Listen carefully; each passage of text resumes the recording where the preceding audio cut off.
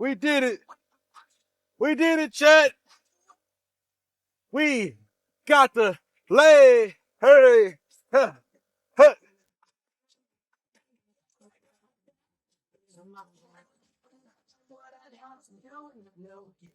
Bet on it, bet on it, bet on it, bet on it. We did it. It got white seats, so I put seat covers on that thing.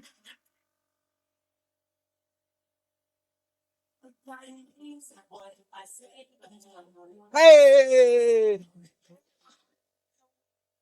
I had to come up in here, bruh. I had to come up in here and show, since I know the last stream ended on us at the dealership, we had to do paperwork. Y'all ain't really know if we got it or not, unless you was on Instagram or whatever. But we got the Escalade, white, sport. We might wrap that thing. We might put some new rims on it. I ain't even looked at the rims for real. I forgot what they look like. I need to get out and look. You know what I'm saying? It is what it is, bruh. But we out here. You feel me? So now we take road trips. We got this and the Durango. We got both of them for real. Okay, had to check audio. That I wanted that the truck didn't have. We got all the you feel me? And so much space and the full panorama. You know what? Yeah, we just go. We can go ahead and open the actual thing. I have yet to open. The front. Oh my God, it's bright. Jesus Christ.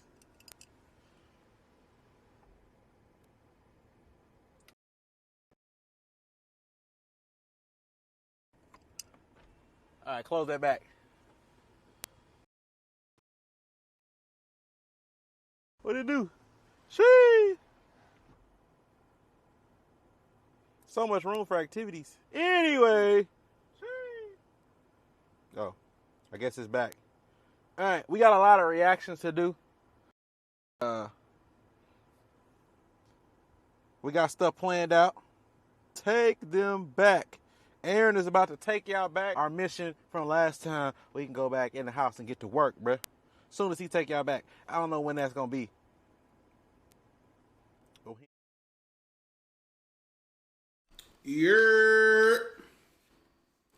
What's up, chat?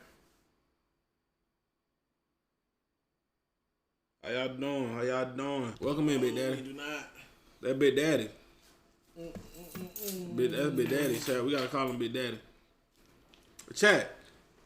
Oh yeah. So by the way, like I told them, I'm gonna tell you, I'm never driving that ever. You're gonna be like, come on, man. No, You don't have to drive it. no, I'm not. You want to go to that Ethiopian place? You gonna have to drive. I'm gonna tell that Mazen, hey Mazen. You gonna have to drive. I'm gonna throw that Mazen an extra $50. Like, come on, man. Like you ain't gonna have to drive it. I'm not gonna drive it. I'm telling you. He is.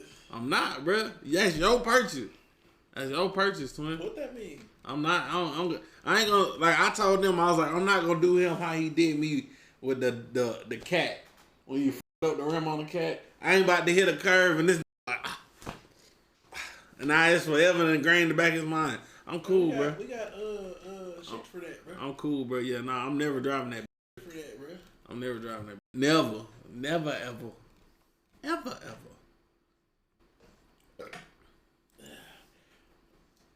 Oh, this actually might be the channel. I don't know what he looking for, bro. Think I might. I want Chipotle, no, because then I have to split the bowl in half. I got me Chipotle. I got me some whatchamacallit.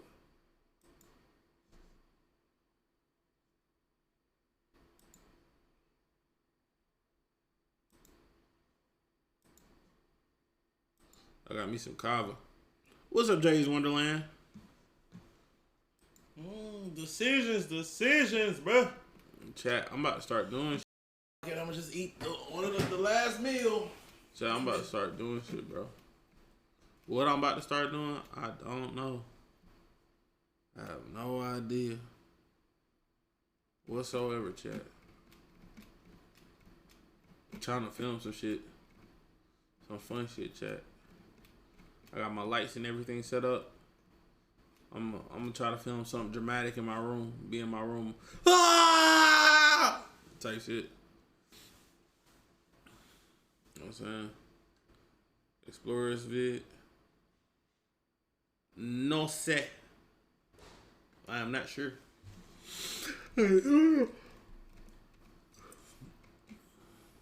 Chat, my camera's finally complete, chat.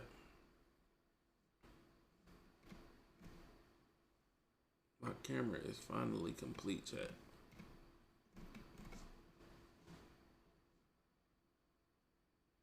Is there a screw on the side? Oh, there is a screw on the side.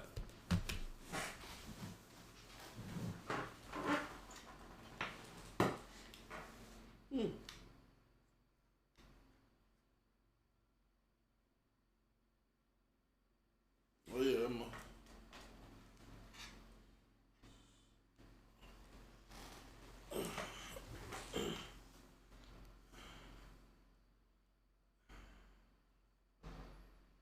baby done, bro.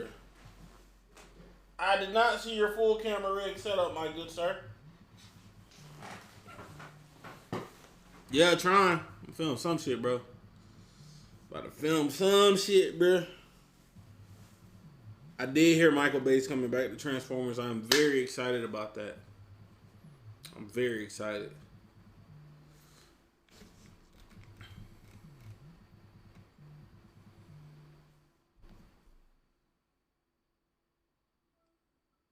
Hey, I have a question for you. Emotional damage. That's my answer. I don't know what the answer is, but I feel like that works. Oh, okay. I almost forgot what the question was. Why don't you? Did y'all ever think about just like trying to go for the name Internet City instead of Internet City Arcade? Not recently. Because I don't see anybody with the username Internet City at all.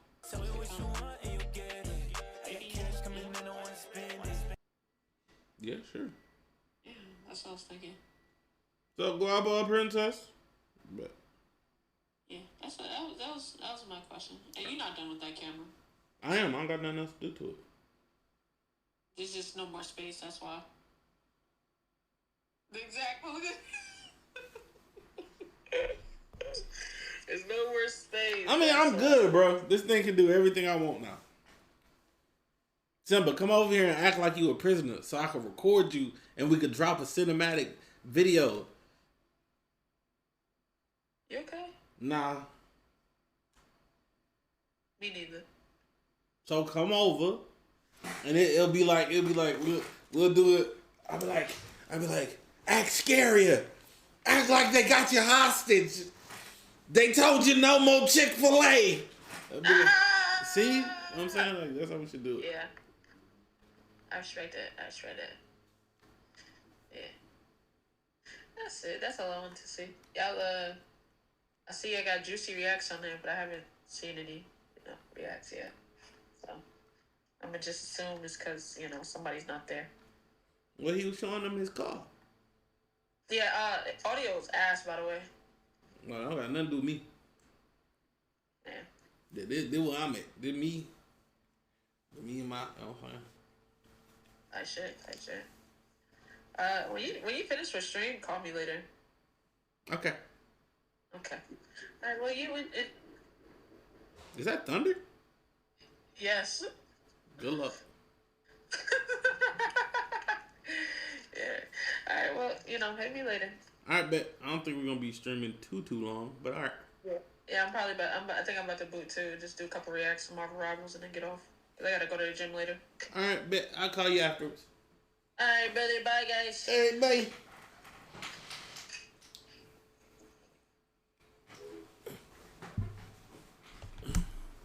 Did you ever? What's good? I had to grab a quick meal, bro. We got some pasta, pre-made meal. Starting to feel a rumbling in my tummy, bro. Cool little setup. You got your mic. Got your SD cards. Got your...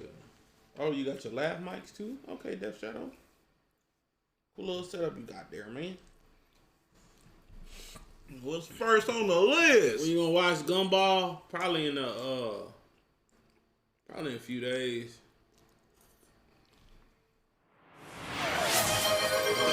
I'm at the top. Appreciate you.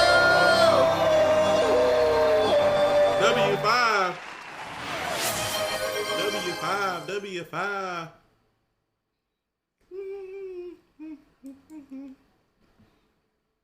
All right. Got some stuff all the way at the bottom. I ain't moved up yet.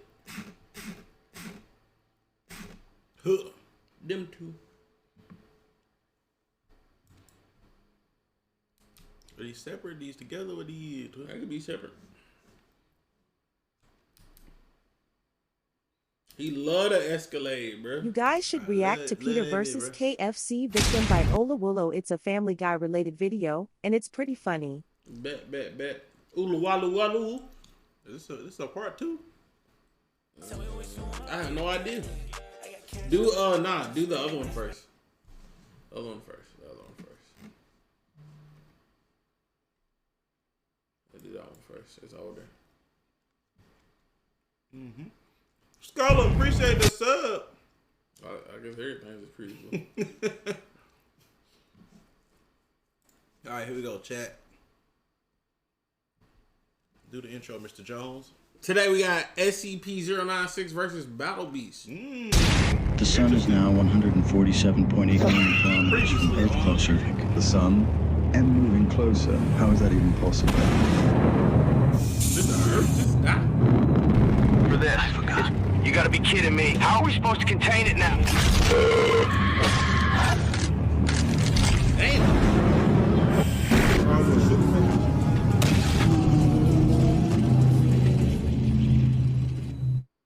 Okay, current date. Ain't that The shotgun? suffering is far from over.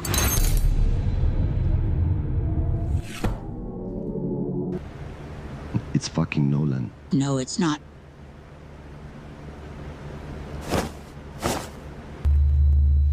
I got the random fan sound. Like, who are these voices? Why is he crying? Hey, get up, you pussy. Why she so ugly? Hey, what the hell? You just made him even louder. Hey, it's okay.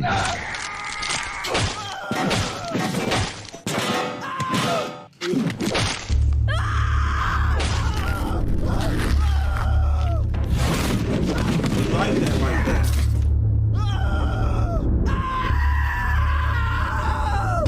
Nigga, shot got tripping.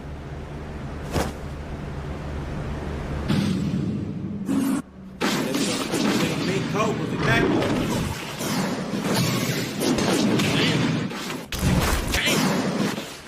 Damn.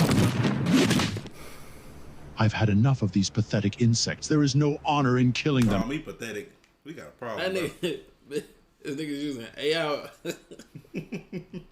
It's real innovation with AI voices. I respect. He gotta make do. I respect the hustles, bro. I respect the hustles. Thrag, you're the one I want to fight. Get down here. If you won't, then I'll come up there myself.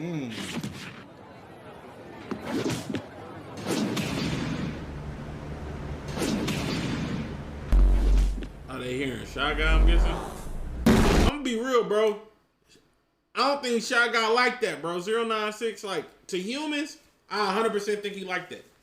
But to these super niggas, stay in your lane, bro. I mean, he did some of them in a little bit. Bro, but stay in your lane, bro. He don't stand a chance. Not against Battle.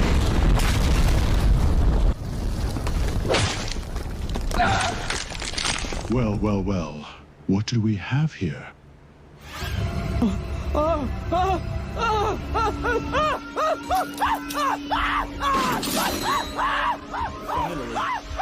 Who's this guy?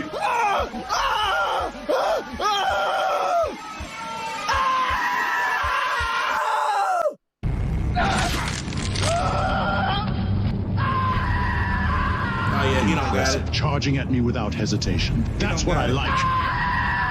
Damn, not at all. Damn. The scream is killing me, bro.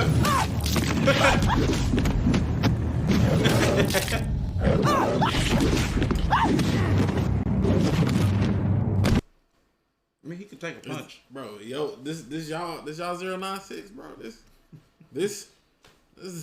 This y'all XGP God, bro. He ain't out of it yet, bro. He just, taking a couple hits. Show me strength or die forgotten. Okay. Damn. UFC that nigga.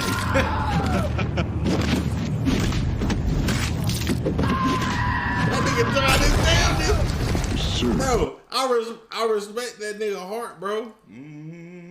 I respect that nigga heart, bro. I mean, I feel like he just caught in a situation, but he ain't got no choice. Well, he's the problem.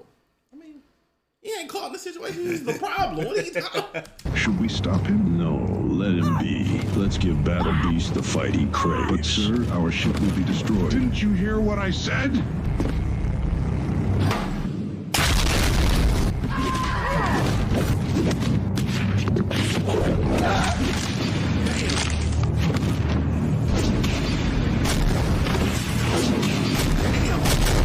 He's doing a lot, but he's not itching.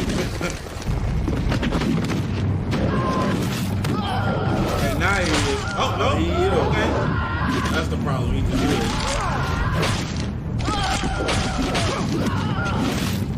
Of all my opponents, you're the only one who has lasted this long. Crazy fast. Okay. Damn, Battle Beast. Is this nigga getting Zenkai boosts? Does he fight? Is he getting stronger as he fights? It's this damn healing. It's like you gotta, I don't know what you gotta do. Bro. Molecule by molecule.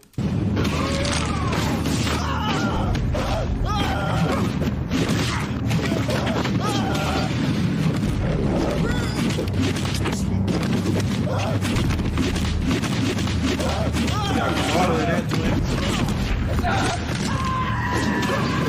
Harder than This nigga is crazy. Bro, this nigga quick battle down.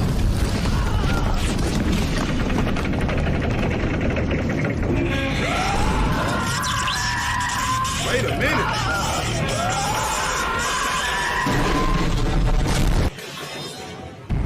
Yeah, let them destroy the ship. Let's go. All right, bring one more with you. If they attack, don't hesitate to finish them. Just like that. Coming all the way back. That's You gotta it. disintegrate Give me him. more.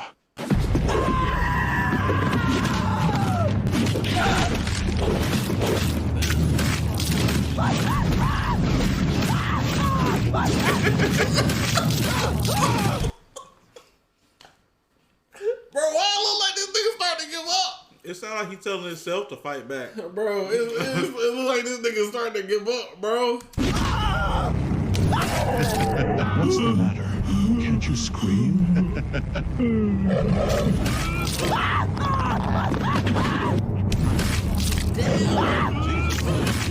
He ain't got no choice. Bro.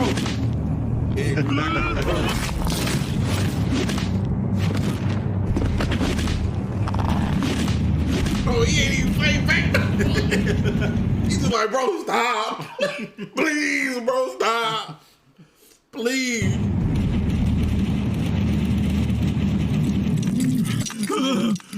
So this is it.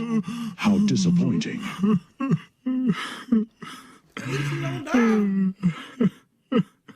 Bro, he made that nigga submit.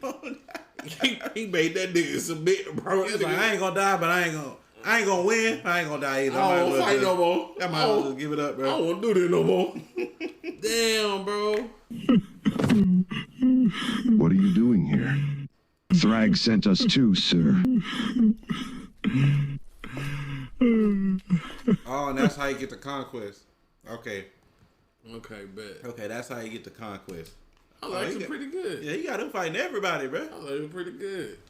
They don't stand a chance, bro. Please, no more. The shy guy got bullied into submission. Got bullied into a bro. That nigga bit his head off 3 times. Like, bro, I'd have stopped fighting him too. Let's be honest, bro. Damn, that was good. Shit. Hey, bro, W Mills, bro. Shit. Man. We ball.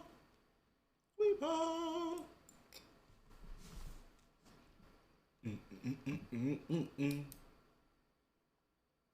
All right, it's time for y'all to nerd out for real.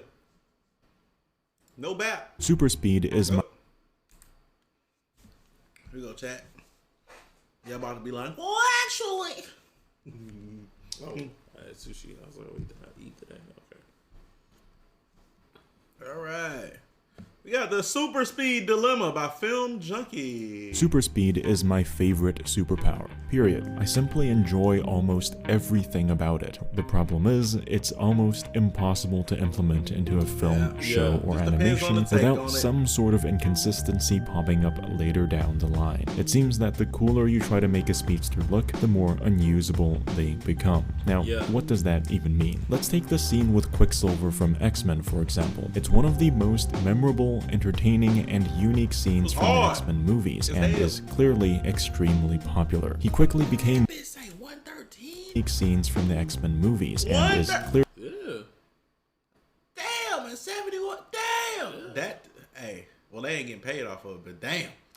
Extremely popular. He quickly became one of the audience's favorite characters in this film. Here's the problem. By showcasing the speedster's powers in this way, you've now made it almost impossible to balance this character. By establishing that he can move so fast bullets travel at the pace of a garden snail, you've thrown away almost any chance of including this character in a fight down the line, because they would just go up and clap the bad guy's booty cheeks before you can even realize what's happening. And it always and that also is probably why I looked when he lost in the later movies. It was like, how the fuck does that even make sense? Because he was moving so fast they couldn't even see him. So ends up with the audience feeling dissatisfied, because the consequence of getting to see their favorite character in action is seeing their favorite character tossed aside. That's kind of why they don't give Flash his ultimate. That's the Superspeed Dilemma, and today let's go over some possible solutions on how to fix this problem. I'm not gonna lie,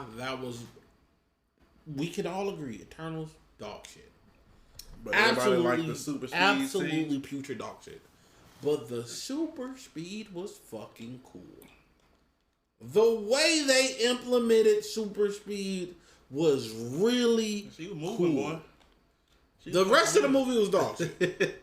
You watched the movie for that one scene, bro. The movie was awesome. Not the movie, but the way they showed super speed was. You like the Eternals? I mean, somebody's out there is bound to like it. Yeah, all right, bro. Y'all eat ass that's just gotten shitted out of.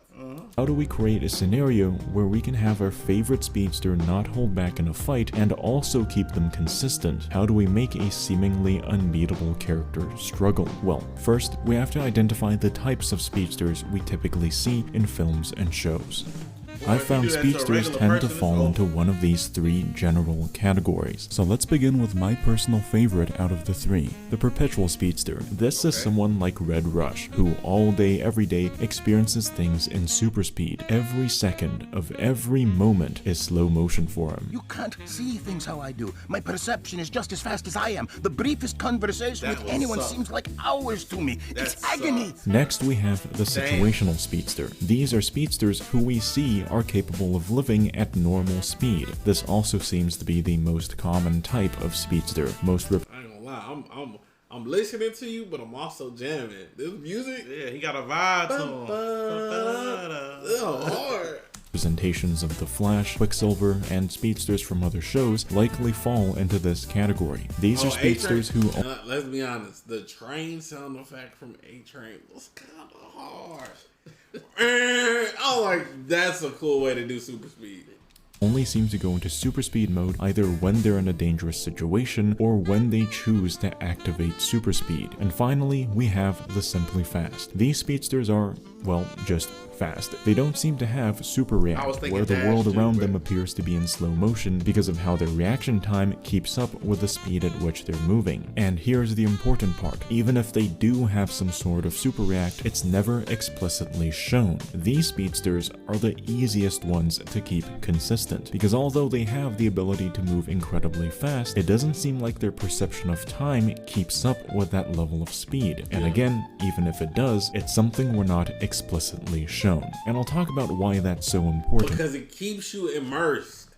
It keeps you immersed in what... Oh, yeah, I like that. I agree.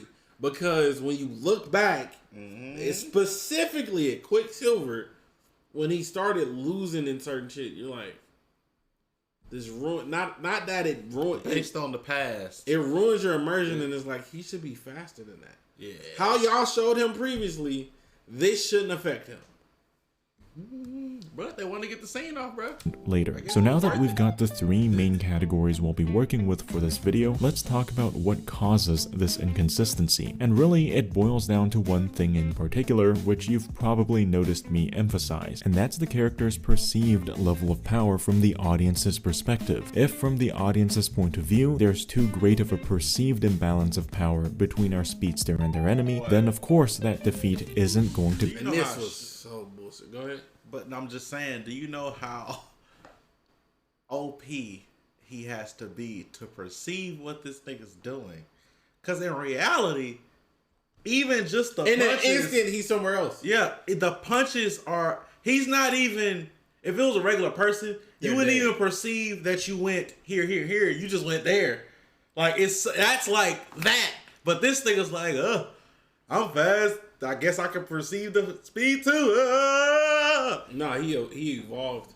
He accepted. Regardless of how powerful these characters actually are in the lore or in the comics, that also didn't make sense. But or in the movie itself, it's that perceived level of power that truly matters when it comes to creating that entertaining experience. To further establish my point regarding this perceived imbalance of power, let's take a look at two different examples from the X-Men movies. One is Quicksilver fighting Apocalypse, and the other is Quicksilver fighting Jean Grey. We have to keep in mind that not everyone who watches these movies has read the comics, as like me, we've only encountered these characters through these films. And so again, it's very important to fully establish what these characters are capable of if you don't want a character's defeat to feel like it's out of place. And after some reflection, it seems like the reason why I and so many in Apocalypse and Thanos, like the quality of the character. Oh, it's ginormous. It's too big, and it shouldn't be that way. And the craziest part,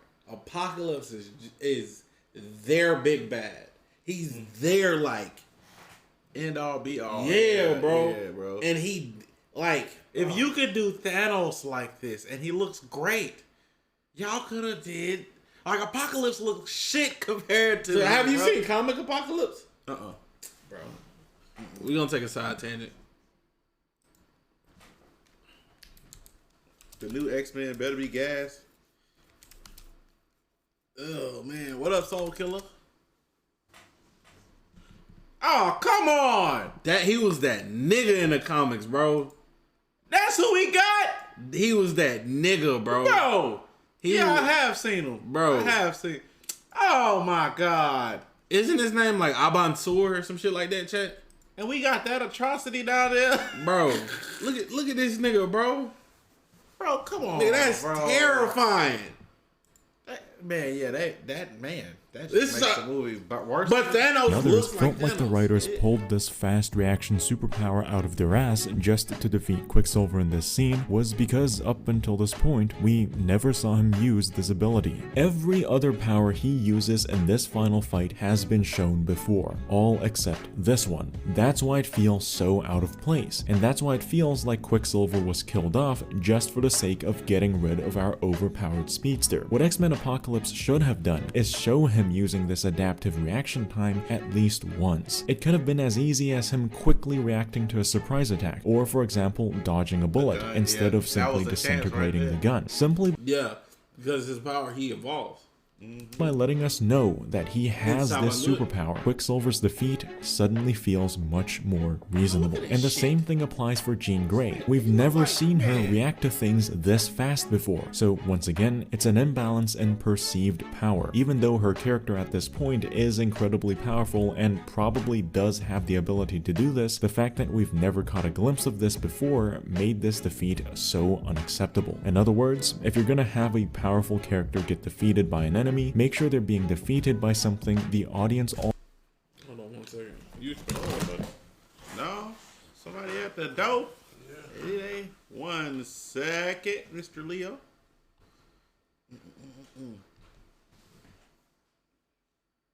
Must be a package. Gotta be a package, I'm assuming. Oh. It was the food.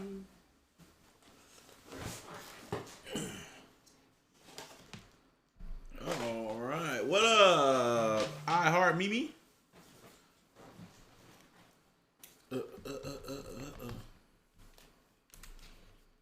Powerful character get defeated by an enemy, make sure they're being defeated by something the audience already understands or has acknowledged. Otherwise, it's gonna feel like you pulled something out of your ass just to get that character I mean, out it of don't the way. necessarily have to be that way because that's how plot twists work, kinda. It's like, oh, how is the curiosity and how he's gonna defeat Quicksilver still works, I guess.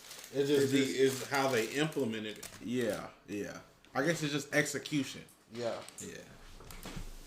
Superspeed really is a power that requires tremendous amounts of creativity to do properly, and I personally believe there's still so much to explore. Going back to Perpetual Speedsters specifically, I'd like to talk about the serious untapped potential this type of speedster has in terms of storytelling. In my opinion, one of the best ways to go about using a speedster like this is to make a show like One Punch Man, a show that embraces the fact that the main character is nearly unbeatable, and making it work by having their true battle be internal instead of external. We even saw glimpses of the show kind of going in this direction when Red Rush first explained his power. This kind of speedster would fit so well into a show with a darker tone that revolves around an internal conflict. I do the best that I can do. Right now, honey, the world just wants us to fit in, and to fit in, we just gotta be like everybody else. Okay, I see what he getting at. I see what he getting at. Our powers made us special. Everyone's special. But at the same time,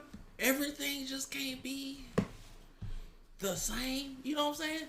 It's like I get if they want to try something different, you just got to figure out how to execute that different. But which is easier said than done.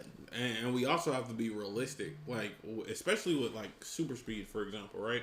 Super Speed isn't even represented well in the comics. They have the right to explain what's going on. They have to use dialogue. They can't draw it. Yeah. So we're attempting to show something we can't even remotely closely replicate or perceive. Which is another way of saying no one is. Right. Next up, we have the most common type of speedster, which we see everywhere, the situational speedster. This is the kind of speedster that seems to be able to control when their power is active and when it isn't. So unlike the perpetual speedster, they can actually live a normal life. This type of speedster typically loses fights when they, for no reason whatsoever, exit out of super speed just to stand there and do nothing, allowing the enemy to punch them.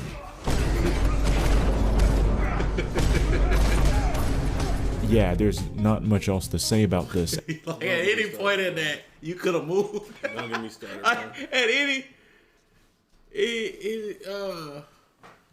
any point in there, you could have moved. Just got out the way. Got out the way. You're fast enough. You're the Flash, buddy. You didn't have to get your ass. I can see if that was Dash getting Mika Makamukupt. You could just. And I'm not about to go on a rant. If the superpower is one they'd have to intentionally turn on every single time, then they'd still be susceptible to surprise attacks. However, if their super speed has been shown to activate automatically whenever they're in danger, in this situation, the most you can do is have the enemy be clever. Whatever the case, it's worth it to experiment with more creative ideas so that both our protagonists and antagonists don't end up looking like a bunch of idiots who just stand there and do nothing. Whoever you are, give yourself up.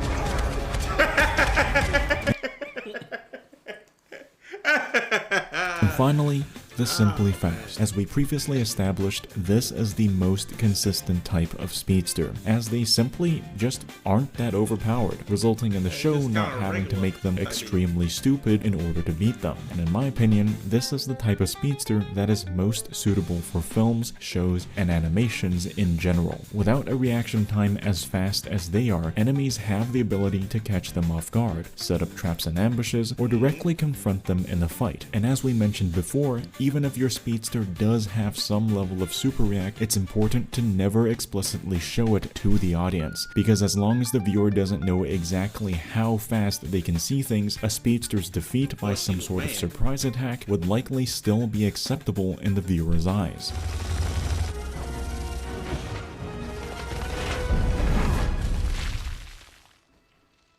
You didn't see that coming. And even without super react, there's still so much opportunity to show off their Literally didn't have to do that either. He did not have to take the bullets for real. Well, you can't have Pietro without Magneto. You can have Wanda without Magneto. You can't have Pietro without Magneto. Unfortunately, I think they did it as a cop out. speed in cool ways. Take for example Makari in Eternals, using shockwaves as an attack instead of punches. Okay, that's hard. Damn, I want to watch it just Or for these that. beautiful shots where we see her speeding across the landscape at regular speed. Like seriously, let's get more creative with this superpower. And if it really ends up being that complicated, directly reducing the top speed and the fastest reaction time a speedster can have would also seriously help. Dash is a fantastic example of this. He's just not that fast, and so you not once ever feel like this character is inconsistent. Not every single character that has super speed needs to be this incredibly overpowered, get everything done instantly sort of speedster. For him to make friends. He's got the whole ocean But of it's so friends. cool. Not gonna lie. Right, I'll do my best to make friends with the guy. Joseph! Or for example, if you really don't want to reduce the maximum speed a speedster can have, you can instead simply have something like this. This is an idea I've had for years, Okay, and I'm talk to honestly us. surprised we haven't seen this get popularized yet. A speedster whose reaction time and speed slowly ramp up over time. Instead of immediately going from standing still to moving at 1,000 miles per hour, they have to, like a car, press the gas pedal and accelerate up to that top speed. This gives so much opportunity for the enemies to have counterattacks to their super speed, and it also allows the speedster to maintain that upper limit of power. But yeah, I really would like to see more attention on super speed as a whole. It's not just an ability that's too overpowered for complexity, nor is it one which is only good for a cool slow motion sequence which leads to a character getting sidelined. By exploring some relatively unconventional ideas, we might finally start to get a glimpse of the incredible potential this superpower has to offer in terms of creating an interesting story. Yeah, that was a good video. I like that idea too. Give them a chance to. That builds more conflict where it's like the enemy can discover, oh, don't let him get to top speed. Once he gets to top, it's like Juggernaut. Don't let him build momentum. Once he gets momentum, you can't stop him. Yeah, I like that. W video, brother. When the actor is cast perfectly. Oh, he got the little vibe on him, bruh. Ooh-wee. For 1 second, important message.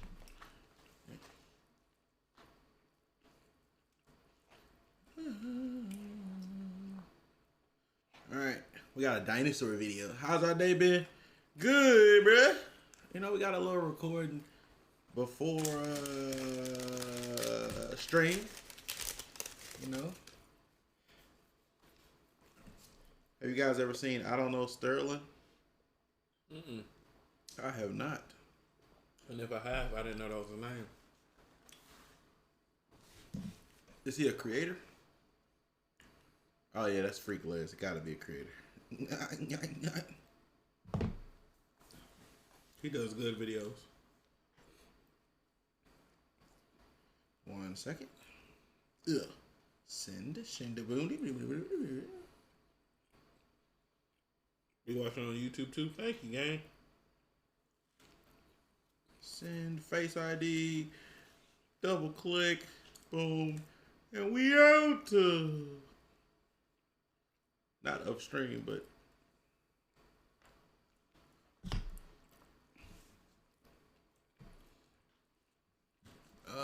Let me see. Let's search him up.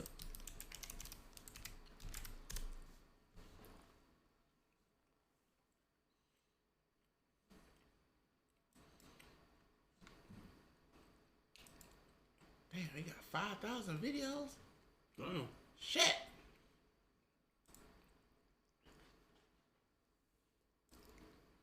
That nigga got a lot of.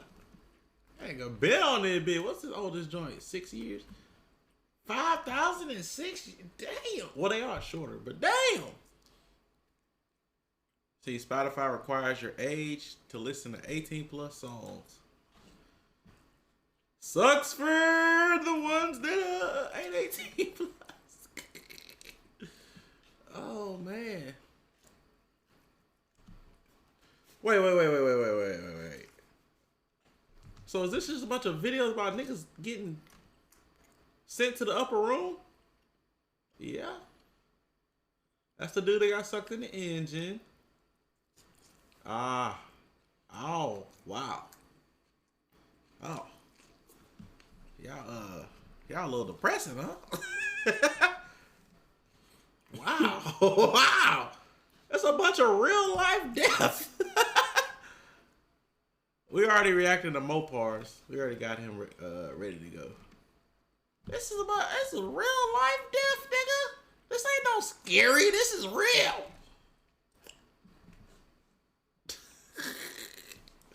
There was a couple of them. That's why I said y'all, bro. Y'all be like, oh, this person died too. Let me see. Disturbing. That's what y'all like. Y'all like disturbing shit, bro.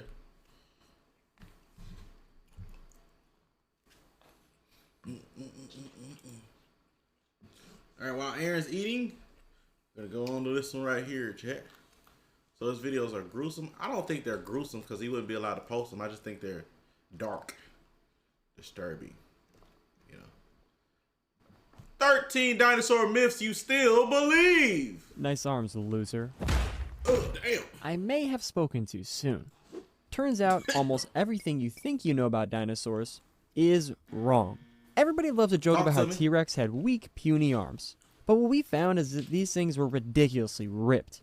Sure, they were only 3 feet long, roughly the size of your arm, but they were still packed with enough muscle to curl over 400 pounds. This is like a buff-ass nigga, bro. It's like a big-ass, brolic-ass nigga, So bro. obviously, these Samsolic-looking arms weren't useless. But that's just one of the many dinosaur lies you probably still believe. And in this video, I'm going to go over 13 of the biggest. And this next one is one you've probably fallen for. What they used them for? That's a They great might have been question. small. What did they use them for? That's a great question. They can hold a little something. They can, you know, big ass head. Look up a T-Rex. Look up how a T-Rex gonna put something in his mouth. I don't know, bro. I don't know. You ever go on TikTok and see something about how Spinosaurus sounded like this? So that's not how they sounded at all, actually. Because that's just a loon call slowed down. In fact, every single dinosaur noise you hear is total BS. Yeah. Truth is, we have no idea what most dinosaurs sounded like. There's no way Except they would know. one, Parasaurolophus. Oh. You see that giant crest sticking out of its skull? Well, it was filled with tubes and airways. So scientists 3D modeled it, pushed air through it, and it sounded like this. Yeah, it'd be a bunch of bellowing and stuff and terrifying. Look, I'm not saying we should bring them up. Mikey can tell us about all the dinosaurs from back in his day. Should have seen it coming, bro. Should have seen that one coming. Anyway, go ahead. Are you done? Well, yeah, we're 99% sure this dinosaur sounded like an air horn. Pretty cool nonetheless. Then again, that's not the only lie you've been told by media. Don't move. You can't see us if we don't move. Yeah, that's just totally wrong, too.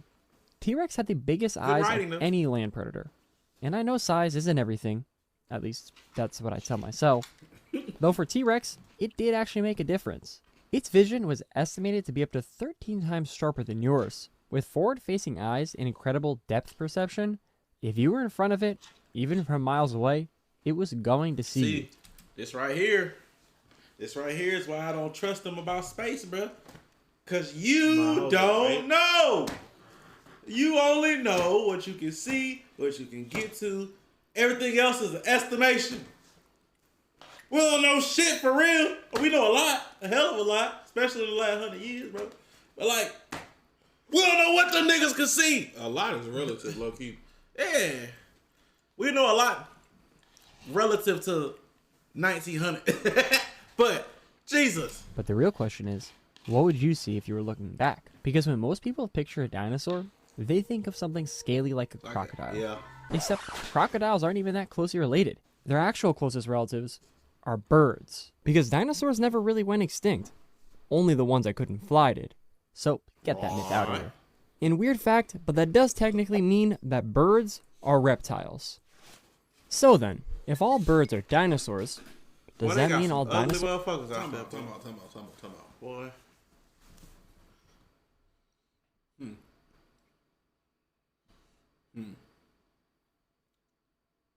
If all dinosaurs are if all birds are reptiles, or a branch in the evolutionary tree, for what reason did that branch happen? And the reason why I say that, we still got reptiles, snakes, lizards, all that, as well as crocodiles, alligators. So, what in the tree made one go this way and another go that way? What caused that? Because they're still alive today. So it's not adaptation for survival. You see what I'm saying? Bro, I have no idea. Because every place on the planet got different shit. Every place on the planet got different shit that ain't never been over there. So like, where does all this come together? Because like, you got a bird, a whole different type of bird over here. And you got a whole different type of bird over here. But they still both birds though. Yeah. See what I'm saying?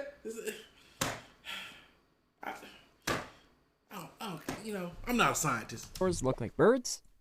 No. Birds evolved from theropods. How long has this place been here? Billions.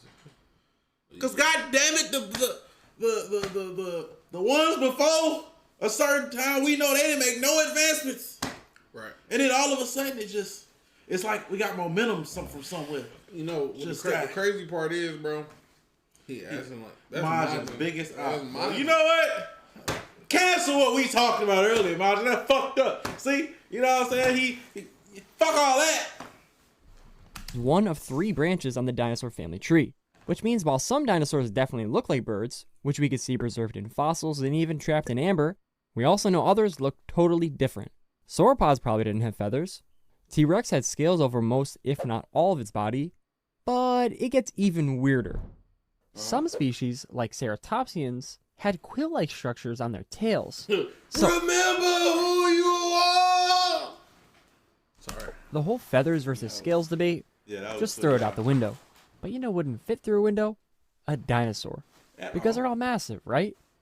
Not exactly. The smallest dinosaur we've ever found is a bee hummingbird, which is like 2 inches long. Though, if we're talking non-avian, You got stuff like Microraptor, about the size of a crow and barely a couple pounds. We got really lucky with Microraptor too. It lived in the perfect environment to fossilize. And some are so well preserved, we even know its feathers were black, and if the light hit it just right, they'd shimmer blue and green. And this thing lived over 100 million years ago. But here's the thing, most dinosaurs didn't live in conditions like that. Now, say you've got some pinky-sized bone from some tiny dinosaur, and an 8-foot femur from an Argentinosaurus. Okay. Which one's more likely to survive 70 million years underground? Exactly. That's preservation bias. Big bones fossilize better, so we find them more. But that also means we're probably underestimating how many small dinosaurs there really were. And considering we've probably found less than... The animals today, there are millions of bugs, insects, tiny animals, rodents, reptiles. There's so many fucking... Man, when you really, like, start expanding knowledge, and, like, let's say you want to become a scientist, this shit can get overwhelming and feel like that's not for me, bro. I couldn't, man. 1% of all dinosaur species? Who knows what else is still out there? Even so, dinosaur fossils are a lot less rare than most people think, as long as you're in the right place. Okay. This is the Hell Creek Formation, and if you know what you're looking for, you can literally walk for a few minutes and find a fossil. How complete they are, that's a different story. When your average dinosaur dies, it probably gets scavenged, so finding one that didn't get eaten, but also got perfectly buried, and then stayed intact while the Earth shifted for millions of years, that's the miracle part. And something you might not realize is even with the dinosaur fossils we do have, they're embarrassingly incomplete. I mean, for God's sake, I made an entire video about the life of Quetzalcoatlus, and all we have is a single arm bone. If you were listening closely there, I just made the cardinal... See? These these be estimations of hell. A single arm bone? What? Oh, also, this is the perfect YouTube channel. Like, this, like, okay, you ever think about how you can make content about anything, right? And somehow, I don't know, I know what I'm trying to say, but I don't know, like, he is the perfect dinosaur nerd. Like, he is the amalgamation of a dinosaur nerd. It's basically what I'm trying to say. I was gonna take some whole route to get there. Fuck it. sin of paleontology. Let's talk about it. No. Thinking. We gotta talk about this build here, okay? You built us everywhere but the way you were. You know what I'm saying? That's like building a house in the forest, but you live in the desert. But you supposed to live in that house in the forest. You know what I'm saying? Like, you built that where we weren't. And that tie-in was crazy. I didn't tie it in, I just skipped ahead. Yeah, but it's like there was no road there. That's because I got confused, so I was just like, fuck it. I'm just, you know, I said that. I said, I don't know what I'm trying to, I just said, fuck it. I mean, you just didn't listen. I did, because what you was, I thought, but like, we all thought you was building elsewhere. You heard me say that. You should collab with him, Mikey, if he can learn that much from an arm. Imagine what he could learn from you. What the? Every prehistoric animal was a dinosaur. However, a lot of those animals weren't dinosaurs at all. Let's start with the ocean. Ichthyosaurs, plesiosaurs, mosasaurs. Not dinosaurs. Yep. They're part of their own weird aquatic branches on the reptilian family tree. What? Same with the ones in the sky. I forgot about the water. Yeah. Forgot about the water completely. You've probably heard of the word pterodactyl, but that's actually not the right name. That's just one species of a much bigger group called pterosaurs, and they were flying reptiles, not dinosaurs. Speaking of animals that aren't dinosaurs, let's talk mammals. You always hear that mammals back then were small, helpless, and lived in holes in the ground. Probably not. But some of them actually ate the dinosaurs. This is Rapanomamus, a badger-sized mammal that we know for a fact had a taste for dino meat, because one fossil was found with a baby Psittacosaurus in its stomach. And this wasn't just a one-time thing. In another fossil, it straight up mid-attack latched onto another Psittacosaurus. That's crazy to find. That's look, nuts. Bro, you can't tell me a nigga ain't just making these. Niggas, you ever see them full T-Rex things, like museum things? You're like, they found all them bones. Really? Oh, no, we don't. If I remember correctly, we don't have 100% complete.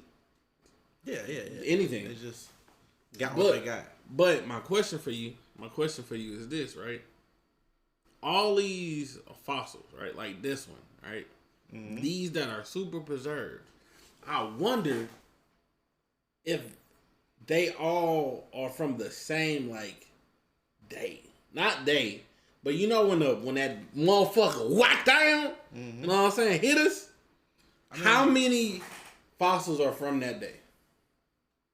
Because I think about that all the time. Like, I don't like thinking about the what thou because I go through like this mental thing. Because they could did the what thou even happen? Yeah, we have proof of the what thou. What's the proof? Where is it? South America? There's a giant crater. There's a giant crater that shows the impact, and it has like rock where when it hit, Mexico. Yeah, that bitch huge. Right. Huge. Okay. I don't trust nothing no more. I don't know conspiracy theorists. Everything is fake. Ah! Ribcage. So, some mammals were already out here devouring dinosaurs long before we turned them into nuggets. But that doesn't mean dinosaurs were somehow losing. There's this idea that mammals took over because dinosaurs were slow or outdated. That couldn't be more wrong. Dinosaurs were some of the most well-adapted animals to ever live, roaming the earth for over 165 million years. 165 million? Yeah, Triassic, Jurassic, and Cretaceous. 165 million. We fucking with the Cretaceous period, right, y'all? We fucking with the Cretaceous period. I fuck with the Cretaceous period. I don't even, bro. Nearly 3 times longer than mammals have. What's where you at, Ness? Can we just relax? My conspiracy is that Mikey created all these dino. How else is did? Come on, man. We decided. Go ahead and mute that. In fact, they were around. You know, we never get another dino video again. In the beginning. We'll never do another fossil dinosaur history.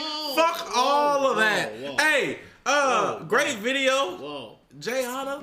But we won't be back. I'm sorry. Yeah, we will. Yeah, we will. It's been so long that we live closer to T-Rex than T-Rex did to Stegosaurus. So, no. Most of your favorite animals, sadly, wouldn't have met. Unless they tripped over each other's fossils. And yes, dinosaurs were actually more advanced in a lot of ways, especially their breathing. While mammals breathe in and out through the same lungs, dinosaurs and modern birds have a totally different setup. They have air sacs spread throughout their bodies, which keeps fresh oxygen flowing through their lungs even while exhaling. In fact, dinosaurs' over-specialization may have been part of what led to their downfall, while our smaller, more adaptable generalist ancestors were able to cling on. And yet, despite all their advantages, their entire existence supposedly ended in a single afternoon. An asteroid hits Earth, and boom, dinosaurs gone. Well, we already know that's at least a little wrong, because, and even for the non-avian ones, they didn't vanish overnight. It might have taken decades, maybe even thousands of years for the last of them to die out. Look at the mammoths of Wrangell Island. Answer your question right there. See, I know what's coming. Your question is asked. Yeah, I was like, I'm glad. Like, that's awesome. Yeah. Most mammoths went extinct around 10 to 14,000 years ago, but a small group survived in isolation until just 4,000 years ago. Around the same time, the pyramids were being built. This same thing could have happened with a few dinosaur species. Holding on y'all ever seen like the videos where they be like, what? Go ahead. No, because I thought of something, but it was funny. Y'all ever?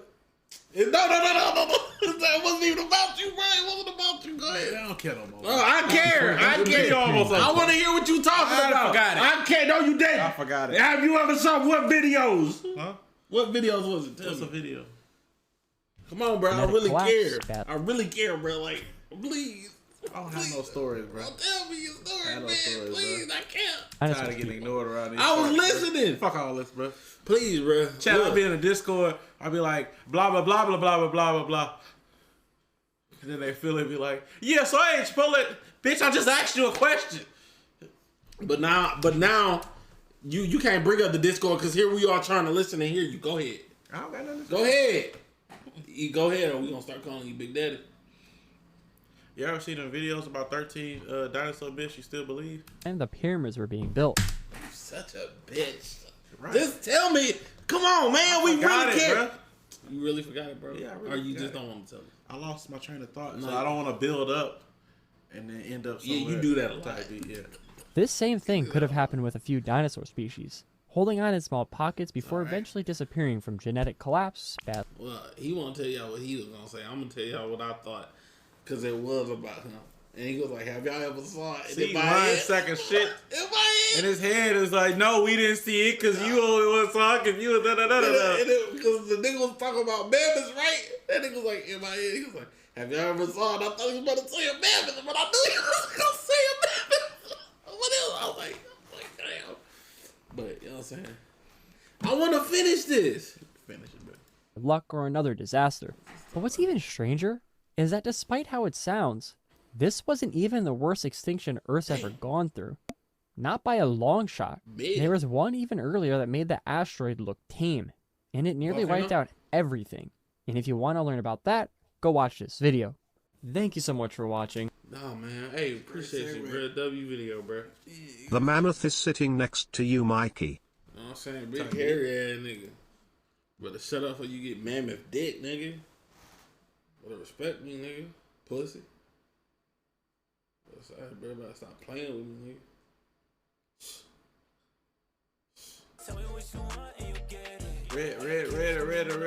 Red, eternal demon, appreciate the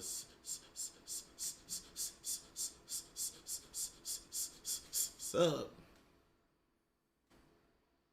Don't y'all talk about my mumble. Bitch ass niggas. That's me confronting the 60. L friend, bro.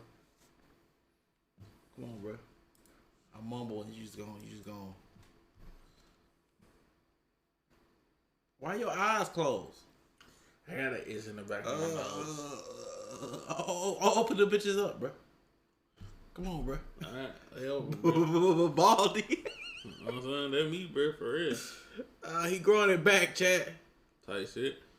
He growing it back, bro. I didn't know he was special, Aaron. I wouldn't have made so much jokes if I knew he turned 3 words into a paragraph. The fuck am I, queso? What the fuck is going on? What the fuck is going on today? That dino video must have really jogged his memory. What the fuck? Come on, y'all. We gotta stop doing this. You started it. No, I didn't, bro. We can't be like this, chat. You know what? I'm taking 5, bro. You taking 5?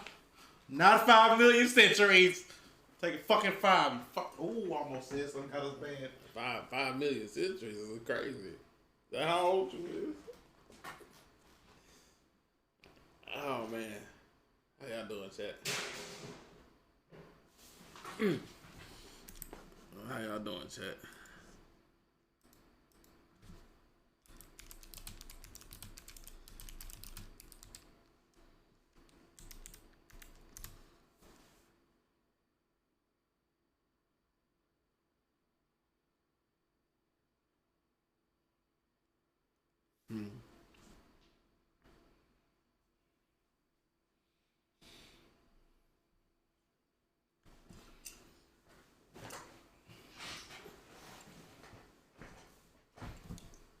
Mike threw that plate like he did the asteroid. How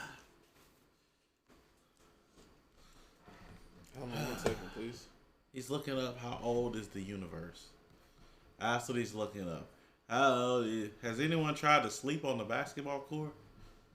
I mean, there's no reason. You know what? Play me, pussy. Bitch ass nigga. Yeah, how about that?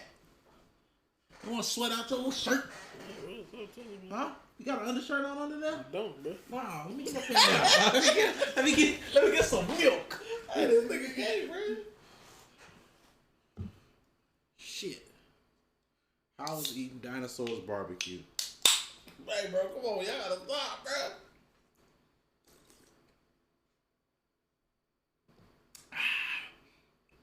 Damn, this is good. Oh, strawberry and kiwi.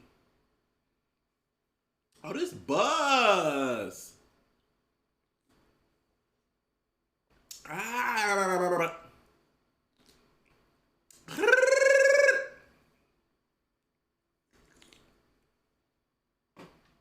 That's busting. Nah, bruh. He gonna sweat hard, bruh.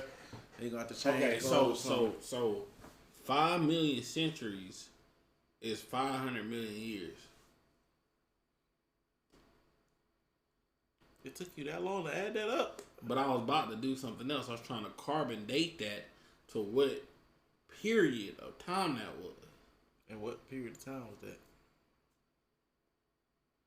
What period of time was it, Aaron? I'm not going to tell Was you. it Jurassic? Mikey, Was it Triassic? Or the what? The crustacean? Wait, what? Cretaceous. It was close. Cretaceous. Cretaceous. Yeah, it was close. All right, man. What you? Let's tell us about gamer subs. Aaron, stop trying to find Mikey's birthday. I exposed the most corrupt churches in America. Oh my God! $1 million televangelist Benny Hinn. Benny Hinn is a false prophet, faith healer. Okay, he's bold. We're going to get into the scriptures. Can we do that now? To do that is crazy. He lives in a $10 million mansion, bought a private jet with donations from. He lives in a $10 million. We're not even talking about the devil. This not even the dude that won't get in the two with the demons. What you talking about? The other pastor. He's like, I'm not getting in the two with the demons. Talking about flying on planes. Oh. The one that was like, why you take private jets instead of getting on commercial flights? Oh, this not him? This not even him. This another dude. If that's 8 million in California, what is 8 million in Texas? $1 mansion, bought a private jet with donations Parker? from the churchgoers, and has made his riches by claiming to perform miracles. Mercy. And Greg. I'm not gonna lie. I want to get a miracle performance. If I was Tyler, I would try to set a miracle. You know those soap bottles that look like nut? You know what I'm talking about? Yeah.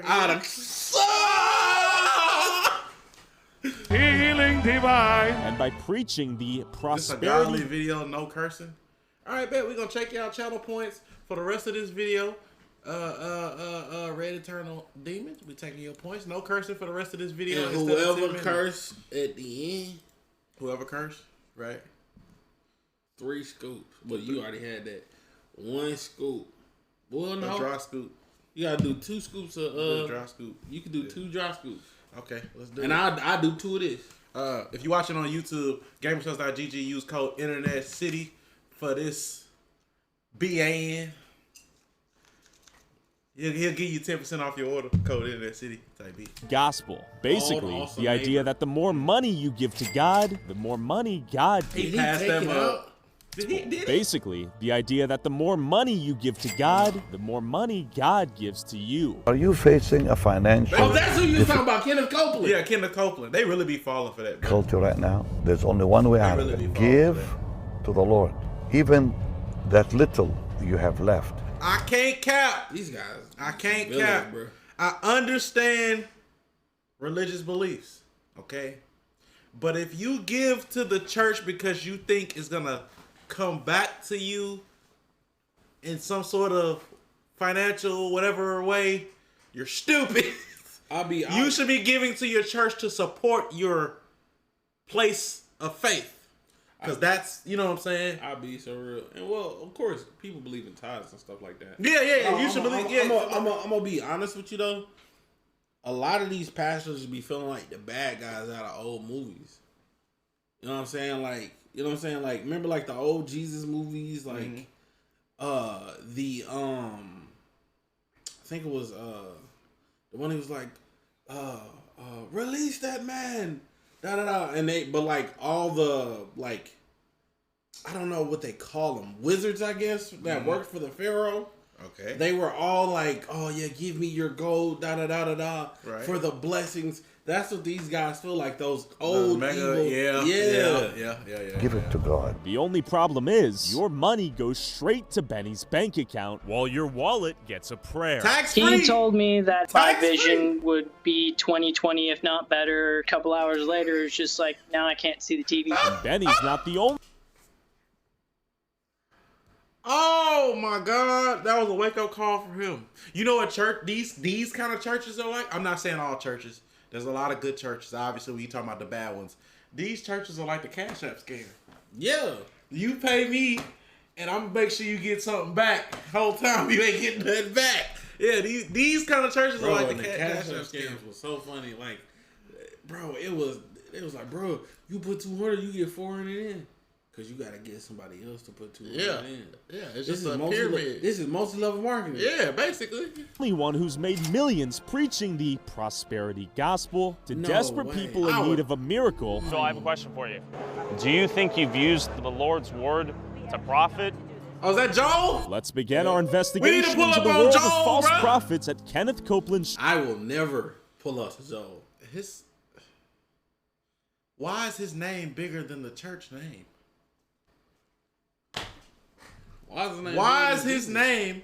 Why is his name bigger than Jesus? I understand that because that's like in the logo, but this should be on top, and Kenneth Copeland Ministry should be on the bottom. What? Church. He made that airplane so cheap for me, I couldn't help but buy it. Perhaps the scariest and rich. Why is the price of that plane cheap to you? That's crazy work. Richest pastor in the world. He was I am a rich Jew backed by a richer Jew. I pulled up myself to see what his church actually believes in. Not a ton of people here right now. We got an Israel flag, of course. I don't know anymore. Here's the thing about these places. They're all so nice. You feel bad coming in, even asking questions, because they're all so they do. The people do be nice. Hop out, go to church, give some money to God, and hopefully it 10x's like crypto. What do some people misunderstand about the prosperity gospel? I think they misunderstand the fact that in order for God to be able to accomplish what he wants to accomplish in the world and through his people and with his people, and to those that don't know him, it takes finances to do that. Money makes this world go round. Absolutely. You know what I want to see? I want to see the white church drama and mess. Cause working for a big black church, it's the same. Well, I know it's like, cause we're humans, it's essentially the same.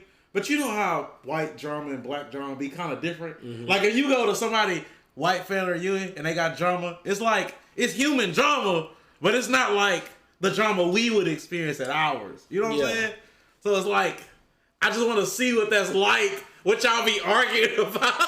Like, is y'all, never mind, I ain't gonna get into all that, but you know, I just want to see the difference, experience the difference from that. Looking in. Prosperity is an all-inclusive term. It's not about getting rich quick or anything like that, but having the kind of life that God would have you to live. Like Abraham in Genesis 13:2 says he was very rich in cattle, silver, and gold, which was what he needed. He had quite a heritage to pass on to others.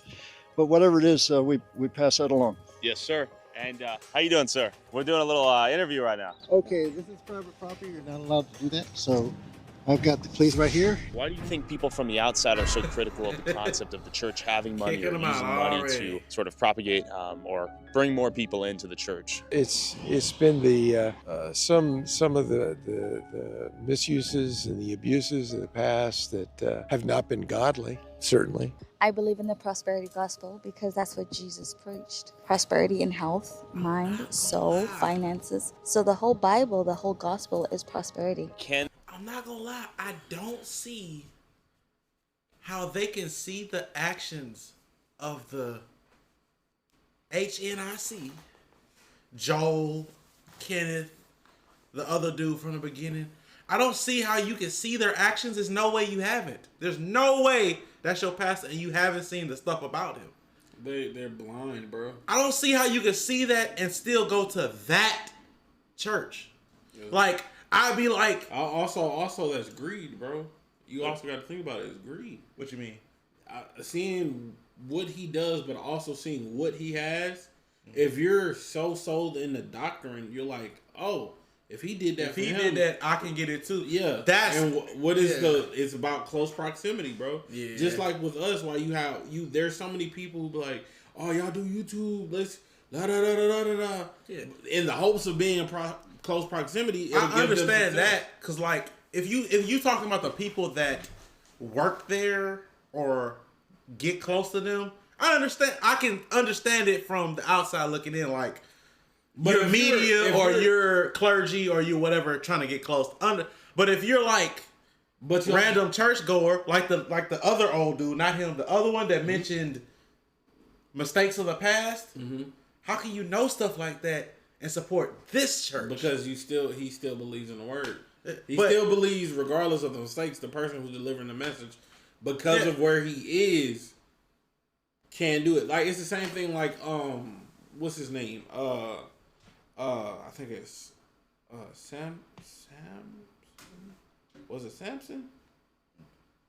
I think it was Samson. Somebody in the Bible. I want to say it was Samson. I could be wrong, but or was it David? It's somebody in the Bible. God loved him very much, right? But to a normal person, he sucked because he sent a dude off to get killed in war so he could take his wife. Like a whole bunch of other stuff. But he was very blessed by God. So most people will see that and be like, well, he might not, it was David. He might not be the best, but you know what I'm saying? Mm-hmm. And it's following in a pre-existing belief within the doctrine. He did some wrong, but he's also still human. But people don't have the fundamental discernment to be like, regardless of that, I don't need to follow this person. Yeah, it's crazy, bro. Can God's will be accomplished without money, do you think? Well, finances and that's exactly what they take advantage of. Anything doesn't work in this world unless you have some financial basis to work from. None of this would be here unless there was a financial base. Oh, I headed inside to see what the fuss was all about. Could this somehow be a misunderstood church with a lead pastor that happens to be worth hundreds of millions of dollars? As I entered the church doors, taking a picture on the private jet is nuts, bro. The first thing I noticed was Kenneth Copeland's store, selling everything you could think of, and the Bible somewhere. That is fire. That's a God-approved hat. After purchasing a $38 Copeland hat, it was time to go to church and listen to what they had to say. And we don't have to do a whole lot of deep dive into scripture to... Is he there? He's in a church. No, I'm saying Kenneth Copeland. Probably. He could not be. He could be on he could be guest preaching somewhere. Yeah. Or at another, Yeah. Just find that from the Bible, from the Word of God, His will for you is that you prosper. About Abraham in Genesis chapter 12, and starting with Genesis chapter 12 and on, the very first thing that God did to ratify the blessing on Abraham's life was He brought him out and He made him rich. And church, I'm here to announce to you today, He's still bringing us out and He's still making us rich. They good. They good. Because He's not talking about rich like money. He's talking about money and in spirit, rich in family, rich in health. They use that. They be getting them, bro. They just holding them. And it's kind of sad to see, for real. It is, bro. It's kind of sad. Man, if anybody else was the leader of the church, I'd be like, but he literally looks like a demon and act like one. Oh, yeah. He's still bringing us out and He's still making us rich. He will deliver you. He will set you on high because you've known His name. When you call upon Him, He will answer you. He will be with you in trouble, and He always intends to bring you out. It is because He's trying to get something from you, but because He's trying to get something to you. He says, be a giver. Why? Because I'm a giver. And the craziest part, the message is good. The message is decent. It's being used to prey on people's hope. Yep. You're preying on people's hope that they'll be okay or it's sad, bro. You know what's insane? Y'all wanna know what's even crazier, bro? If Kenneth Copeland got millions himself, granted he was doing this for years, so yeah. Bro, do y'all know how much this stuff cost? Big TV cameras, big lighting rigs, big building, already millions right there just on the building itself without the stuff in it. Maintenance, bro. I worked for a relatively big church for the city we used to live in. We was trying to upgrade the media. That stuff cost. We was cutting corners. We was like ducking in. Okay, we can maybe get a soundboard here. We can maybe get some lights here. That stuff is. Y'all think regular cameras is expensive? Regular lights is, bro. Man, you out. It is because he's trying to get something from you, but because he's trying to get something to you. He's taking a lot of donuts. Because I'm a giver, so I want you to be a giver. Therefore, you step into the covenant. So this morning, you get an opportunity to exercise on Mother's Day what your mother would say. Do what you've been told. God wants to bless you, so step into the blessing. Amen? So if you're giving this morning, you can make your checks payable to EMIC. Oh my God! It's so bad. Right into it! There was no cushion! There was no cushion. It was do as you were told. He will make us rich. Do as you are told. So if you're giving this morning, make your checks payable to Naruto, and I appreciate the sub. That was nuts. That was nuts. Granted, benefit of the doubt, it probably is offering time. Then that's what they're talking about. It's offering time. Yeah, it's probably but offering still, time. it's For cash, credit, or debit giving, there's an envelope. You don't have to do. If we know it's offering time, it's just offering time. We don't gotta. It's the delivery, bro. Yeah, they gotta put extra fluff on the offering time. Up on the seat back every week. Multiple services. Text to give. Don't forget Bible study on Wednesdays.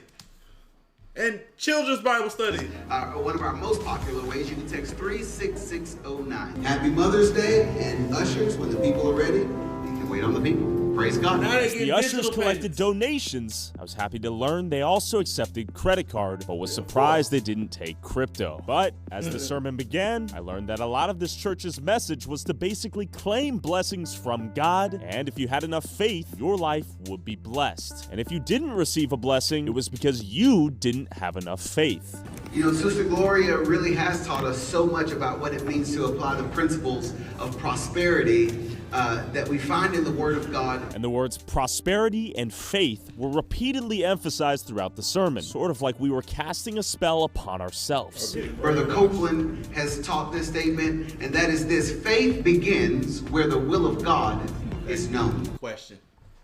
This for everybody. This for YouTube comments, this for chat, this for Aaron. If you had to start a cult, who is your inspiration? Who is your, like, obviously hypothetically, we're not starting a cult, but like, who is your, like, I'm taking what he was doing. Gasman. Who? Gasman? I don't know what that nigga was on. I don't know what that nigga was on. Oh, shit. Oh! Whoa! Whoa! Got him riled up about the gas, man. You don't gotta do that one, bro. Or you haven't had any, so go ahead.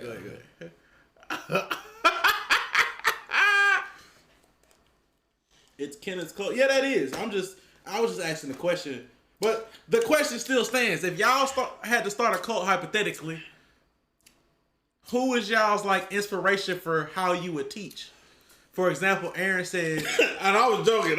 Aaron said Adolf because, you know what I'm saying? I was joking, by the way. Yeah, it was two? You said two. No, you said two. I'm not gonna lie. Whatever Genghis Khan was on, I need to learn a little bit. Was he the one? Was he the one that was? Oh, he was just. Oh, well. Well, the sacrifice. Yeah, he was just.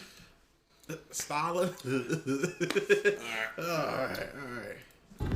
Emotional damage. God's will is for you to walk in prosperity.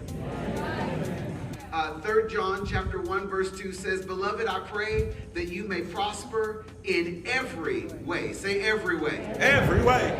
So prosperity is God's will for you. The issue is that sometimes when we hear prosperity, we think money.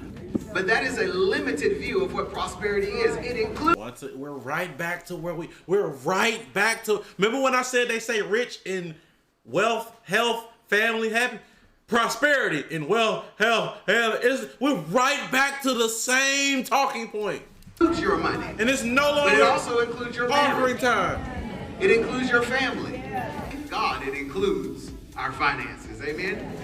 My interpretation of this sermon is that God is like a miracle machine where I can will miracles into my life, and if I give him my faith and money, he will give me whatever I desire. Ultimately, God is there to make my life amazing. And after a sprinkle of sermon, this church began plugging harder than most YouTubers. And in addition, for the people in the room, at the WordWorks bookstore, we have a Mother's Day sale going on. Special items, you see them up there. Special items are up to 50% off, and everything is up to 20% off. So you can celebrate the mothers in your life with a special gift today. So again, thank you so much, moms. We honor you, and we are so grateful for you. As this old What man...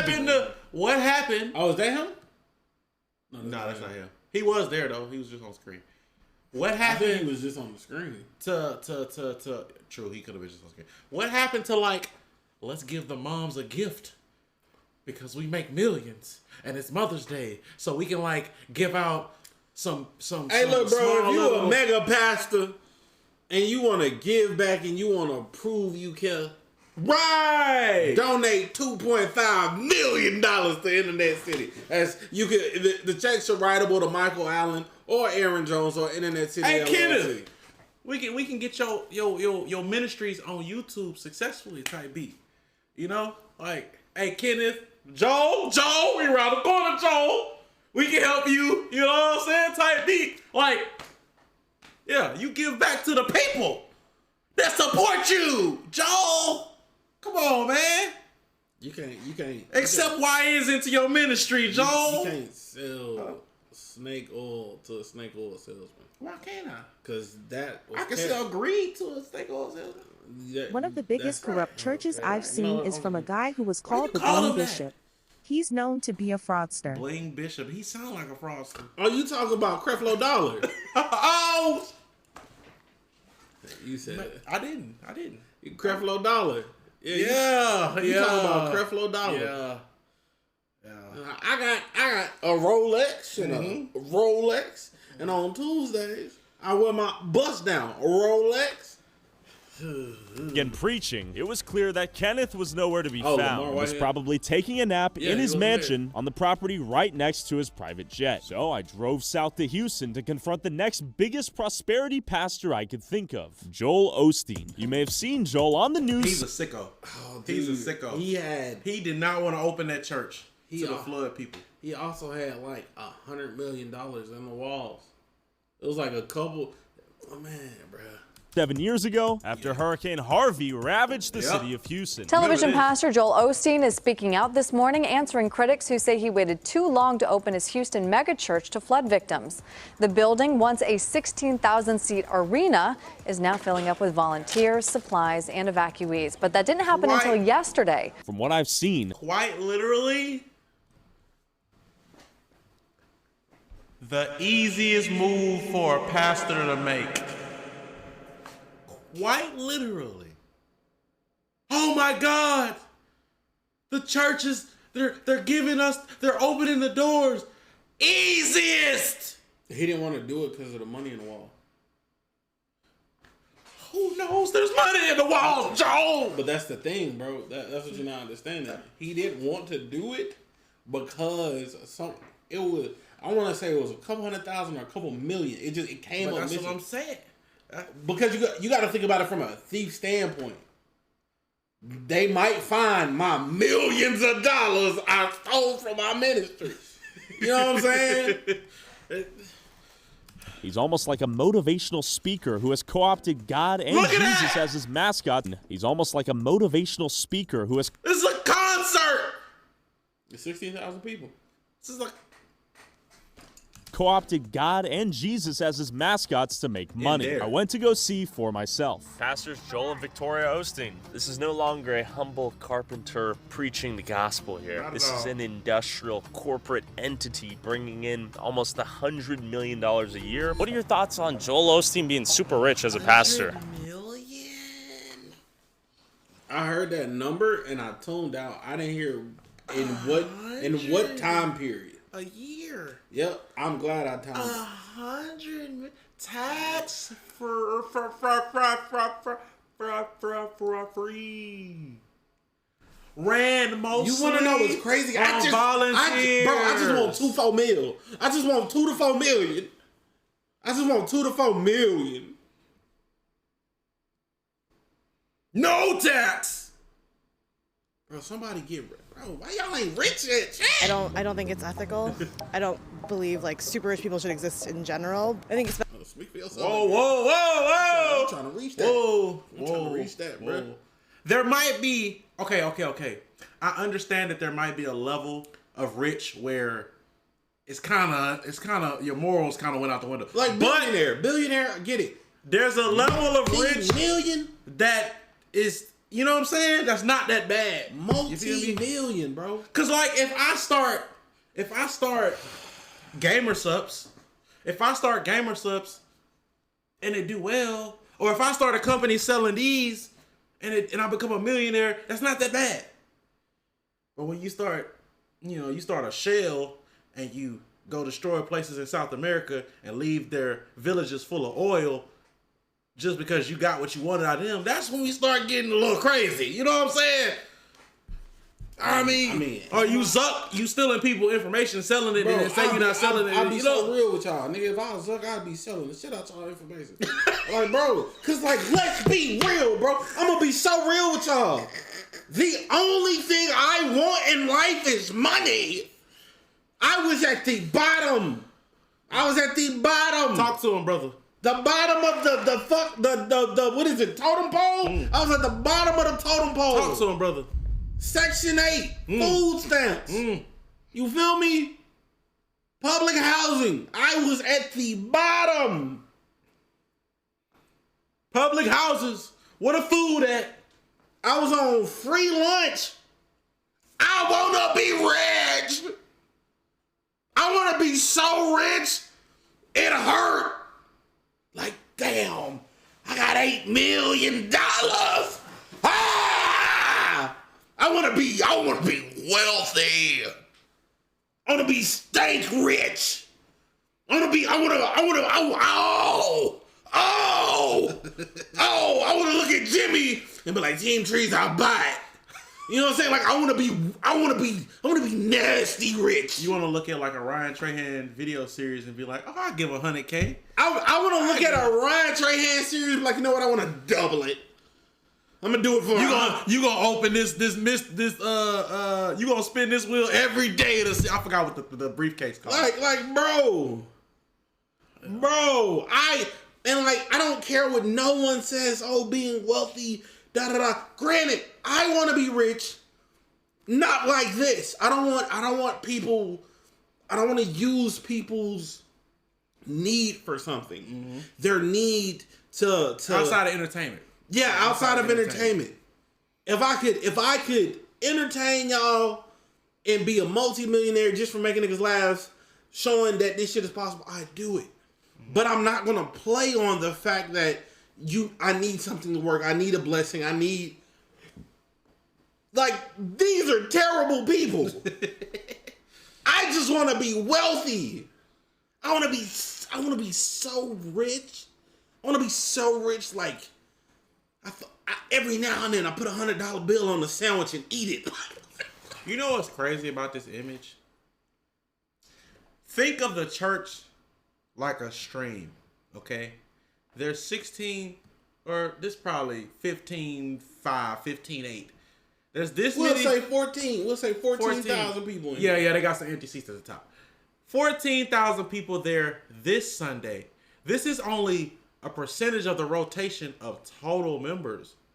So if on average at the church we get 14,000, 12 to 14 a week, they got 50,000 members. Oh, I was out of town this week. Oh, I'm away on business. I'll send my donation. Oh, bro. Come on, bro. Then also, y'all don't listen, chat. The building seats 16,000 and is not full. How is that 18,000 people? How is that 25,000 people? So let me break this down for y'all. I saw a TikToker the other day. TikToker say him and his friend was arguing. He was like, "Didn't you used to dance on TikTok?" And TikTok was like, "Yeah, that was bad days." He was like, "Oh, but by the way, what does it feel like to make $300,000 a month?" Oh, that's right, you can't.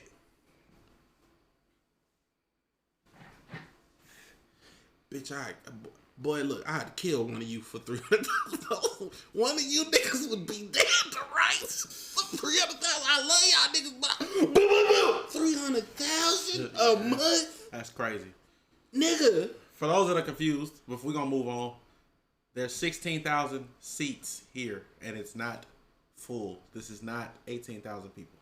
Okay, but back to what I was saying. The TikToker said he made 300. And the craziest part, he don't even do YouTube. That's crazy.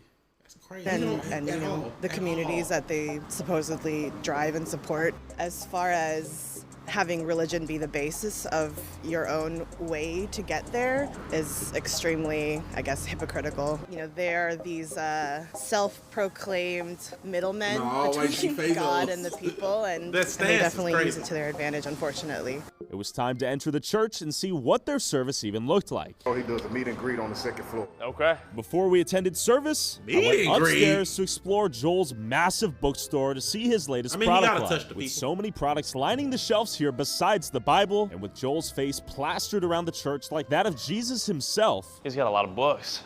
It's his latest book.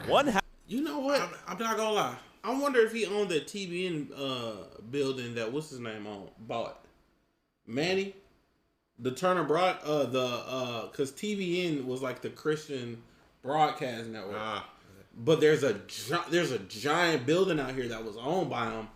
And I remember them saying it was owned by Houston mega pastor. And I wonder if he owned it before he sold it to Manny. I'm not gonna lie. I don't even mind if his riches came from building up the church gets used, the church goes on TV. Now you have your books and your products and your stuff, and you make your money there and on the road. But when a lot of your money, for what it seems like, also comes from the church itself, like the offering, that's when it's like if it's your book, you wrote the books, you made the videos, you know what I'm saying? Fuck, man. Fuck. How could told brother fuck, man. Fuck. Fuck. Has to wonder, is Joel Fuck. What's happening? What's happening here? Okay, stop saying that. You gonna get us clapped, bro. Fucking cut it. Jesus Christ, cut down, Leo. What's happening, bro? Bro, it's so far away, Michael. It's so far away. It's not even remotely close. Yeah. Y'all be like, chat be like, y'all rich? No, we're not. Who? You just gotta escalate. I traded in my car and built my credit up. Bro, it's so That's something anybody here with a job can do. Bro, it's so far away, I want to cry. Because I'm thinking about... We have the equivalent, bro, of a decent paying job. That's what we have. It's just content. We have the equivalent of a decent paying job. And I'll be real with y'all, we in the hole. We been trying to dig ourselves out the hole, bro.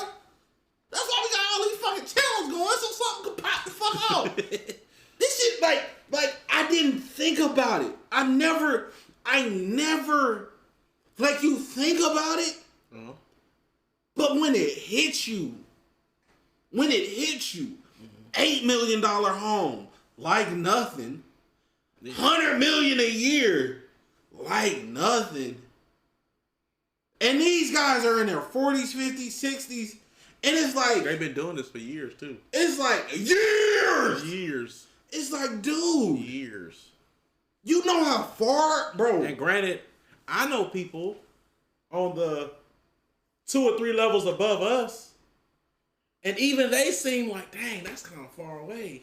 That's kind of, like, I can see it. I feel like I can get there. But every time you go to reach, it just feels so far It's just away. Somebody say, hey, can I get your attention real quick? And that's what it feels like. It feels like nothing can get you there. Yeah. Man, dude. All right, put the headphones on. God. We done yapped, sorry. We turned 9 minutes into 30. His church's estimated $90 million annual budget and his mega church has a massive marketing machine to sell as many books as possible. But if the Bible is the true word of God, why would one need any of the countless books written by Joel? There's so many books here, you couldn't even read them all. Looks like they have a metro lift to the church. That's crazy. This is huge. It's a massive auditorium. As I took one of the 16,000 available seats here in the largest church in America, after a digital greeting from Joel. Huh? What? The largest church in America? Is Lakewood the biggest church? 1,000 available seats here in the largest church in America. Lakewood is the biggest?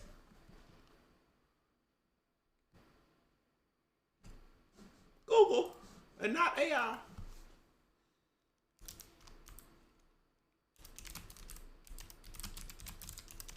Hey, them African churches be going crazy. Them African no, that's largest churches. No, it's not. He's number 4. He's number 4. Number 4, bro. He's number 4. Also, they do multiple services. 3.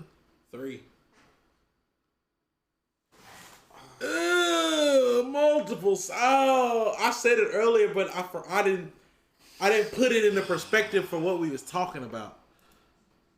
It's minimum 3 services a Sunday plus the weekly stuff.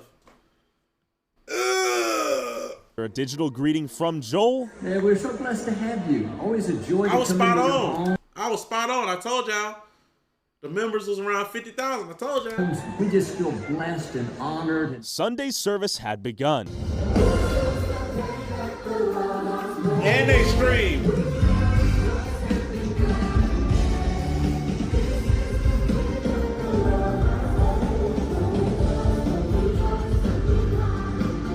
And then the hype man himself had entered the building ready to preach. How many of you are ready to worship the Lord this morning? God's been good to all of us. I'm so honored to have you here in person. And I know we have some of our homecoming weekend crowd with us as well, too. So thank you guys for coming in. Blessed to have everybody here. I hope even right now that you just realize.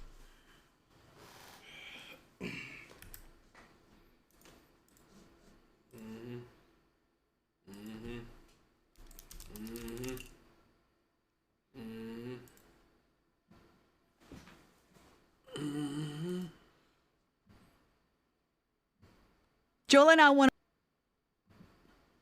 Oh, that stuff suck, but the lives is probably what get the views. Let's see. Slight online audience, but here's the real kicker, chat. Let's see. Oh, they ain't doing that good. They ain't doing. Hey, let me turn you up, Joel. Joel, let me turn you up, Joel. Oh no! There, you forgot their RPM. Oh! You forgot their RPM. You forgot their RPM, didn't you? Yeah, he doing great. He doing phenomenal. He doing awesome.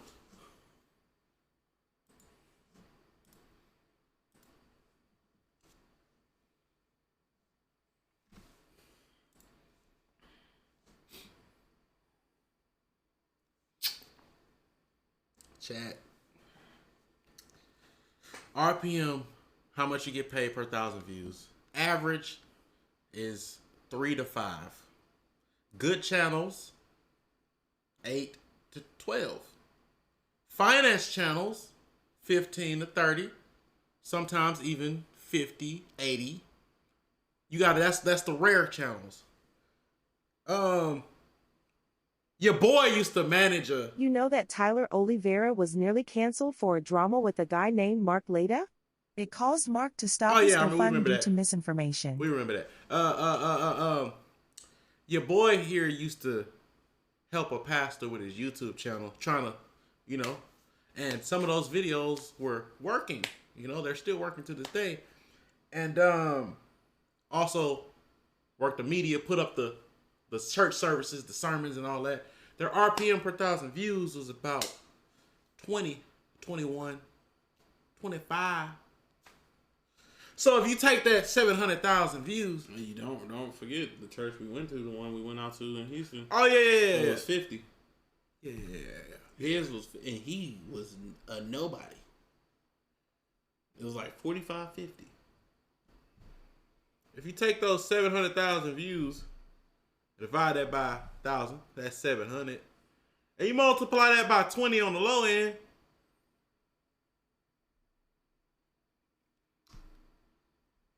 That's a revenue stream they don't even think about. That's 14 grand off the YouTube channel. Revenue, not including people that go to the description and buy the products. Go back to Lakewood Church for me, please. The YouTube channel? Mm-hmm. I want to see something. Just one little thing. They don't have members enabled. They don't have members enabled, so they don't need it. Because why? They can go to probably donation links. Yeah, the people on here probably also give tithes, buy the books, buy the shirts, buy the blah, blah, blah, blah, blah, blah, blah. And Lakewood is a big brand, so that RPM of 20 is probably higher. You know what I'm saying? It is what it is. And that's a drop in the bucket of water. God is smiling down on you. He's got great things in store for each one of us. And passive income, the definition of it. Greater victories up in store. So. And I won't lie, the energy in here was contagious, and it was easy to feel fuzzy inside. Take a moment to worship the Lord with our tithes and our offerings. We want to thank you for your generosity and your donations. Together, we're impacting people with hope and the love of Christ all over the world. Proverbs 18 says, when you give, it can open doors. That's what we're believing for you, among other things, that in 2024, you're going to see God open some doors that you couldn't open on your own. How old is he? Because he's looked the same my entire life. It's called money, Aaron. It's called... Our entire life, he's been 30 plus. Well, he's been on our radar, I should say. He's been on our radar. He's probably been 30 plus. Late 30s plus. So he's probably, you know what I'm saying? Oh, he's 62. Yeah. We're only 30. So when we was born, he was 30. So when we discovered him, he was already 40. So that's why he doesn't look. That's not a 60-year-old man, bro. That's 60? That's not a 60. 60? 60. His wife does not look old at all. I'm about to go through depression. They got married at 87. She older than he got a cougar. I'm about to go through depression. Okay, here she look like a demon. She's 4 years older. 2. She's 2 years older. He's 62. Oh. Yeah. Right here she look like a demon. On stage, she did not look like a demon. Happens when you're 24, you're going to see. Well, here, I guess because she's not doing it's the smile. That's what it is. Open some doors that you couldn't open on your own. She's 64. When you're 24, you're going to. Man, money do amazing things. Wow. She's 60. That is the best looking aged white woman I've ever. Top 5 aged. That is like, in terms of like how old she looks. Man, money, man. Some doors that you couldn't open. What you paying for? When you're faithful, when you honor God with your life, with your decisions, and of course with your funds as well. And that's what you guys do every week. So put that down in your spirit. God can open doors that no person can shut. In your business, in your finances, in every good area, for your children, for the schools they need to go through. But did the attendants come here to worship God or to get a motivational speech from Joel and a blessing from God? But of course, no matter how charismatic Joel was or how blessed his hairline is, his church preaches that the more faith and money I give to God, the more blessed my life is. He's been rich for 30 years minimum. At the end of the day, financially giving to God, or rather Joel's church, is essential to open doors that are impossible to open on my own. And this sales pitch works. Luckily for me, there was a meet and greet with Joel right after service. People are donating. Prosperity is to come. What you giveth, you may receiveth in 10 times. That's the hope at the very least. I mean, I guess I have a few basic questions, but I really want to know, what is the justification for the belief in that giving to God is required for God to bless you? And of course, has Joel himself profited off of God's word to enrich himself? Come on, Joel, let us in, please, please, God, please, please, for just one more, please, please, please. Please, man. I have to have him out at a certain time. We do have books that are. What are the odds of getting cut off right at him? This close. That's crazy. Oh, yes. I need a promise. All right. You gotta go quickly. All right. Can't dilly-dally. All right. Oh, he on the phone. That's why. Okay. Okay. Okay. Okay. Thank you so much. Thank you. Joel, how you doing? Good. How about you? I'm doing good. Could you sign my book? I'd be glad to. All right. Thank you so much. Thank you so much. I'm from Austin, Texas. Joel, I have a question for you. Do you think you've used the Lord's word to profit, like grossly? Do you think you distorted the Lord's word to make money? He out of there. He out of there. He out of there. He out of there. It's kind of crazy because the front he put on is so nice. He's mastered the niceness. But you can't lie. You can see the ugly come out in an instant. Though. Yeah. Look. Grossly? Do you think you distorted the Lord's word to make money? Thank you. Whoa, Thank you, whoa, sir. Right there. Your camera's whoa, right there. whoa. Appreciate you coming. Whoa. Thank you. Okay. I'm sorry. I'm sorry. Yes, ma'am. I asked you not to do that, and the obedience of God, He is a blessing, and you're here, and we asked you not to do it, and you still did that. Okay, That's you're right. not cool. God bless you. God bless you. God bless you. God bless you. All right. I mean, pretty softball question, I thought. God bless. You think if I'm here to ask him a question about you think I care about your belief at the moment? No! Sidebar!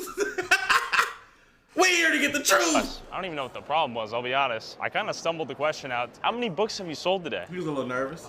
Good amount. Clearly, Joel didn't want to give me anything besides an opportunity to buy his newest book. So I headed to the River Church in Tampa, Florida, that claims to be able to perform miracles and heal things like cancer, AIDS, blindness, deafness. You know what's crazy? It's so many. There's like probably 5 to 10 mega pastors that any normal person can name on their hand. There's thousands of them that make, man, Alzheimer's, and anything else you can think of. I see you full of the life of God. I see you full of God's healing power. Oh, I see your bank account even overflowing. Hallelujah. Oh, I see the bank telling you got to go somewhere else. But real quick, before we investigate our next megachurch in this era of media corruption and bias, it's tough to know what's fake news and what's real news. But luckily, the sponsor set on landscape to media bias back to church. This man claims to be able to perform healing miracles. I have chronic neck, back pain, receding hairline, and erectile dysfunction. Let's see if he can cure me and anyone else who's attending. Hi there. How are you? At this point, I'm not sure if I should blame the pastors or the gullible supporters. Then again, I don't know their situation. I feel like a lot of times people just need a way, bro. Yeah, it's 50-50, bro. It's 50-50. It's 50-50. Because it's not hard to end up a part of a community, part of a church, following a leader, blah, blah, blah, right? But once certain stuff start happening, it's also not hard to be like, whoa. Let me try to visit somewhere else real quick. See if, like, it's called desperation a lot of the times. It's desperation, needing to belong, needing to be better, needing to have a way out. desperation will lead you to do some crazy things. Are we in the right spot? The healing school? Yes. Okay. Are you guys registered? Yeah, we're registered. Yeah. Okay, so is this your first day? First time, yeah, first day. All right. Yeah, same way people get dragged in the hold coats. this right below your chin. Okay. You can put the water bottle down. Ah, yeah. Okay, right here. Keep your head Okay. up and put this. Sorry, I have bad posture, a little bit of neck pain. Okay, ready? 1, 2, 3. Not for long. All right, thank you. Appreciate that. That's why we're here. Before we hear the Healing School's pastor list miracles he's performed, like making a young boy's asshole regenerate, I want to introduce you to a few people whose families were torn apart by the prosperity gospel and the word of faith movement. I was raised in the Pentecostal faith, more charismatic. My dad's a Pentecostal evangelist. He was come up in the Church of God originally when he first started out, and traveled all around setting up tents and in churches and in auditoriums and things. Around 2020, I left that ministry and came here to this church, and it's been full-time here ever since. Hi, my name is Daniel Chapman. I was in the Word of Faith theology for over 23 years. Boy, Tyler, and that left arm got to be strong. You be holding this mic, boy, every video. Theology is built up a lot of the prosperity gospel, healing theology, deliverance theology, and I left that theology about 5-6 years ago. Yeah, I was born into it. I, in my whole life, was in like a Pentecostal church. And so I think that naturally segues, eventually into like Word of Faith. For myself, I remember as a kid, we were going to probably more of a Baptist style church, and then just seeing the Word of Faith creeping in. I wasn't probably fully immersed in it until Mel and I were married, and I joined her church a little bit about 20 years ago. God's power is for you. Oh, you don't have to come in here worried, anxious, wondering. The power of God is for you. All the resurrection power, that was made available when God raised Jesus from the dead. Oh, he's got digestion healing power for you. He'll take out shellfish allergies, peanut allergies, wheat intolerance. Oh, he trying to off people. Oh, he bold. He's selling whatever he's selling everything they looking for. And don't get it mistaken, just because the church smaller. It's smaller, but it is packed. You also got to remember, this isn't his church. Oh, he visited somewhere. No, this is his school. This isn't the church. What you saw earlier, him preaching, that's his church. Gluten intolerance, dairy intolerance, hands and feet, and the Lord. He got the sign. Explain what is the prosperity gospel for dummies. So it is the belief, completely unbiblically founded, that as Christians we are supposed to prosper in every single facet of our lives. Our health is supposed to prosper. We're always supposed to be well. No, the prosperity gospel. He said it a couple minutes ago too, but earlier in the video when he was talking about everything, prosperity gospel. Some of them African churches be eating off the price. Man, it's kind of crazy. After this stream or after this video, if you watch it on YouTube, go look at some of them African mega pastors. Ridiculous. The ones that be making people pass out, ridiculous. We're always supposed to be healed. We're supposed to be prosperous in the literal sense of finances. What drove you to leave your father's church? My biggest problem that I ended up having was I never really opened the Bible for myself a whole lot. Okay. I was raised to listen to the man of God, and he had all the answers. And Who's the man of God? So in this case would be my father. My dad preaches sinless perfection, which is an even more extreme version of Pentecostal doctrine, whereas you can't sin ever, or you're at risk of damnation. Some of the major things that they teach that I don't believe anymore is the prosperity gospel, the word of faith doctrine, and these are all doctrines that are prevalent in most, if not all, Pentecostal churches. It took That's an gotta event suck. with I'm not the gonna lie. word. Having the preacher that's like that be your dad, and it's like, I gotta leave this, but like you still pops though. Like, he's probably not a bad dad, but like as a preacher, it's like, that's gotta suck. Open and conviction from the word to go, something really isn't right here. So it sent us both quickly down this path of what is actually truth. Say that with me. Say, God, your power is for me.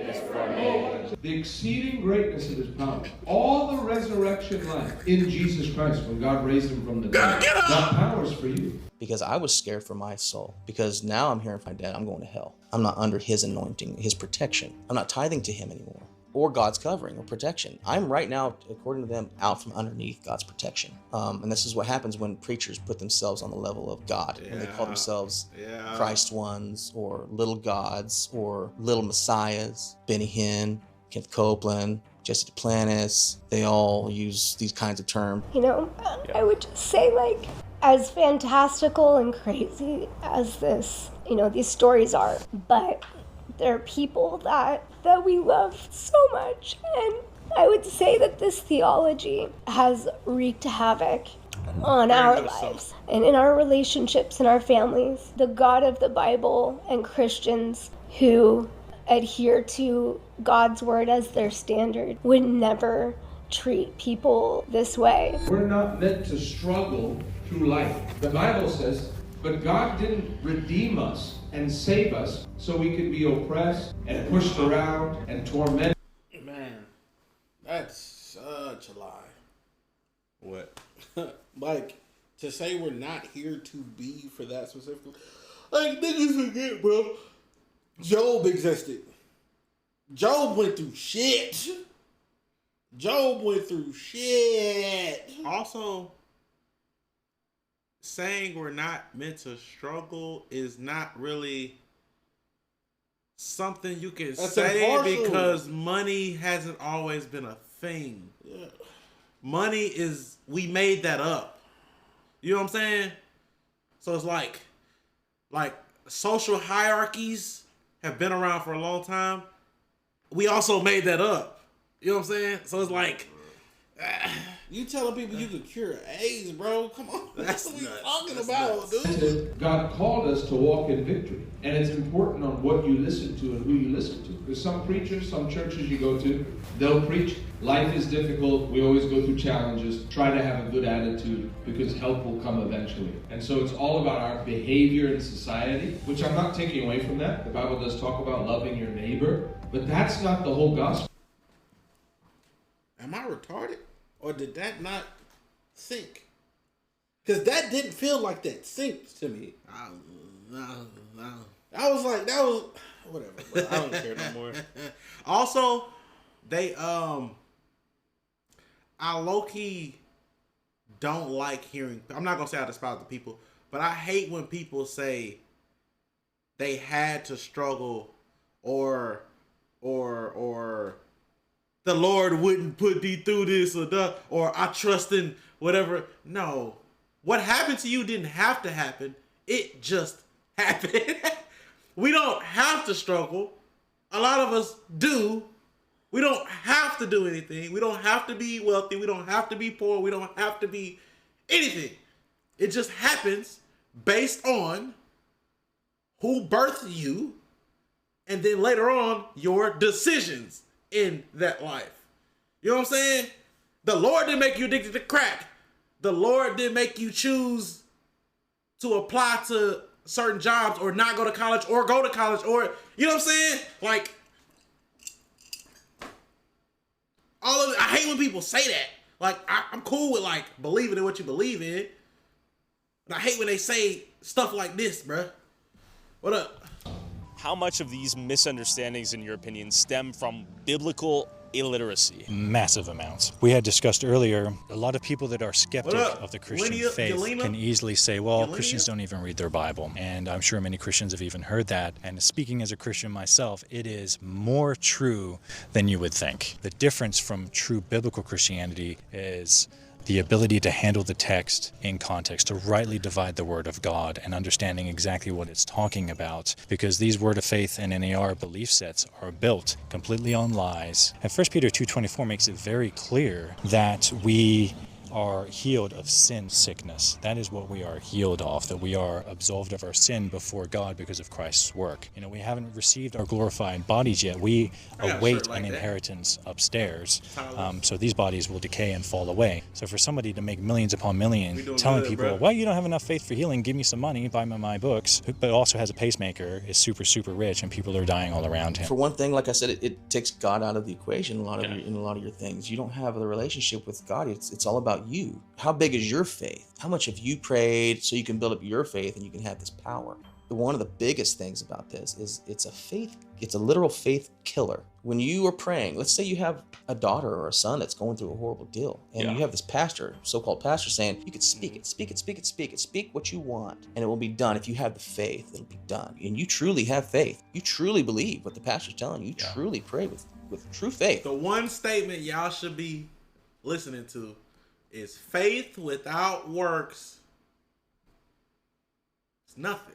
Or however it goes, faith without work, bro. You can have faith in something, you can believe in something, you can die on whatever hill, but if you're not also doing for whatever that thing is, money or health or family or marriage or building your own business or, you know what I'm saying, not sinning, faith without works is dead. I was gonna say that, but I wasn't sure if that was, it didn't sound, you know how stuff don't sound right sometimes. But yeah. And it never happens. Where does that put you in your faith? My big downfall was laziness, spiritual laziness. Like I said earlier, he was my spiritual mentor, and I just kind of listened to his preaching. I heard his preaching several days a week my entire life. And it was a lazy excuse. That got me into 40 years of trouble. It's family. I love these people, and no matter what, we don't agree on a lot of things biblically, but I love them. They're my family, and it breaks my heart. We've had some creative miracles in here. I told you about the guy who had the colon and was using the bathroom in the bag, and then the power of God touched him the next day. The Lord rerouted him, gave him a miracle, and he was using the bathroom right. There was another guy who came. His name was Scott. He was homeless. Or did he go to the doctor? Or did a surgery happen the next day type beat? Come on now. Come on now. Aaron is destroyed from this video. You can tell. Aaron is. You still thinking about the financials, bro? Bro, let's just get through this shit. Bro, talk to it, bro. What's up, bro? Talk, bro, because we still got to record. I'm ready to leave this room. So let's. Whoa, bro! You gotta come back, bro. They here for you, bro. Come on, man. Backslidden. They here for your gospel, bro. But this fucking shit ain't gonna get me $1 million. They here for your gospel, bro. Stop saying that shit before we get blown up. Blown up? Damn, bro. They gonna blow us up for saying that, bro? Oh, shit, bro. You done with the video, bro? I'm done with life right now, bro. Wow. I'm so mad. Do you know how far $100,000 is? Like, you know, like, do you know how far that is? Like, think about where we are, right? Right. Do you realize how far that is from us? It's not that far, to be honest. It's just, it can literally be some consistent changes in habits. That could literally all it be. It's not that far. Million. Okay, if you said $1 million. Okay, yeah, that's far as fuck. I ain't gonna lie to you. But, you know. That's 10 exit, bro. Come on, bro. Yeah, let's just, man. Amputated. His body was just weak. And he'd heard about healing school. So he pulled himself in his weak state out of his wheelchair into his bike and rode 5 miles to get. Wait. What? He had been backslidden. There was another guy who came. His name was Scott. He was homeless. He had been backslidden. He'd had diabetes. He'd had toes amputated. His body was just weak. And he'd heard about healing school. So he pulled himself in his weak state out of his wheelchair into his bike and rode 5 miles to get here. And the Lord helped him, and he made it. So he was out of the wheelchair, and he was biking. Like the Lord strengthened him, because he just said, I need help. It was almost like his body was so messed up that he was just like, Lord, you gotta do something. On his one foot, they'd cut off a couple toes, and then by mistake had severed a tendon. And on the other foot, they took off a couple toes, and they had to remove the bone that went down the part of the foot. This is what he said later, while he was telling the testimony. He said the power of God came into his foot. He felt his foot start burning. Or maybe he just got up off his behind. Let's hear this bullshit, bro. Maybe he just decided to get up. Let's just hear the bullshit. Let's just hear the bullshit, bro. He went back to his seat, and the Lord said, check your foot. Well, when he went to do it, there was a bone. He grew a bone. That's what I'm saying. He on some other shit, bro. You talking about, fuck all this shit, bro. It's both. It's not even. It's not. It's both. Maybe he decided to get up, and then the bone growing. Okay, buddy, you're just. Do Scott even exist? Wow. The people that are oftentimes the easiest to deceive are the ones with the best intentions. These people are so often victimized. They're innocent, they're lovely people, and they go into these churches wanting to find God, wanting to find community, and they're perfect victims for people to say, oh, well, I see that your uncle has cancer. You know how you deal with that. You give a little money into the tithe bucket. That's, before you know it, they don't know any better. Healing theology is probably the most disgusting version of Christianity out there that I see. Because you out of a casket. Oh my God. Theology is probably that's one of them African jokers. Disgusting version of Christianity out there that I see, because you see people dying literally, because you see people stop taking their medications, giving away all their money, giving away their estates because they're desperate, because they just don't want to die from terminal cancer. My knees hurt, right? Knee, be healed. Be healed in Jesus. I command healing to my knee right now in Jesus' name. It's like whipping God into shape. Right. It's like you're gonna jerk him over here and be like, heal that. Who are you? Who do you think you are? I don't believe that God doesn't work miracles. I just don't believe that there are men or women out there that have the ability, like a superhero, to just go on command, touch somebody and heal them. That's God's sovereign will, and we are to ask for that, and he can do it if he so chooses. You got to consider though too, when they're broken emotionally, these types of churches go after them when they come through the door. So it's this love bombing. They're an addict or something, and they're just like desperate for anything to work, and they're gonna give you things to do and give you a lot of false hope, I would say. You know what I dislike about these particular gentlemen, these preachers, these pastors?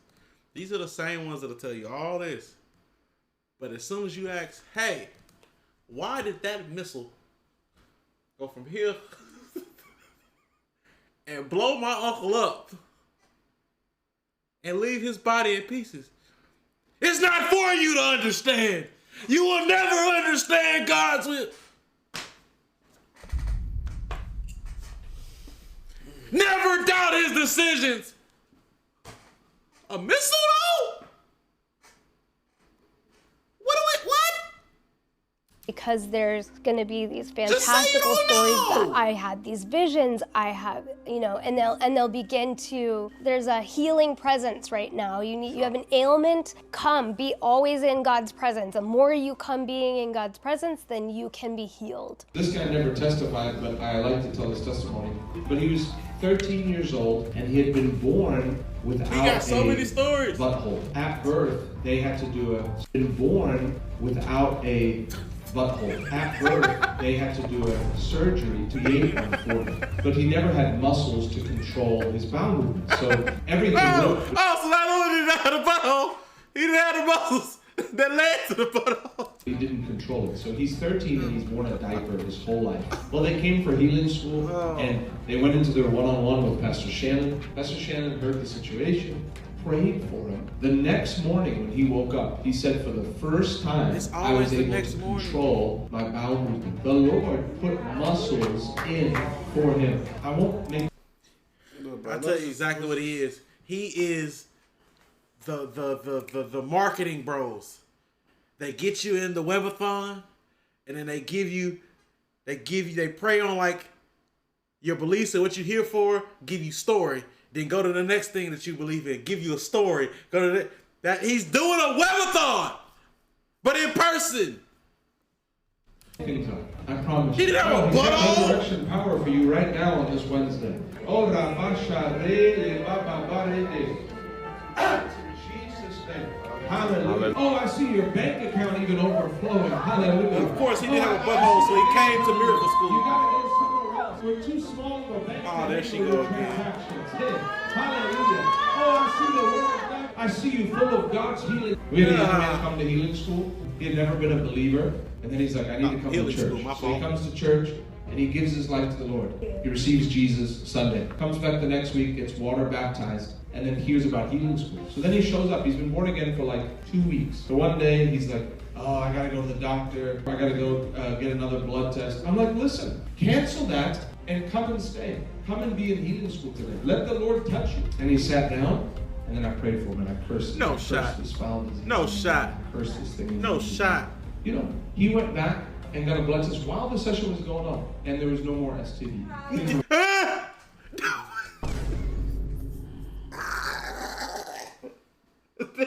He got rid of his STDs. He got rid in healing school. Dude, he is crazy. Hallelujah. He is nuts. And she's just eating it up. Both of them. Life in your job. Life in your attitude. Life in your joy. Yes. You will ask whatever you want, and it will be done for you. Yes. Let the Lord. Hook, line, and sinker. Lift those hands in the back. Yes. Thank you. You can take it now today. My God. By your faith. You can take it. You can It is. reach out It is and indeed. You can receive by your faith. Oh, now you gotta touch him. Reach out and receive. He's in the crowd. I'm glad my mom left. She doesn't hear me. She was here for a while. If you saw the woman that I hugged in the break, that was my mom. So. The woman I kissed on the head. I just want to make it clear. I'm married to one woman, and that was my mom. So. Your mom should be sickened by you. You're a false. This nigga crazy. This nigga crazy. Look at the look on her face. Look at the look on her face. Look, he is enlightened. He is enlightened. He's crazy. You need to leave. Oh. To one woman, and that was my mom. So. Your mom should be sickened by you. You're a false charlatan. You're a scammer. You're a liar. He's gonna get some of you killed. If someone you knew were to ambush Benny Hinn, I mean, that was the appropriate response to all of that bull. That nigga. conferences, like you, what would you ask him? I would want him to give me a representation of the gospel. Okay. A lot of these people, I don't believe, can give a heart-convicting, truly biblical, accurate representation of the gospel. All right, Daniel. We should have known Time he to was go crazy ask from the intro. Benny for some answers. Best of luck, sir. He's a liar. Oh, security. You guys are gonna get killed by his false teachings. I'm quick. After trying to warn the sick people there of the charlatan claiming to heal their illness, after buying a $99 ticket to the Spirit Life Conference, I headed to Chicago, Illinois to meet their guest speaker. Chat. I forgot all about the conferences. I forgot all about 3 services on Sundays, Bible schools, evening services. There's services during the middle of the week too for some most of them. The conferences once a month, once a quarter. Guest appearances. Hey, do me a solid. It's just a bigger, like we go to. Hey, just do me a solid. BRB. Oh. You do that. I gotta get this out. I gotta get this out. I'm a BRB after I get this out. Let me get this out. Oh, never mind. Hey, I'm not gonna be on this stream too long. The conferences are not what you would DreamCon, Comic-Con. No. Imagine a DreamCon session where everybody goes to the auditorium. It's just that and multiple preachers. That's the conferences. Admission fee, merch, still an offering. Anyway, you still need to pause? I'm buying it. What are you buying? What are you doing? I am buying a kickboxing thing. That'll be here today. Today? Yep. Jeez. I'm gonna play it so we can get it over with while you buy that. Benny Hinn. We're in Benny Chicago. Hinn. Windstorm is approaching. It is time for Benny's judgment. So real quick. I'd be like, go on down the road, you fuck. If you want to support our boots on the ground, independent journalism that is not bought and paid for by corporate interests, along with exclusive DLC content that YouTube won't let me upload, and uncensored early access to all my videos before they go up on YouTube, go subscribe. Seated. And God's people said, Amen. You may be seated. Oh, he ran straight up. And he hit us a false prophet. Enough is enough, brother. Enough is enough. Enough is enough. I'm peaceful. I'm peaceful. Yeah.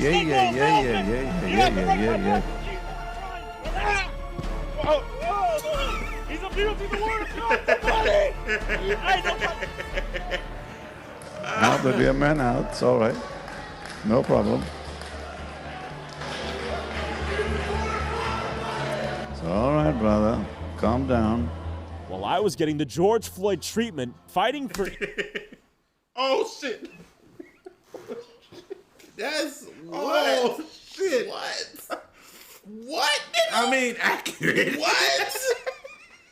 No, Mike. That's not even... You know what I meant, bruh. You know what I meant. Shit. They was whooping his ass. Was they not? You saw the dude with the ponytail.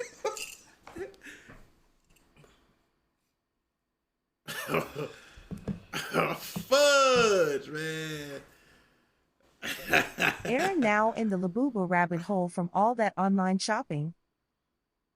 Aaron now in the Labubu? What the fuck are you even talking about? I ain't gonna lie, I bought a TikTok Labubu. I know you did. Huh? Yeah. I bought a TikTok. Oh God! It's just a TikTok every Labubu. human being. My cameraman ran for his life to avoid a similar fate. So we're going to get into the scriptures. Can we do that now? Only to get captured and beaten with his own camera. I was hit twice. I was hit twice with a golf cart, assaulted by a person here. Then he tackled me and threw me into the middle of a active road. And after that, they kept beating my head. And then they grabbed my camera and they were trying to delete the footage. Actively. I just got hogtied, body slammed and tackled. Pasha went running and apparently they clipped him with a golf cart and proceeded to beat his head in and delete the footage. So things are not looking good. We are headed to the hospital right now where he is. Gonna make sure he's alive. With a golf cart. They couldn't just, he was already leaving. They couldn't just let him go. They had to get the footage, so they hit him with a golf cart and deleted the footage. They hit him with a golf cart and deleted the footage. Apparently they deleted all the footage from the camera, so it's gone. I've been trespassed. I'm headed to the hospital, making sure Pasha's alive. In an ironic twist of fate, the church themselves beat the shit out of us. From what it sounds like, beat the shit out of Pasha, so we're gonna check in. They tampered with video evidence. They deleted the first one. They could not touch the second one. How are you telling them what happened next? What did they do?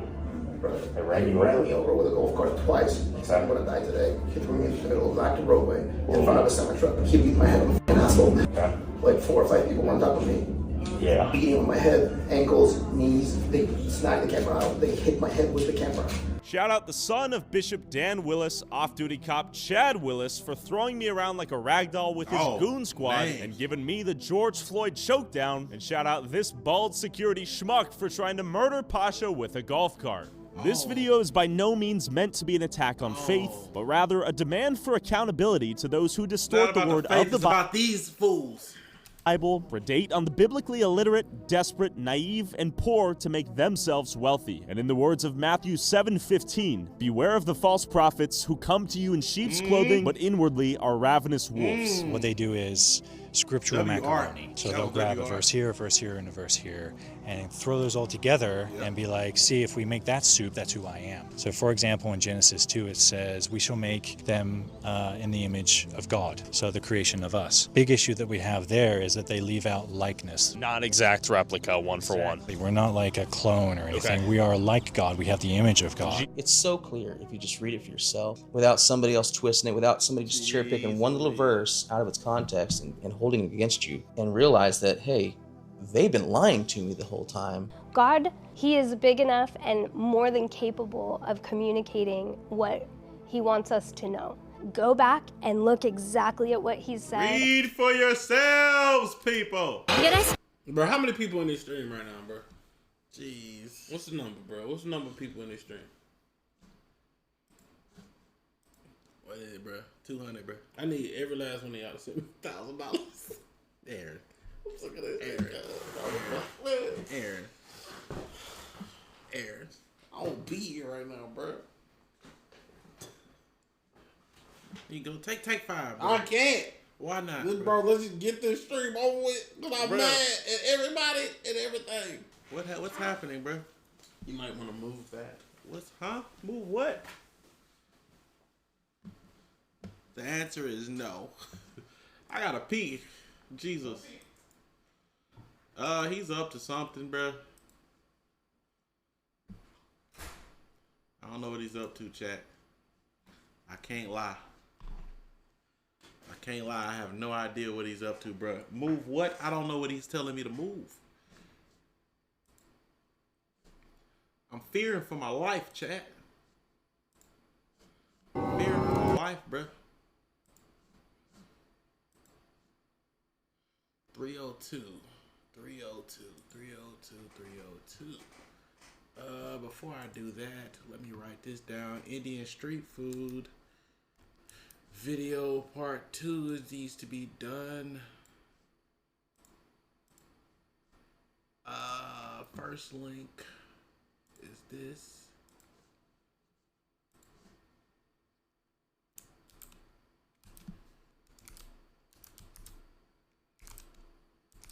Write that down. 1 second, I gotta close some tabs before I move on. Ooh, the P is rushing in the... Did I pick the wrong video, chat? God damn, bro. We done changed this whole move. It's gonna be hard to get them back. You know how when you mad at something or like you feel a certain way, the only thing you can do to get through that is to wait. And then it slowly just fades away. Type shit. Yeah, that's what's happening right now with Mr. Jones, bro.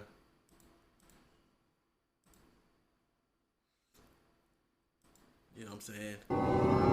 All we can do is just Have you seen the new trailer for Zootopia 2 and the trailer for Have you Goat? seen the new trailer for Zootopia 2? And the trailer for Goat? No. I have not seen any trailers. You know what I've been watching? Watching fucking Night Rain runs from Bushy and Ratty Rod and Torsans. That's the fuck I've been watching. And now they got duos. Oh yeah, we running. Anybody else been addicted to Night Rain? No? Okay.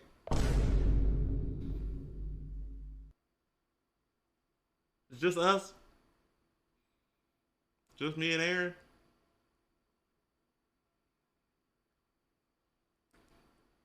Right.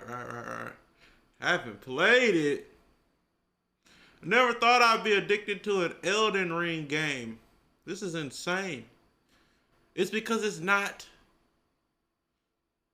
the actual Elden Ring, I guess. It's Elden Ring, but it's not Elden Ring. It's Elden Ring, but it's other shit. You know what I'm saying? Like, the last 2 nights I've been trying to not watch Elden Ring runs, Night Rain runs, but I can't stop. And then even when I do click another video, because I watch YouTube to go to sleep, it auto plays Night Rain after it. And then I'm like, fuck it. I'll just watch another Night Rain run. Like, for some reason, watching a full Night Rain run, like unedited too,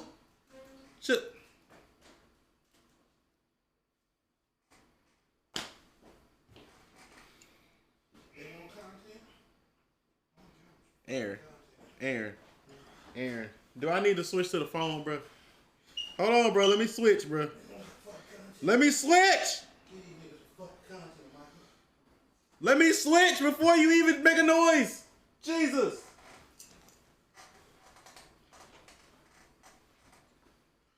Chat, oh my God. Oh my God. Chat, be ready to clip and don't use exclamation point clip. Don't use that. Clip it manually. I just want y'all to be ready, okay? Be ready. Okay, the phone software update. Cool beans, blah, blah, blah, blah, blah. Turn the Wi-Fi back on. I gotta open the fucking door. You making the noise, bro? Come on, bro. Go live. Toolkit.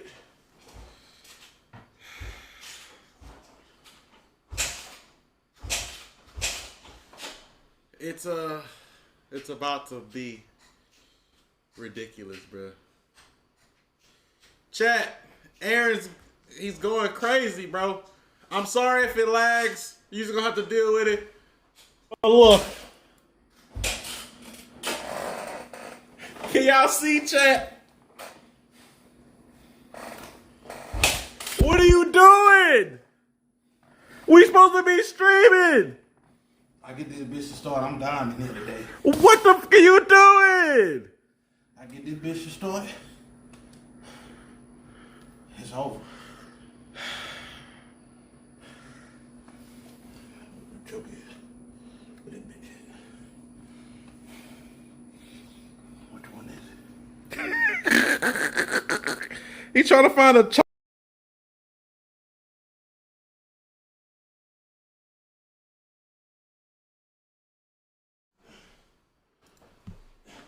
What the fuck just happened? That bitch just went off. He's insane, bro.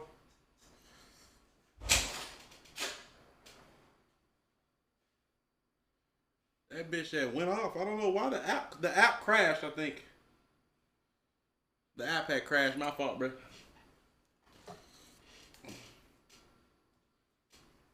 He's nuts.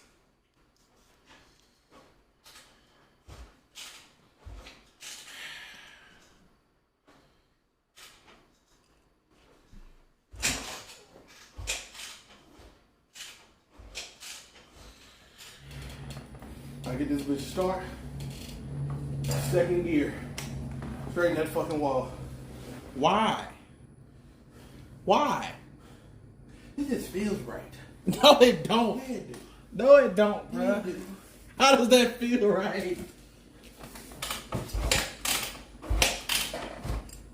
He's insane. We shouldn't have watched the pastor video, bro. I think that's it. We shouldn't have watched it, dog.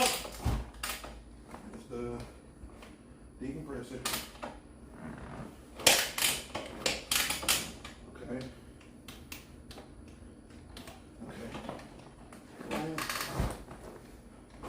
This is not how you use Jesus. Yes, it is. There's the ramp. Yes, it is. I gotta call Simba.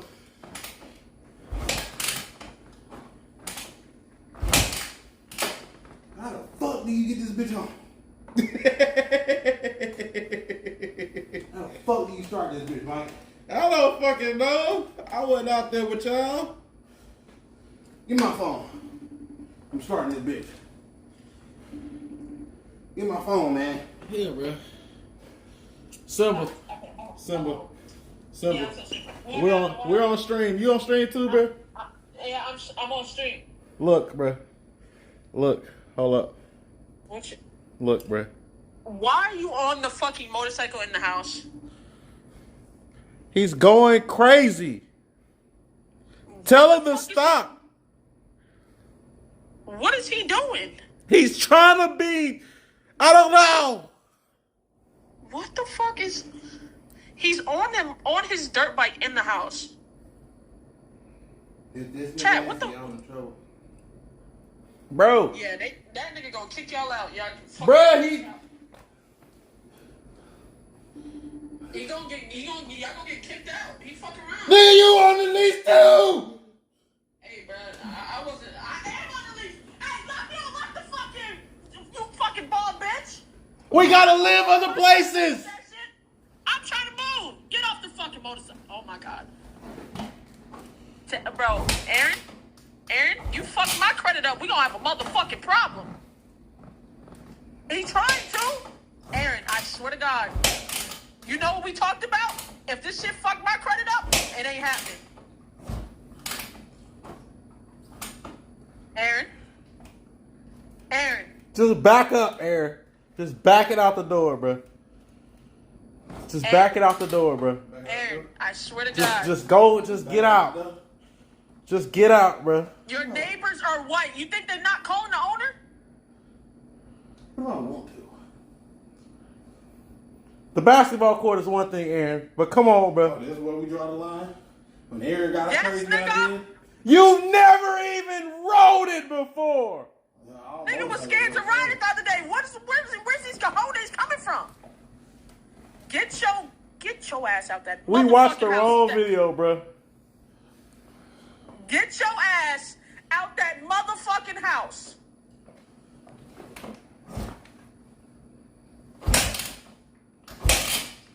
Aaron. You lucky this bitch won't start. Aaron. You lucky. He can't get it started, thankfully. Thankfully. Push his ass out the house. He can't get it started, thankfully. Jesus Christ. Ridiculous. Man. Close my room door. Mine just say close my door. I have no idea what he did with those sheets. If we did honest. Where's my shit? Stop trying to start it, you motherfucker! Oh my God, y'all gonna give me a headache. We watched a video about mega pastors, and you know how He's him literally and money. living in the house. Bruh, back up! Tell him to get Fucking big ass bike, bro. Back up!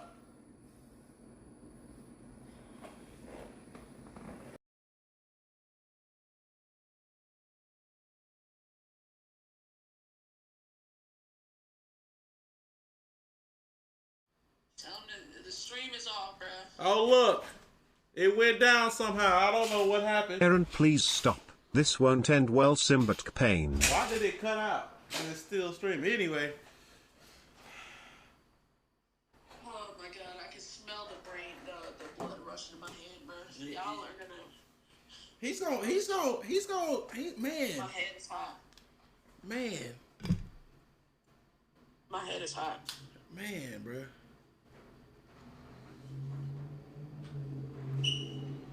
Man, bro. Oh my God, I'm hanging up. All right, bye, bro. He gon' man.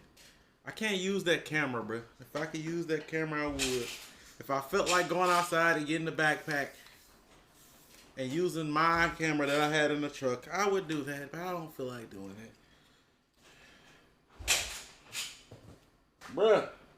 He trying to get us banned, bruh. Come on, bruh. Bruh, back out the door, bruh. Jeez.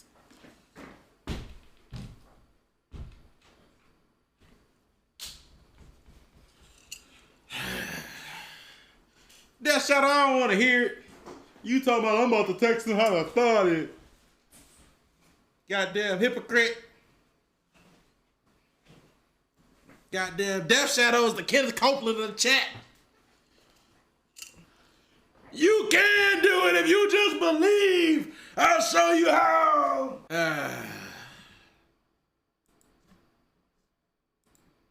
Watched the wrong video, chat. We watched the wrong video. That almost went somewhere it shouldn't have gone, huh?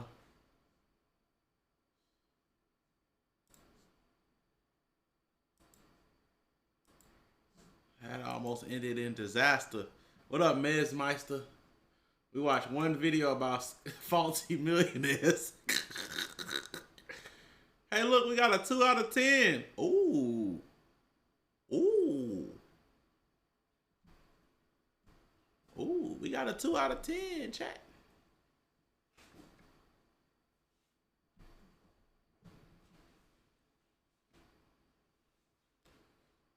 We got a 2 out of 10, bruh. Right under Shappy Sway and could pass it up. Ooh. You bought a repo because you guys made it look fun, but I have no friends. Pain. Pizza and pain. My fault.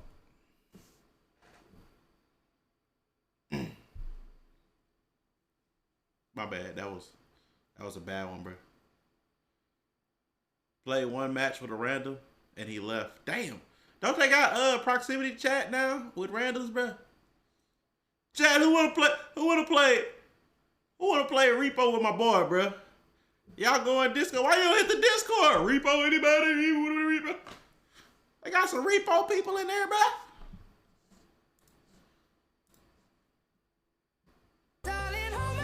No.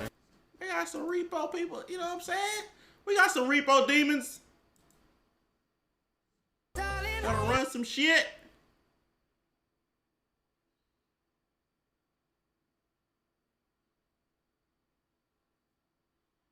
Come on now.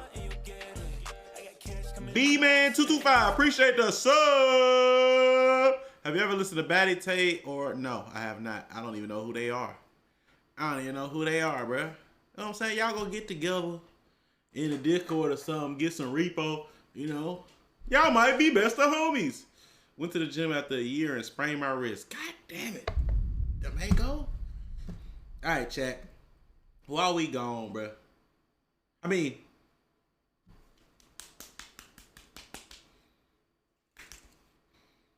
while he's gone, coin flip and I need your help. So let's do our gamble for today, because you know Aaron don't support our gambling. Heads or tails, predict is up. Put all your channel points up. While we wait, I need your help, bro. You know, it's nothing new. I don't need your help. I'm getting you involved because sometimes I might fuck with y'all niggas, but then y'all come on this bitch and get to talking shit, and I'm like, maybe Aaron was right. Fuck this street. God damn it. Anyway,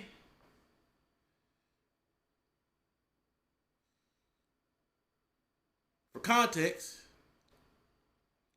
we got 2 reaction channels. That's done. 2 different reaction channels.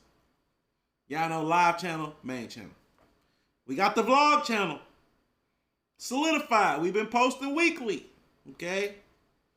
Every now and then it'll be a week and a half. Okay? We got the reacts. We got the vlogs. The gaming, be honest. We've been gaming. We finally got a new editor. He got to catch up. Okay? So the gaming will have the gaming videos that we do with the homies. We ain't worried about that. But it's there for those that like it. It's just there. The Ghost channel, we brought those videos back to the main channel, bro. That's not, we don't have to worry about that. It was too much. It was just, when you make it a whole channel, its own channel, it becomes too much. Instead of it just being a piece of the main. That's why we brought it back. Anyway, predict up. You got like 10 seconds left. 10 seconds for the predict.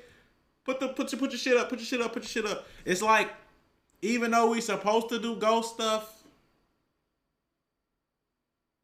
on the main, it's like, oh, the idea was we might as well start a ghost channel since we already do it. But at the same time, it becomes, now we have to make sure we stay on that channel instead of making sure we have a main channel video and then doing the live channel videos when we go live. It's now we have to make sure we do this channel and this channel and this channel and this channel and this. That's why they're back where they were. You know what I'm saying? Type shit. So, main react, live react, vlogs, gaming. I want to Nogla, appreciate the sub. I want to do something on the personal, you know. Want to do something simple. It don't have to be too much. I get to put my creative urges into the vlogs, and we get to put our creative urges into the, we both do, into the reacts, you know, different shit. So, like on my channel, should I do a different kind of react, like more serious type of stuff? Like a Joe Bart or a Sala? Could it be like a commentary type of joint? Could it be like a, I don't know. You know what I'm saying? But like, it could be something that's like, oh, it's just like, we done with everything over here to the duo stuff. Let me just type shit.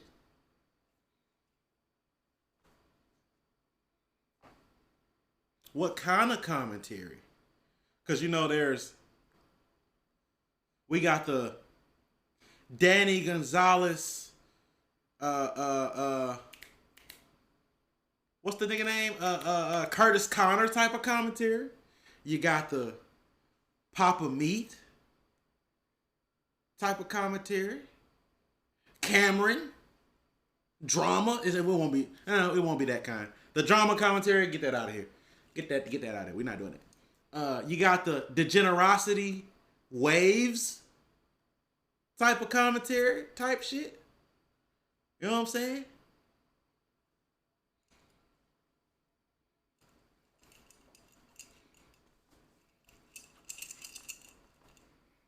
Whatever it is would be silly, just natural to our silly behavior. I don't do serious stuff, you know, type shit. The most serious you're gonna get is like that church video we just did, but that's like, it's serious at the same time it's crazy. We can still goof around type shit. You know what I'm saying? So regardless of the type, it's gonna be more goofing around with it. You know, like if you watch Papa Meat, you know, it may be a serious topic, but it's still goofy. You know what I'm saying? Type shit. Fredo on TV. Who that is? What?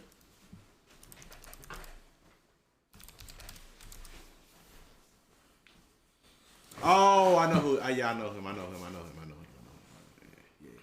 Yeah.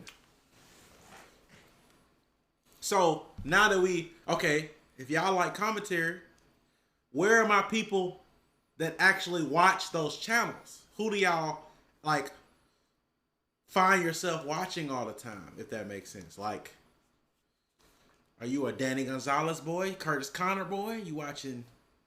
We don't do commentary, so we're not talking about us. You actually watch Papa Meat all the time? You actually watch,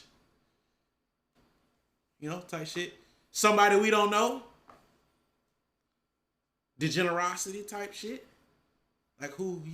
You good, twin? I'm swamped. Joe Bart? You watch Joe Bart? Okay. Hype Mike. Let me click a video so this is For real, how do... Wolfie, appreciate the raid! W raid.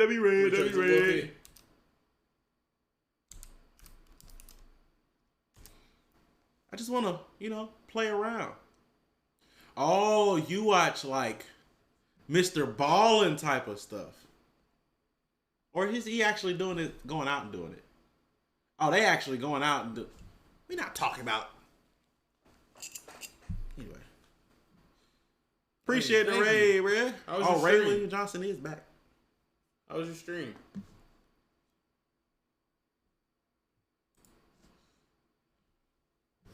While we wait on Wolfie's answer. 2 out of 3. First flip. Tails.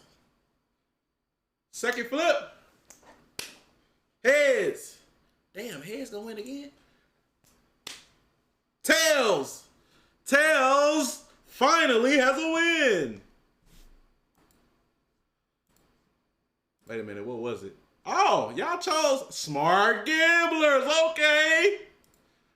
Y'all was smart today. Y'all was smart. What the fuck did I do? Oh, I put it back. Swallow my cup.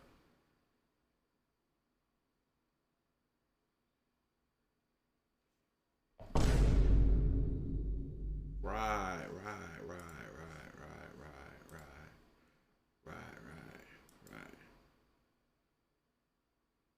Chat, we need something to lighten the mood, chat.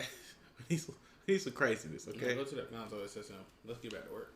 Let's get back to work. Let's get back to work, bro. Go to that console SSM, bro. Let's do it, bro. You good, twin? I'm you know. What the fuck is this? Oh, man. Domingo, you are the definition of chronically online. I hate to tell you. You on Twitch chronically, but you also on YouTube. Domingo is chronically on. Oh my God! Email. Appreciate the 5 gifted. Man. Jesus, what is your screen time, Domingo? Send it to the DM, bro. I'm gonna look at it after the video, bro. What the fuck is your screen time? And I'm gonna compare yours to ours. And granted, we be on our phone a lot. Because obviously we do this for Forgot to mention that I also watch the Black Badger. Do you know who that is? I don't know him, twin. Never heard of that name. What'd he do? What'd he do? Appreciate the 5, B-Man 225. W-Man.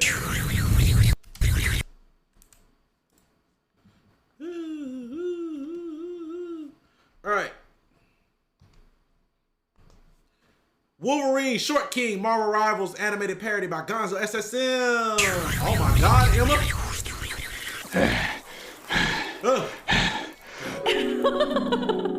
He's so small. He thinks he has a chance. How cute. I'm not short. Oh, don't crash out. I'm a stout 5'11". You are not. Logan is not 5'11". Nowhere near. But ain't Logan like 5'7"? I thought he was like 5'3".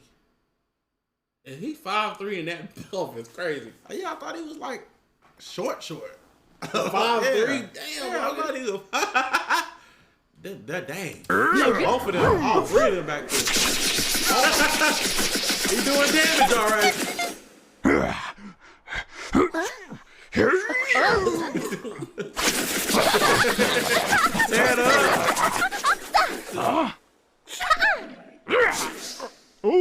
Oh, too bad, too sad. You're done. You're done, Bobby O. Rage out. Help.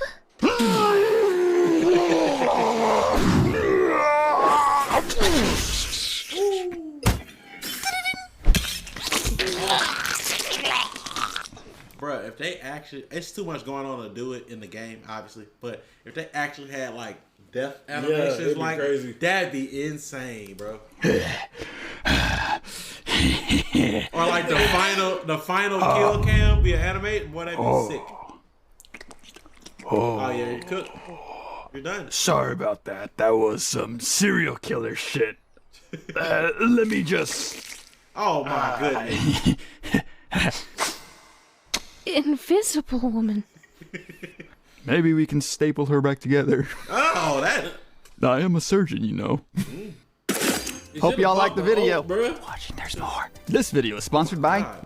Oh my God, the drawing. Oh, the art. Gonzo's gonna make me bust. W video. I think he said there's more. This is also 3. It's 3 minutes. Huh. My fault. Yeah. Links down below. GonzoSSM.com. Hi. I was wondering if you'd like to go on a date with me. Date you? Date you? Man. Sorry, do I look like Snow White? How about you get 6 other friends and go mining? Well, I mean, I do have other friends. Oh, look at you in your tiny little suit. Did you find that in the kids section? Why are you doing I me do like have a this? tailor, actually. The only thing smaller than you is Ant-Man. Okay, I am small, but not that small. I have never seen such a hairy toddler. Where's your mommy? Okay, you don't have to go that far. Aren't you an angry, hairy little man? I kind of want to insult you, but I also kind of want to eat you. Aren't you cute? I mean, you can eat. You come out looking like that. Gobble me up. Type shit. So, is that a yes? You know what? What's up, Tony? You good? I do agree, but You don't want to be gobbled. yeah, type shit. I do. I need you to bring that energy. Right. With that stroke emote. Give us a stroke emote, chat. Show the YouTube the stroke emotes, chat. Come on, chat. I will lead the stream. Huh? Okay, let's just get. We ain't got that much longer, but like. Okay, well let's just. I gotta be on crack because he like, you know. I'm about to slur. Okay. Just play the fucking video. Bro, what's up, bro? We need. Why not? You know, Really? Sure, let's go. down. Sure. Hop on. Hi ho! Some men just get all the luck. You're telling me. He got We are jealous. Wow. Shout out, bro. Yeah, shout out the man playing, bro. Jeez, L. Jean Grey. Not in this video.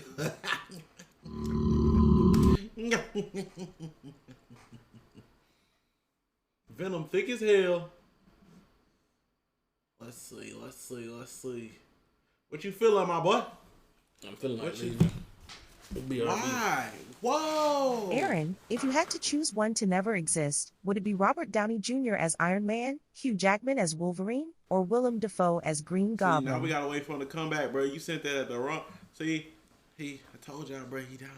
Shut up, bitch! Shit, man, come on, bro. Stop triggering me. What, bro? The mango, bro. That's 14 hours a week. Daily average 8 hours. My God. With the stream up today. You did. Wait, that's 10 This hours. today. Damn. 8 hours on both. Got them bitches running simultaneously? What the fuck? Wait a minute, Domingo. Wait. We gonna check today. If you choose one to never exist, who would Robert Downey Jr.? No. Oh. It's a hard one, ain't it? I probably would do William Dafoe. I'd probably do William Dafoe.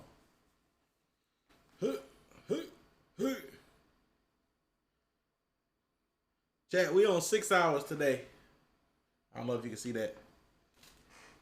We on 6 hours today. I got it. I would show you mine, but I don't know where my phone is. Domingo, you running them simultaneous? He asked you. Domingo. Well, that's for the week. That's not today. No, that's today. That's for today. This was for the week. Or Yeah, you gotta be running them bitches simultaneously. You have your but I thought it was only for your phone. So screen time only shows one device.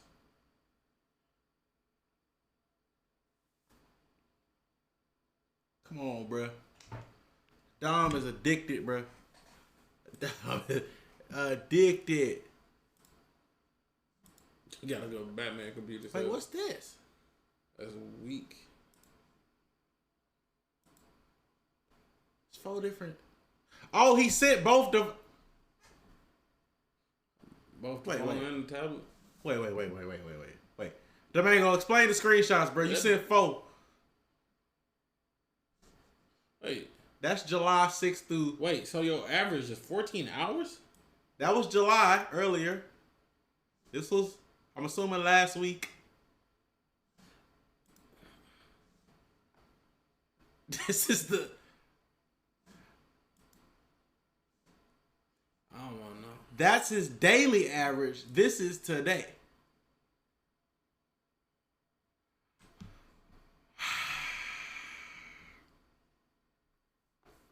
Domingo, missing. You have a problem. Because he got injured. He probably got injured. My week average is 5.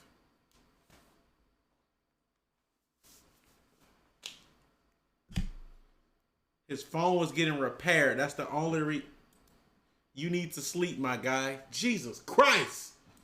What's up, bruh? We talking about Domingo screen time. I love that for you, Domingo. What's up, bruh? Domingo, make sure you watching all our videos and letting the ads play. Yeah, bro. Why you ain't running since you Simon running? Why you ain't running the vids, bro? Come on, man. You need to have all your family devices ready. Go get your cool ass brother phone too, bro. Be chronically helping a brother. That nigga Domingo brother cool. I swear to God. That nigga Domingo brother cool as hell, bro. Every chat I go in from our group, Domingo is there. Yep. Even the people I don't expect them to be. Like Simba, I expect. Yo-Yo. I said little bro. Maybe. I go people chat. I see Domingo. I'm like, why the fuck are you here? That nigga support the homies. Domingo, are you over there because they are friends? Or do you like them niggas? I think he came from somebody else. Oh, the nigga. I think he. Who you came from, Domingo? Who was the first of the group?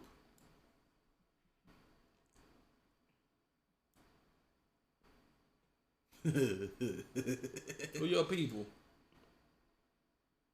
It was us. Oh, so yeah, okay, bet. You ours, Domingo. Domingo be So solid. going over there. Let's do it. What we on to next? Shit. Fuck it. Yo, bro. So Let's get some rage going. Somebody gonna be mad. Domingo came from Mikey's imagination. That's good. To be fair, I found That's Yo-Yo good. out of Simple. All right. I mean, we did too. I found Yo-Yo on my own, but we met him through Simba. We met all of these niggas through Simba, except for True. That's why she the group leader. Yeah. We literally met Simba and True around the same time. We met them in person the same day.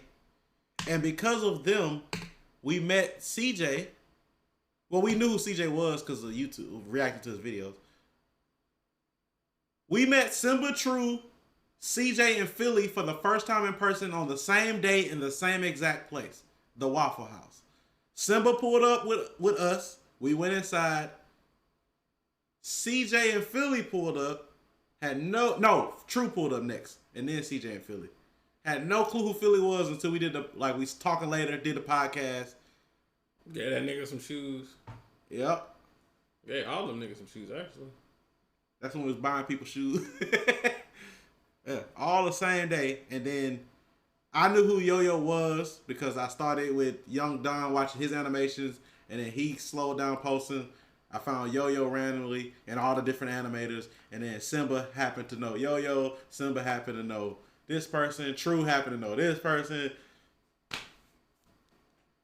Oh. What's good, Dark Bot? What's good, Dark Bot? Mm-hmm. You found Panda first? Wait. How you get to us from Panda? How? Did we even do a video with Panda? I don't think we ever did a video with Panda. How the fuck did that happen?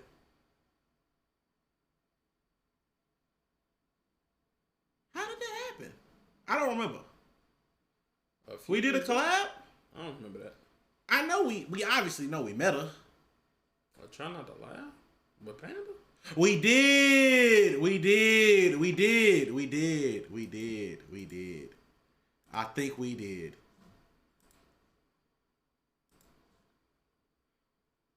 we did.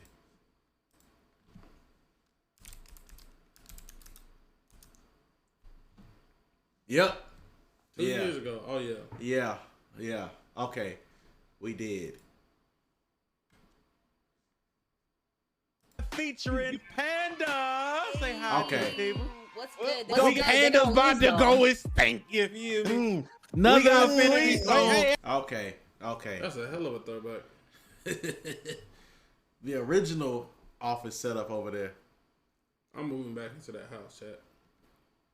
Somebody in there, bro, sold up. I'm gonna go beat them up. Pass by, they sold up, bro. Beat them up, run them out that house. The OG rooms, bro. Bro, it's the same hairline. It's just after a haircut, bro. You can see the spot. What the you know what I'm saying? The left spot right here, bro, and then the right spot right. Same haircut. He just sprayed that bitch up. It's the same shit. Oh yeah, this is when he fucked up your mustache. Oh, yeah, Gillis fuck my. Hey, calm down. We got 3 lives apiece, and whoever loses. Yeah, Gillis fucked up my fucking mustache, bro. Fuck, bro. Fuck, bro. Jeez, bro. It's the same shit. He just sprayed it in. Part of that, don't you understand? It was thin then. It's the same shit with spray. This is not that long ago. This is 2023. In 2020. Come on, Mike. It's 2023.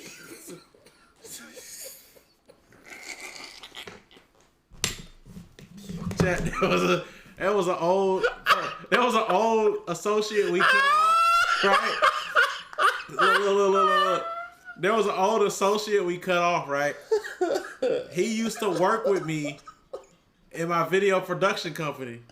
The company was called 2023 Vision, right? It was called that because of the apartment number. It wasn't for the year, it was the apartment number, right? Cut him off in what's that, 2020? 2020. So when 2023 came around, he randomly called me. And I'm like, I think I ignored the call, and he left a voicemail. Come on, Mike, it's 2023, man. I just figured we can reconnect. I told Aaron that, and that's what he referenced it. Come on, Mike, it's 2023, man. Man, fuck you. Oh, Jesus Christ. Oh, okay. So you found us through Panda, you got recommended, and then through us, I'm assuming you found obviously everybody else. Makes sense. And some of y'all joined from the boys collabs, the boys reaction. That makes sense. Well, anything makes sense. Obviously, we got fucking videos with millions of views. All right. Found us at the same time because of Alex Bell. Through Nogla and Terrorizer? I react when they react to us, reacting to them. That's a rare one. That's got to be a rare one. For you to be in stream from finding us through them, that's got to be a rare one. Where did the Internet Mikey channel videos go? Told you, bruh. That's what we was talking about earlier. I don't know if he was in here, Newt. But we was talking about the rebrand, bruh. I privated all the videos, bruh. So when I make whatever I decide on, it's just be that. If you want to vlog, go to City Boys. If you want a main channel type of react, go over there. If you want a live type of react, go over there, man. You know what I'm saying? Type shit. Yeah, we was talking about it earlier. Getting suggestions is the tight beat. Fool stick on his ass. What a tape at? Yeah, a bunch of y'all. I would assume a bunch of y'all was from the boys. Simply because the videos we did with them actually did very well. Especially the first two. Damn! Appreciate the sub. Damon, W-Mans.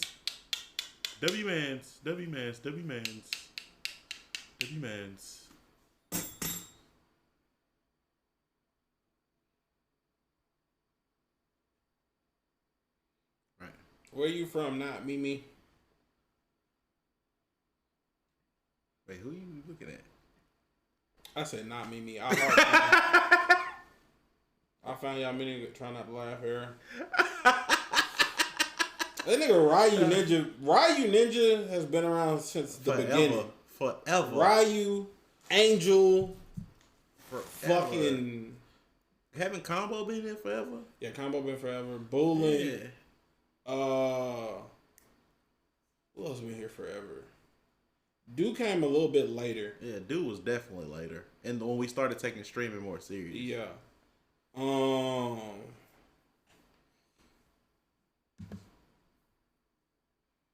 Ace was later. Ace was way later, actually. After Dude. Yeah, after Dude. Who else? I remember Crow. I remember Power Angel was one of our first commenters, actually. Was it Power Angel? No, it was Iron Avenger. Iron Avenger was one of our first commenters on the original channel. Your name used to be Baba Nui. What kind of fucking name is that? Death Shadow came later too. Mm-hmm. Now we not saying obviously they could have been lurking, but as far as Killer been around for a while. Yeah. Bowman been around for a while. Green Fox has been around for a while. Ain't that Whisper? Yeah, I always call him by his Discord name. Jay Fire. We don't need to talk about him.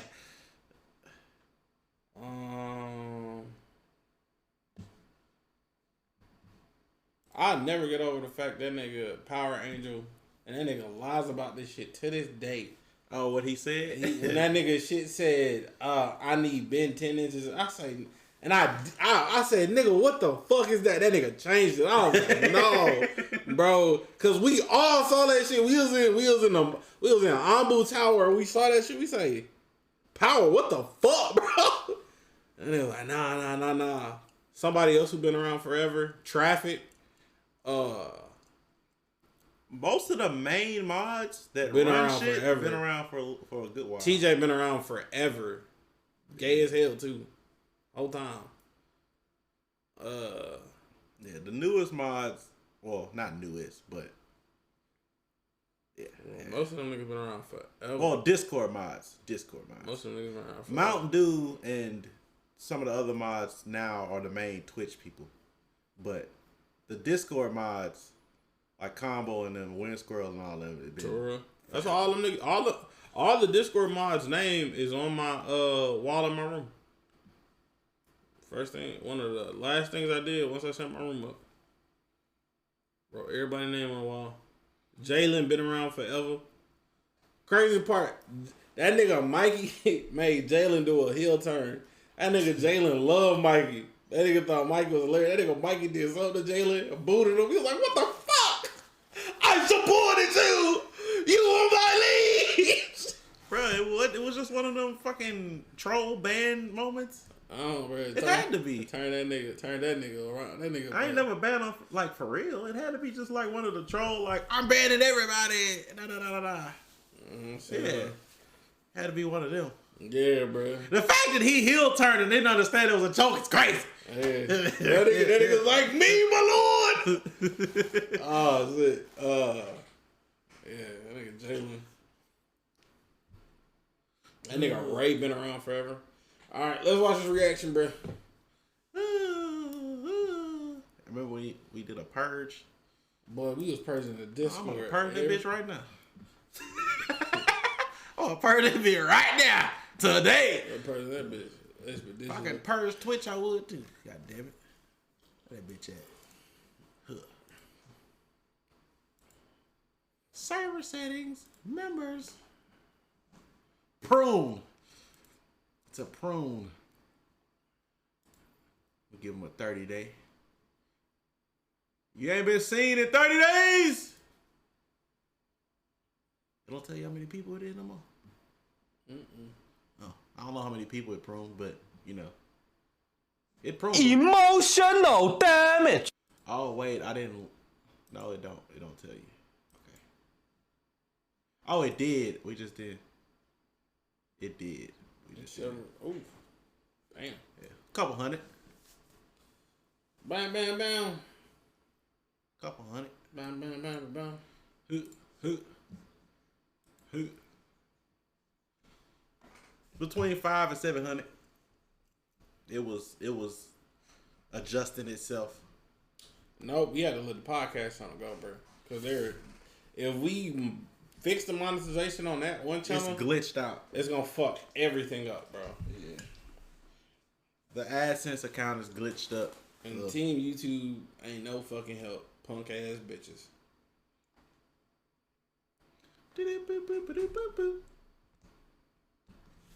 3 signs the anime you're watching is trash. Picture this, all right? You're at work, school, whatever you do. Hopefully, you do something, right? And your mans walks up to you, right? And he's like, yo, bro, have you watched My Sister Turn Into a Baddie Deluxe? Yo, nah, I never heard of that in my life. He's like, yo, bro, you're tripping, bro. The manga was the biggest manga in the world. Outsold One Piece. It's real? What is this? What is this picture? One chapter. Everybody knows about it. And the anime just dropped today. So you hop on your moped, head back home, 30-mile drive, to only be greeted with the worst pair of televised buns you've ever seen in your entire life. Immediately off rip, bro, the animation looks like they had their cousin Ricky whip it up in 20 minutes alone, bro. Looks like they ported the anime through a PlayStation 1 type graphics. You're sitting there trying to analyze the anime, seeing what's going on. It just looks like 2 polygons boxing each other. The plot and storyline are hitting the speed bag on your frontal lobe. Studies show that 1 in 5 real niggas have experienced this, have accidentally watched a show that was horrible against their will. When I heard this news, I knew I had to. Nah. Watching something against your will is you never. If the gun wasn't to your dome, it's not against your will. And I seen Joe Bart say this on TikTok. If you gotta get past a whole season or anything more than that till it gets good, it's trash. You got a 3 to 5 episode minimum. Yeah. Or an episode or 2, I get it. You had to work out the, you know what I'm saying, get into it. It's about 3 to 5 because the beginning of the show, usually the first episode is always 2 episodes. Yeah. So it's 3 to 5 to get in the show for real. If it's ass, about a 5th episode. It's not going to get better. Getting through a whole season to say and then calling it peak is crazy. Fly over here and give y'all the real spill, bro. He ain't just no normal nigga. He's super nigga. He like a black ass Batman, if you will. The first sign, bro, is a whiny ass protagonist. What the hell? It should have been me. Whoa, calm down, Jamal. Don't pull out the 9. Is that what's that? Win something. Windbreaker? Is that Windbreaker? Was that Windbreaker? Or Buddy just ripped his shirt open? 20 minutes of hearing any whiny ass protagonist complain will have you spazzing out like Benson immediately, bro. Shut up.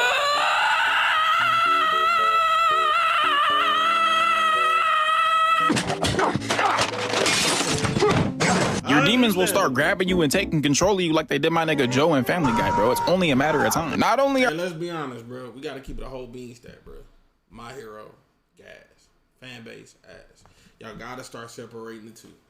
My Hero is actually good, bro. You just hate the niggas that love the show. Let's be honest. What fan base is actually good?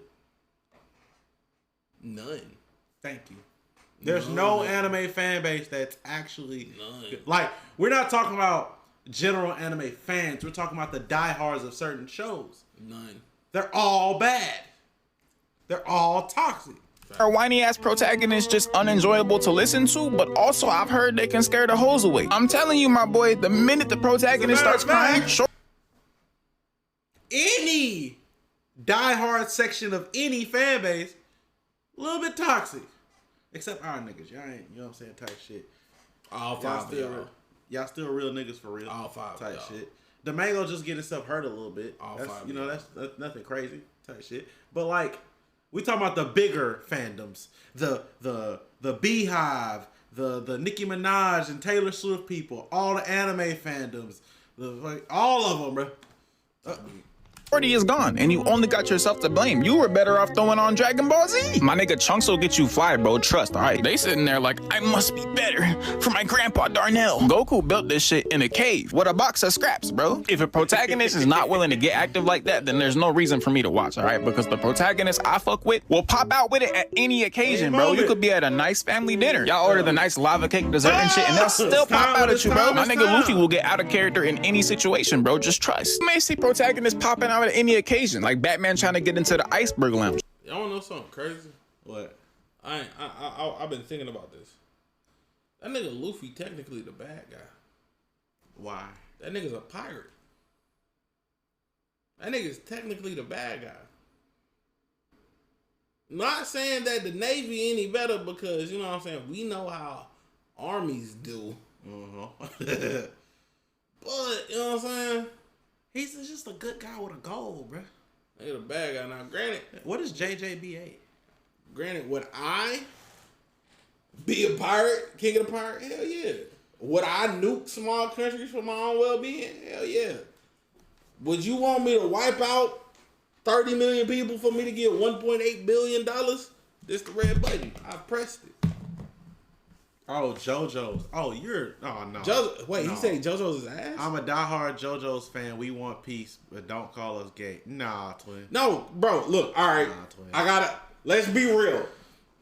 That same. That's the back shot. I'm gonna be so for real, and y'all know it was 2 years ago. Y'all finally talked me into JoJo's. It was Woo. It was Woo and somebody else in chat like, bro, you tripping? JoJo's is good. Watch JoJo's. JoJo's is gas. But you gotta. JoJo's also gay as hell. The author's gay.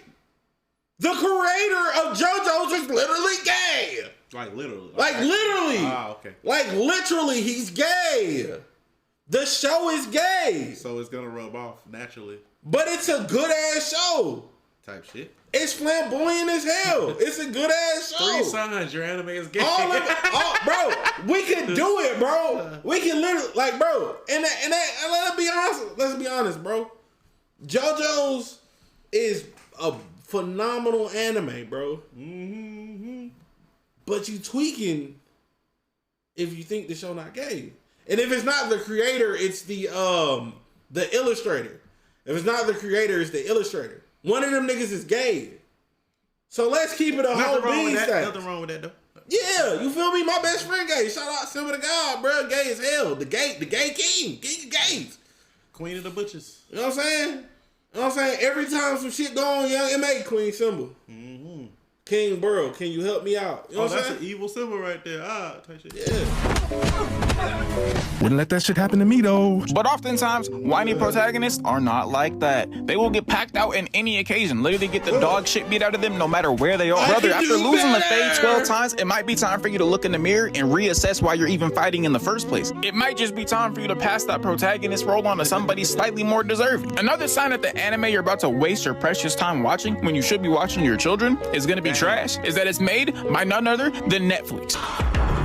You tweaking. You're Netflix tweaking. got some good. You're tweaking. Netflix got some. Let's not. You're tweaking. Castlevania. Yeah, Castlevania. Also, we can remove Castlevania out of it, right? Mm-hmm. If we remove Castlevania out of it, we can even remove Dan to Dan, right? Netflix got some bangers. Netflix got some straight bangers. The anime team at Netflix is not bad. It's not bad. Not bad at all. You tweaking. I want you to imagine the pain, right? You check Twitter or X, whatever you want to call it, and you see a tweet, and it's like, yo, everybody, my uncle becomes a BBL surgeon. It's getting adapted into an anime. It's up. The manga was fantastic, beautiful. Actually, it was the best thing I've ever experienced in my entire life. But then you scroll down on the tweet, adapted by Netflix. Then you got to think about it. What is it? Scissor 7. Gas. I have not watched Scissor 7, but I've been seeing the clips. And one of y'all niggas has been spamming me to watch this bitch. I'm gonna make some time to watch it once I finish Stone Ocean. That whole look hard, hilarious. Cyberpunk. Come on, bro. What are we talking about? You using one of the... Now Now, Netflix has definitely had their fair share of bangers, but it doesn't matter, bro, because if Netflix is good at one thing, it's fumbling the bag completely. If we're going to use your logic, twin, everybody does. If we're going to use Crunchyroll. Yeah, everybody does. Not even Crunchyroll. Who fucking did Reborn as Another King, some shit? All the manhwa animes before fucking Solo Leveling. Let's not forget how Tower of God has just been dog shit. Animated like complete dog shit. I knew the rage bait was coming. What are we talking about? What are we talking about, bruh? I knew the rage bait. All the Netflix is a terrible example. Netflix is a terrible because the Gundam that Netflix dropped, fire. Come on, bro. Come on, bro. You over here looking at the Netflix self-insert character Brianita, like how was she in the manga? They put her in that bitch last second and her power is narration. And you over here scratching your head over the soundtrack, you investigate and find out it's just Metro Boomin type beats. You watching the protagonist fight a battle, all the when an anime opening got a smidgen of hip hop in it, just a smidgen, just a little bit to go, wait a minute, what the fuck is going on? Also, speaking of, that's why JoJo's, like, we gotta keep it a bean state. You know what they intro song? They outro. It's the outro. Being, what was it? Not Casey and JoJo. Was it Jodeci? It's one of them R&B joints. Yeah, forever a banger. And Batman and the Ninja Turtles Freaking pop up. you. You like, nah, that wasn't in the chapter. Like, I knew I was tripping when Netflix Attack on Titan had Reiner and Aaron shooting dice with Freddy Fazbear. I was like, nah, bro. I heard they arrest you in Texas and make you watch Netflix Naruto. Come on, bro. Type shit. Netflix sent Agent 47 himself to personally ice me. And you'll know Netflix got me if you see a video pop up on my channel called 10 Reasons to Watch 7 Deadly Sins. I think it's time to watch the party die. The shit that got too wicked to apologize. The fact that he really made that meme is beyond all our let's be honest, bro. 7 Deadly Sins is the prime example of every company when they get a little bit too much money. I can cut corners. Cutting corners. Because that first season started perfectly. But because of that first season, there was a surge on Netflix. Netflix did what Disney doing now. Oh, I can just put anything out. You can't. They liked it because it was good. You idiots. The big prime example. Are we forgetting One Punch? One Punch Man season 2 didn't happen. Season 2 One Punch Man, that don't. And that was not Netflix. We ain't count that? Oh, okay. I'm saying. Biggest flag that the show you're watching is complete actual garbage is the writing, bro. And look, animes go through changes, okay? Compare Dragon Ball in the first couple episodes to where it's at right now, right? Naruto went from a show about doing jutsus and being ninjas to being in space alien deities that can shoot Dragon Ball blasts and shit. And every anime does change, but maybe not to the point where we don't even like know what show we're watching anymore. You know what I'm saying? Like when a show got that fairy tale type storytelling, I gotta pack my bags and leave, bro. Whoa, Leo. Whoa, but he gonna have to blur that. And the one in the beginning, because I think Luffy didn't. I watched both Michiko and Hachan and. Nah, what was that joint with the orphans? Promise Neverland. Promise Neverland. Season 1, peak. Gas. I was like, oh my god, I never thought I'd watch one like this. Season 2. Yeah. And then the worst part about season 2, bro. They cut out all the stuff that made the second season make sense.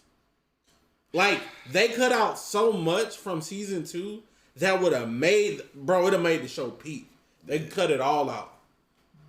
I low-key wish they would have we're getting out, plot twist, you still here, spent another season at the orphanage. And also, it kept you on the air. It's like, they're gonna get out. You want to know what they cut, why they cut, or what they cut? It was because they had kids holding guns, kids using guns. Why would you adapt a show you know something like that gonna be in? The fuck? No. Like 7 deadly sins as forced pacing make you want to super glue your eyelids closed and duct tape your ears. Nah, that's some freaky shit. I'm not gonna lie, that's some freaky shit. Matter of fact, I think I hear Diddy outside my window right now. Honestly, the fourth and final sign that a show is gonna be bad, speaking of Diddy, is when the story starts to get into like harem territory. Harem's going nuts in the anime community, huh? And like the main character just got mad hoes, and you might say, Chico, you're just player hating because you hate to see niggas have hoes. Yeah. Bro, all y'all sound the same. Yeah. They all sound like a version of. They all sound the same. They sound like Soul Illuminati. They sound like Soul Illuminati drinking Sprite. It's like all their voices. They're Soul Illuminati clones. This is crazy. Yeah. Like they don't literally sound like Soul. They kind of talk like Soul. They have his cadence. They have his talking cadence. They have his cadence, but their voice is the same. Sound literally sounds the same. I'm talking sound about like Rage before he went commentary channels. Sound like Rage before he put on his face cam. Us normal simpletons gotta work a 9 to 5 while he's passing around 5 to 9 bitches. It can't be this easy. These harem main characters actually generate more hoes than a rave set up right next to a university, bro. It's actually crazy. Watching a harem anime is like watching your best friend become a celebrity and pull all the hoes, and none of them want your ugly ass. You gotta sit in the corner like this. Nah, bro, I don't even want hoes. I'm the crash out friend. Face ass. Like these niggas will pull witch hoes, werewolf hoes, vampire hoes, hoe hoes, MILF hoes. Bro, this nigga's have you seen his movie? Nah, but I seen he faked like he got fucked by a gorilla in front that of people. clip, yeah. And they didn't know it was real. Yeah, they thought he was really getting piped by a gorilla, bro. And nigga, bro. Auntie put that movie on for me, right? It's a prank movie. It's like Borat.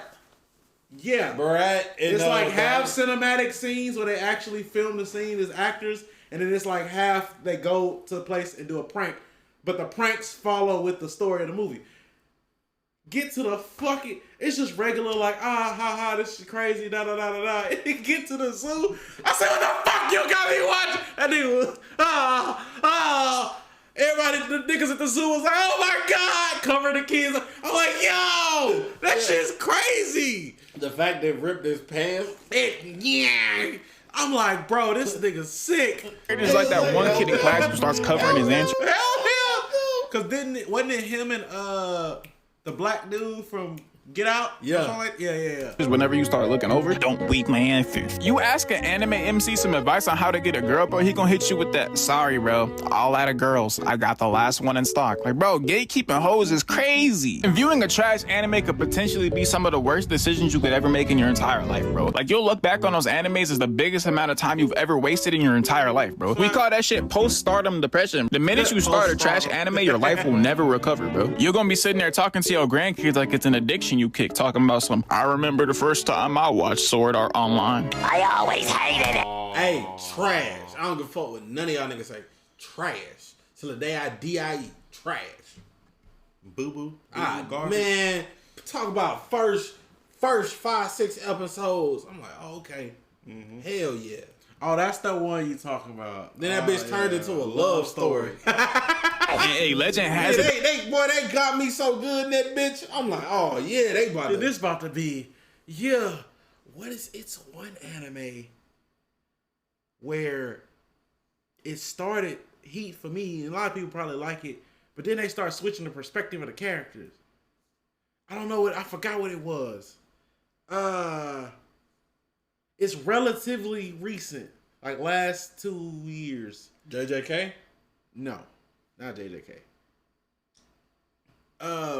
It was like they was following one story, and I guess the people in the village, city, whatever you want to call it, they was like, I don't know how to explain it. Remember what the character looked like? I really don't, because I got pissed. It's like they was, okay, this might help.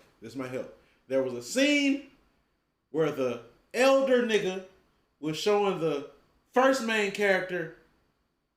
They would take him out to like outside the city and show him the moon. They didn't believe in astrology. They was the rulers was teaching them to believe in that astrology wasn't real and the stars and shit wasn't Like they couldn't believe in science. Basically, that was the plot. Yeah, you saw. Y'all know what I'm talking about. They couldn't believe it. They wasn't allowed to believe in science, and they was killing the niggas. That was like, the truth is, this is the truth. No, it's not Dr. Stone. No, it's not Dr. Stone.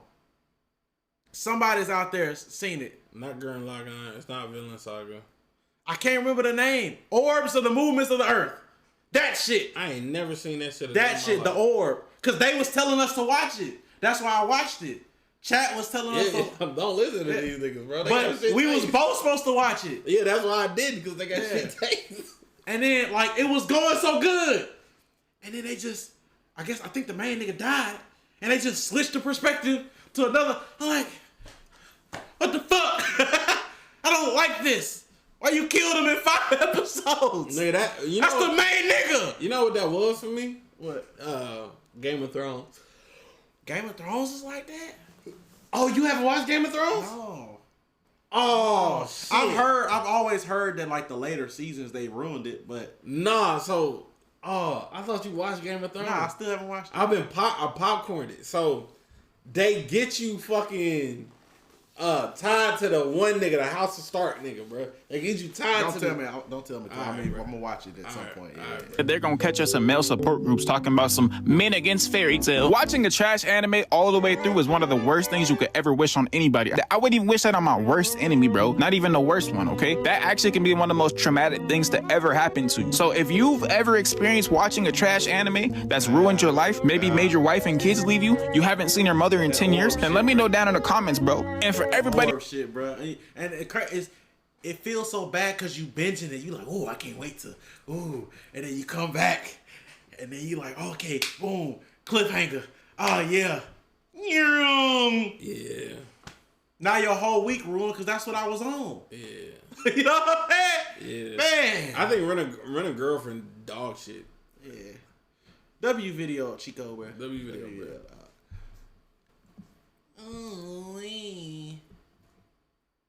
People hate quintessential quintuplets. That sounds like something I hate. That sounds like ass. I'm like a slice of life. That man.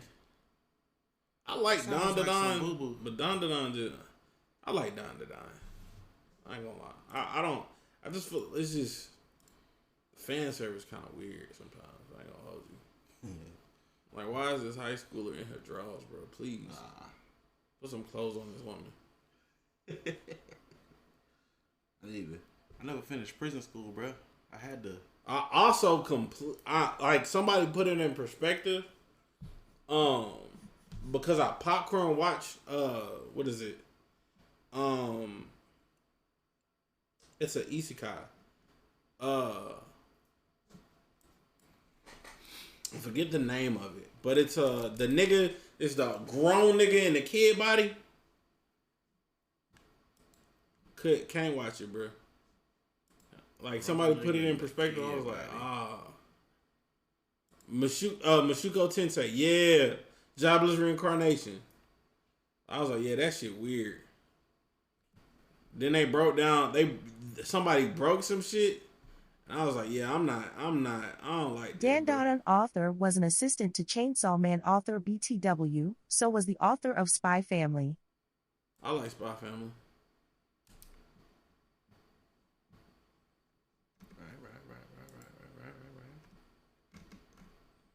We on. Oh, this nigga. Oh, you watching it? Okay. On chat. I think we got. Well, I ain't gonna say that.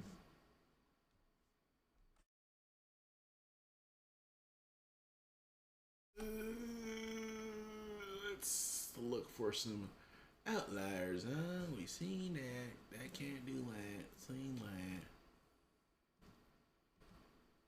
Might have to steal that. I've been watching some shit about a nigga that turned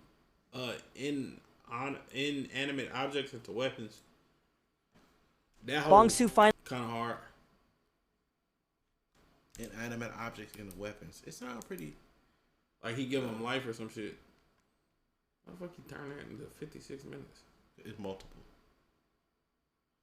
Oh, is that included in there? Oh, I think.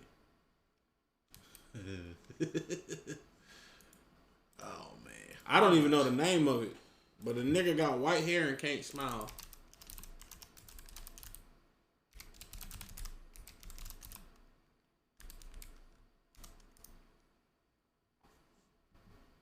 Ah, that's the whole. That's them. That's them. Oh, chat is about to get weird. It's about to get weird. Okay, watch that shit. I fucking hate Inuyasha, bro. I also feel like if you love Inuyasha, you're a toxic individual. Whoa, why you attacking him? Bro. Every person who I've ever met that liked Inuyasha has been toxic. I mean, yeah, dude that fell from the spear, that whole hard. What the fuck? Inuyasha is good. No, it's not. You're toxic. Gundam Blood Brothers. Iron-Blooded Orphans? You mean Iron-Blooded Orphans? Iron-Blooded Orphans was peak. Remember that shit. That's a classic. Nah, I'm not talking about that.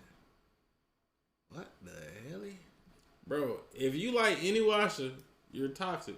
The entire show is about a love triangle. The entire show is about a love triangle. Whole thing. Whole thing. My Hero is not bad. I like My Hero. Is Deku whiny? Yeah. Very much so. But he was bullied. He's a kid that got bullied, bro. Is it really that bad that I am able to watch Mushoku Tensei thinking that nothing is wrong? Yeah. Yeah, a little bit, really is, twin. I do like Fire Force. I feel like it drag a little bit, though. It drag a lot of bit, actually. I ain't gonna hold you.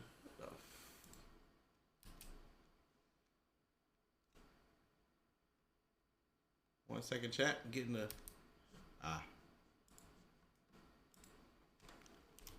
Hunter x Hunter drags.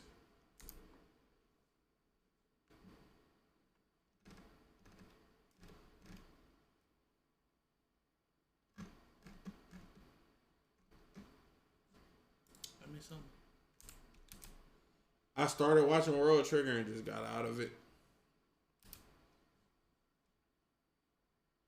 A lot of shows I watch, but I don't finish. Especially if a following season takes too long, I never get back into it. I watched the first season of Kaiju number 8. I'm waiting for this one to finish. What the favorite genre? Shonen, Mecha, Isekai, top 3. To Your Eternity will... Hey, look, dude, let me tell you something about me. I am not a sad watcher. So you will not catch me watching To Your Eternity. You're not about to make me sad as shit off a show. That's why I won't watch Fearing. Fearing, sad as shit, bro. No matter how you slice it. Fearing is fucking sad. Or Freerin, however you pronounce it. Full Metal was good. Agami Got Killed is a wholesome anime. Ought to time you out. Damn, it should ban you. Damn, it's like that, bro. Bro, that whole ass. It's like that, no, bro. BRB. BRB, bro, I dry scoop. That shit ain't do nothing. I'm still tired.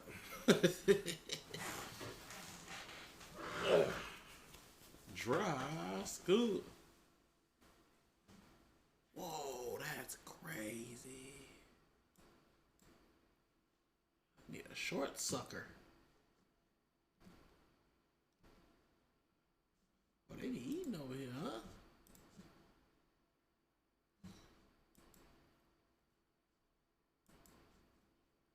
Let's see. Let's see here. We're just gonna go here. Boom. Boom. Boom. Pick a short one. And that is... How short is that one? Oh, they got 6-minute joints.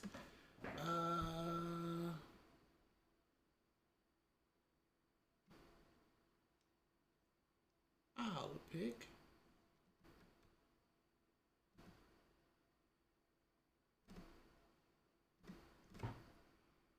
Looking for the video. Oh, I seen that movie. Damn.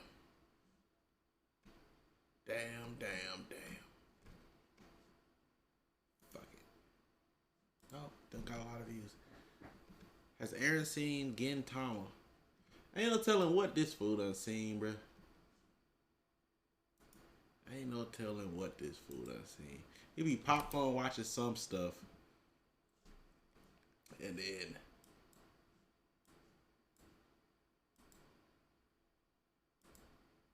oh no, I need to pick something weird. Oh yeah, we can start there.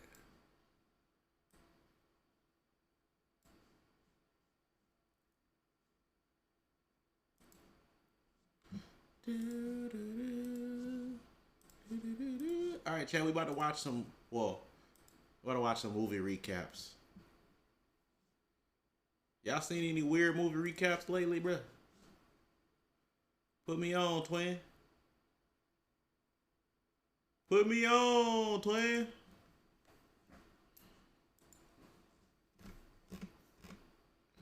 Me on to the weird shit, bruh.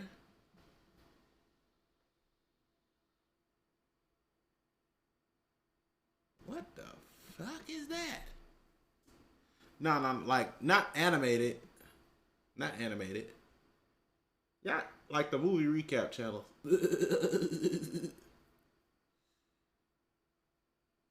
Mikey would love to watch Reincarnated as a Condom. What the? You want to see one so stupid? I do. Why when I go in my room, Tropic Thunder playing? I was like, damn, this really was a good movie. And the winner goes to yes. Wait, Domingo, what was you talking about? You said you want to see one so stupid. Thought that was a question.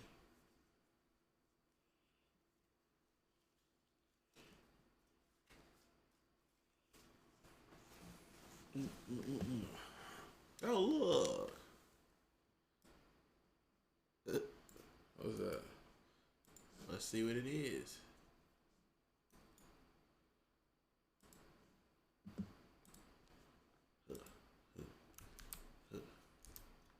Let's see one about the students end up trapped in a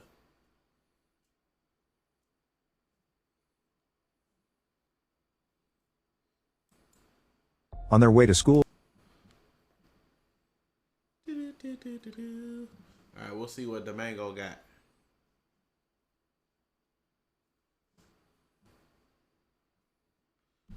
We'll see what Domingo. You haven't even started up Elden Ring today. Oh, he about to. I don't know. I already beat the boss. Huh? You already. Short. What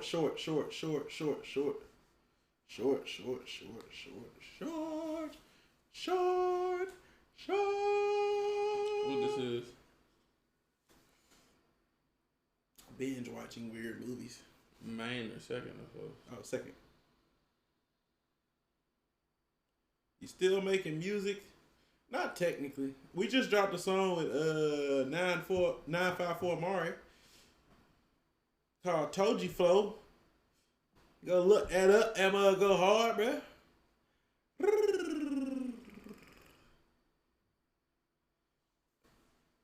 This is what's the name? What's the name of it, Domingo? Oh, you can't paste in the chat. Or just paste it in Discord real quick. Where can we listen to all the music? Spotify, Apple Music, Internetcity, on Spotify, Apple Music, and or YouTube.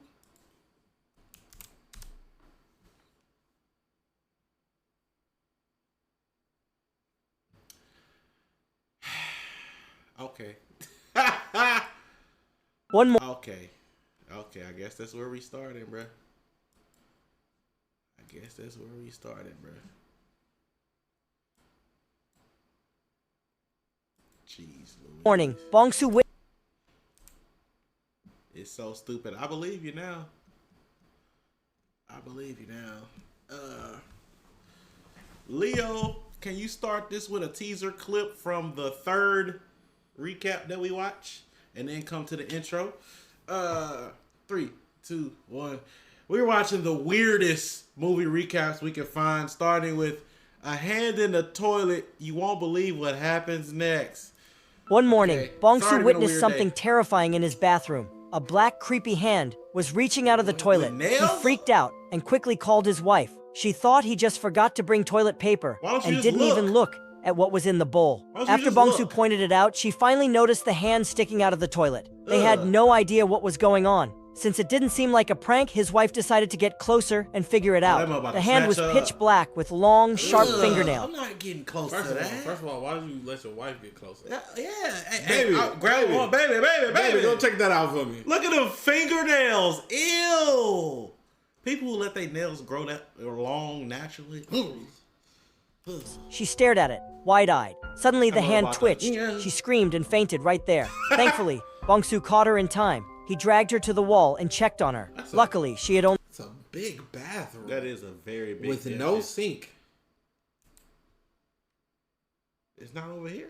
Maybe it's over Thankfully, there. Bong-soo caught her in That's still a time. big He dragged her bathroom. to the wall and checked on her. Luckily, Yeah, she had big only passed emptiness. out. Bong-soo quickly called the police and explained what had happened. Just as he hung up, the doorbell rang. He got up to answer it while his wife accidentally leave her in slid to there? the floor. It was the building security guard. He had been contacted by the police and came early to check the place. Bong-soo led him to the bathroom. The guard was shocked when he saw the toilet. He immediately checked on the woman on the floor. Bong-soo told him Get she her fainted out of from there. seeing the hand. The guard took another look at the toilet and got even more freaked out. But then something changed. He suddenly thought he was being tricked. He grabbed the toilet. What you gonna do with? You know how that better? You a security guard? Bro, first of all, why would I trick you? I'm calling you for help for a reason. Granted, she is out cold. Yeah. I think he tried to get me to. Yeah. What you gonna do with the plunger, twin? The plunger? Bro, where's the Plunger sink? off the floor, thinking Bong-soo was the attacker. Bong-soo tried to explain everything, but the guard didn't believe him. Right then, the doorbell rang again. As Bong-soo went to answer it, he told the guard not to touch anything, but the guard couldn't help himself. He moved closer to the toilet. Just then, the 911 crew arrived. They asked what kind of emergency it was. Bong-soo told them, "There's a hand in my toilet." They looked skeptical, but followed him to check it out. As soon as they reached the bathroom, they noticed something strange. The security guard was now lying on the floor. The crew quickly restrained Bong-soo, assuming he was the killer. Okay, ain't no paramedics arresting me, bro. Well, I think that's like the team, like the police. Bro. That's supposed to be the police. First of I all, thought they said the police team. I thought he said like a paramedic team when they came to the door. I don't know why I thought he said something else. Why he so nonchalant though? Himself. He moved closer to the toilet. Just then, the 911 crew arrived. said They asked what 911 kind of emergency it was. Bong-soo told them, Why that bitch said 1919? Oh, did they flip it? Yeah, it's I probably think they flipped. flipped it. "There's a hand in my toilet." Is that flipped? One crew arrived. They asked what kind Nah. No, his shirt is right. It's not. That bitch just say 119. Maybe that's what it is over there, bro.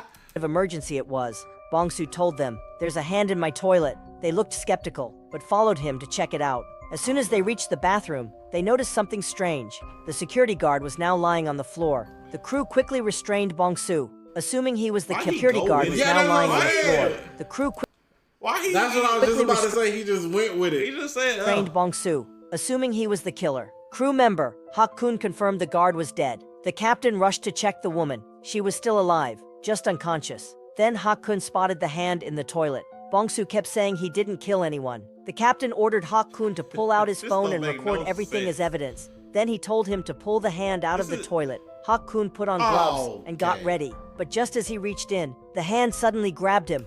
Look at that bitch. That bitch. Is that a zombie? Ah! First of all, that mother gotta be in there like this. That mother gotta be in there like this, bro. That's Deku on my TUs on his punches.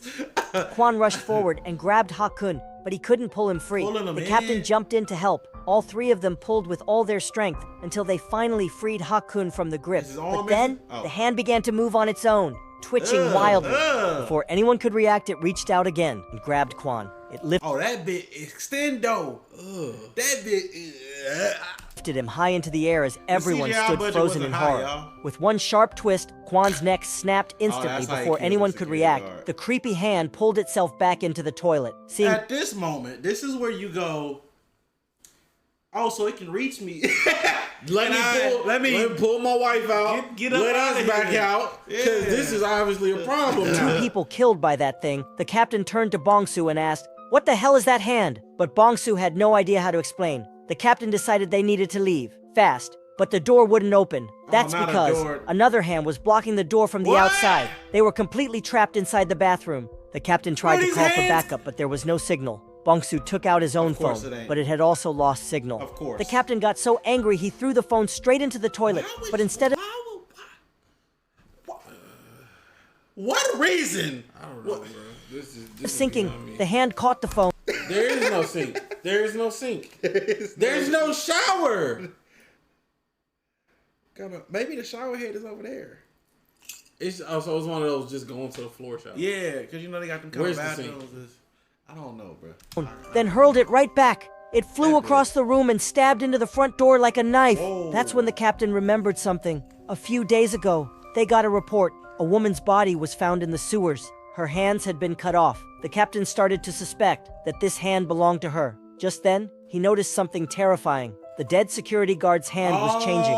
It had become another black hand, and it twitched. The captain froze in shock. Meanwhile, Hakkun wasn't doing so well either. He coughed up a mouthful of blood. His eyes rolled back, and he collapsed. No matter how... If it touch you? Yeah. That means he gonna change too because it coughed that blood up on him.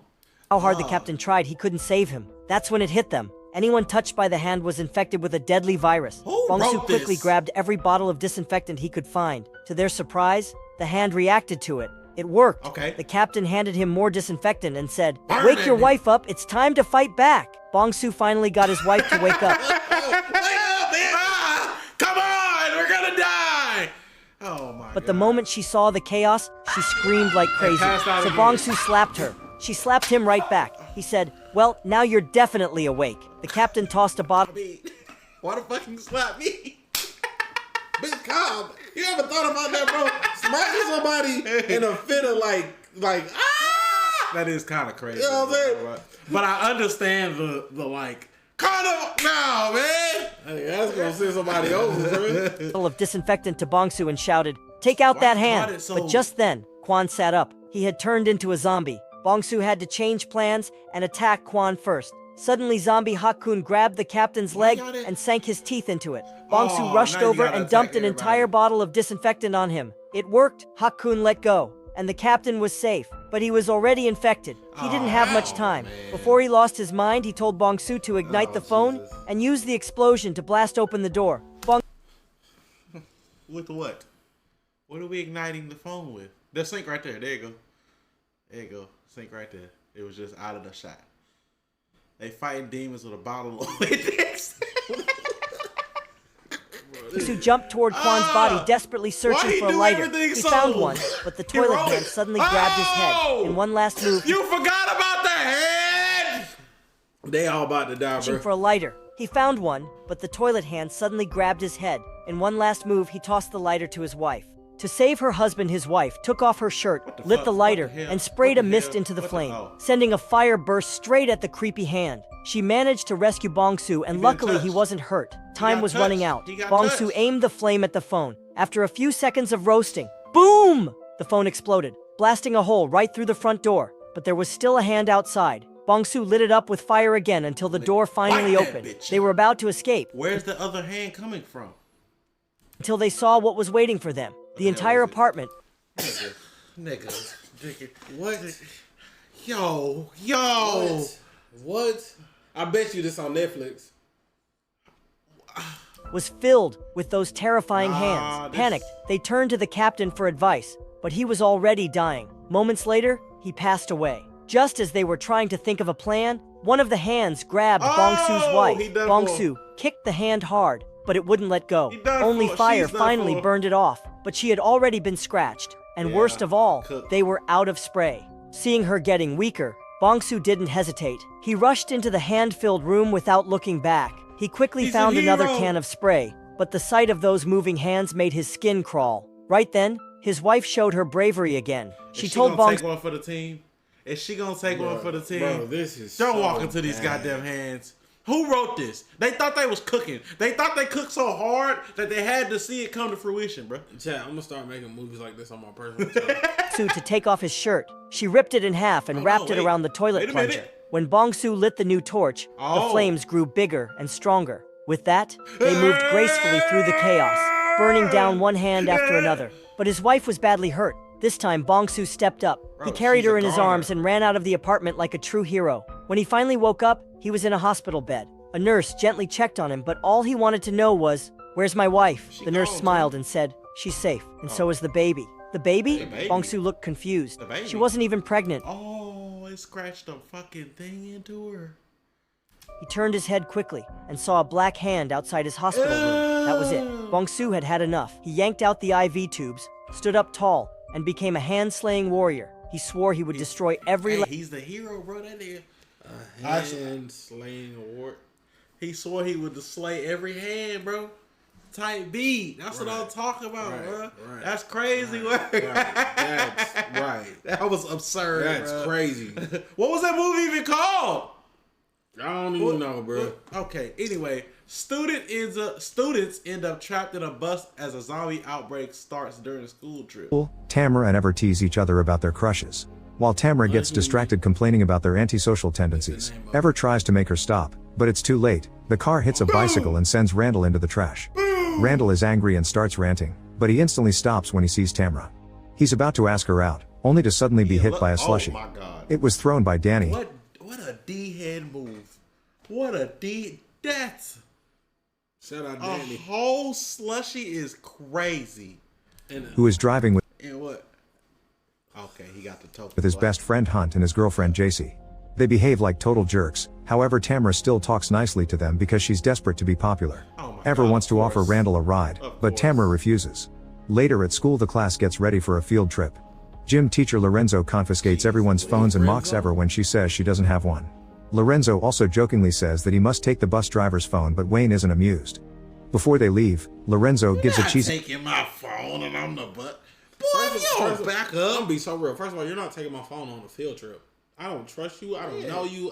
Facts. I need to be able to contact my mama. Yeah, what are we talking about? His speech about getting to connect with real nature. After driving for a few hours, Lorenzo realizes that Wayne has taken the wrong road. An argument ensues and Wayne gets distracted, so he isn't looking ahead.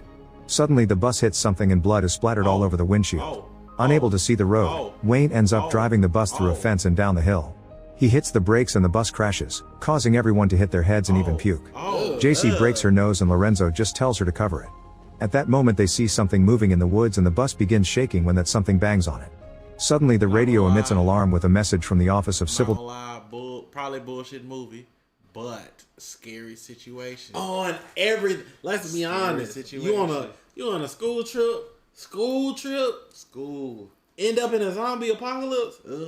That's Where's your parents? That's real scary. Yeah. That's real fear. Defense, telling all citizens to evacuate to the nearest shelter because they're under a chemical attack.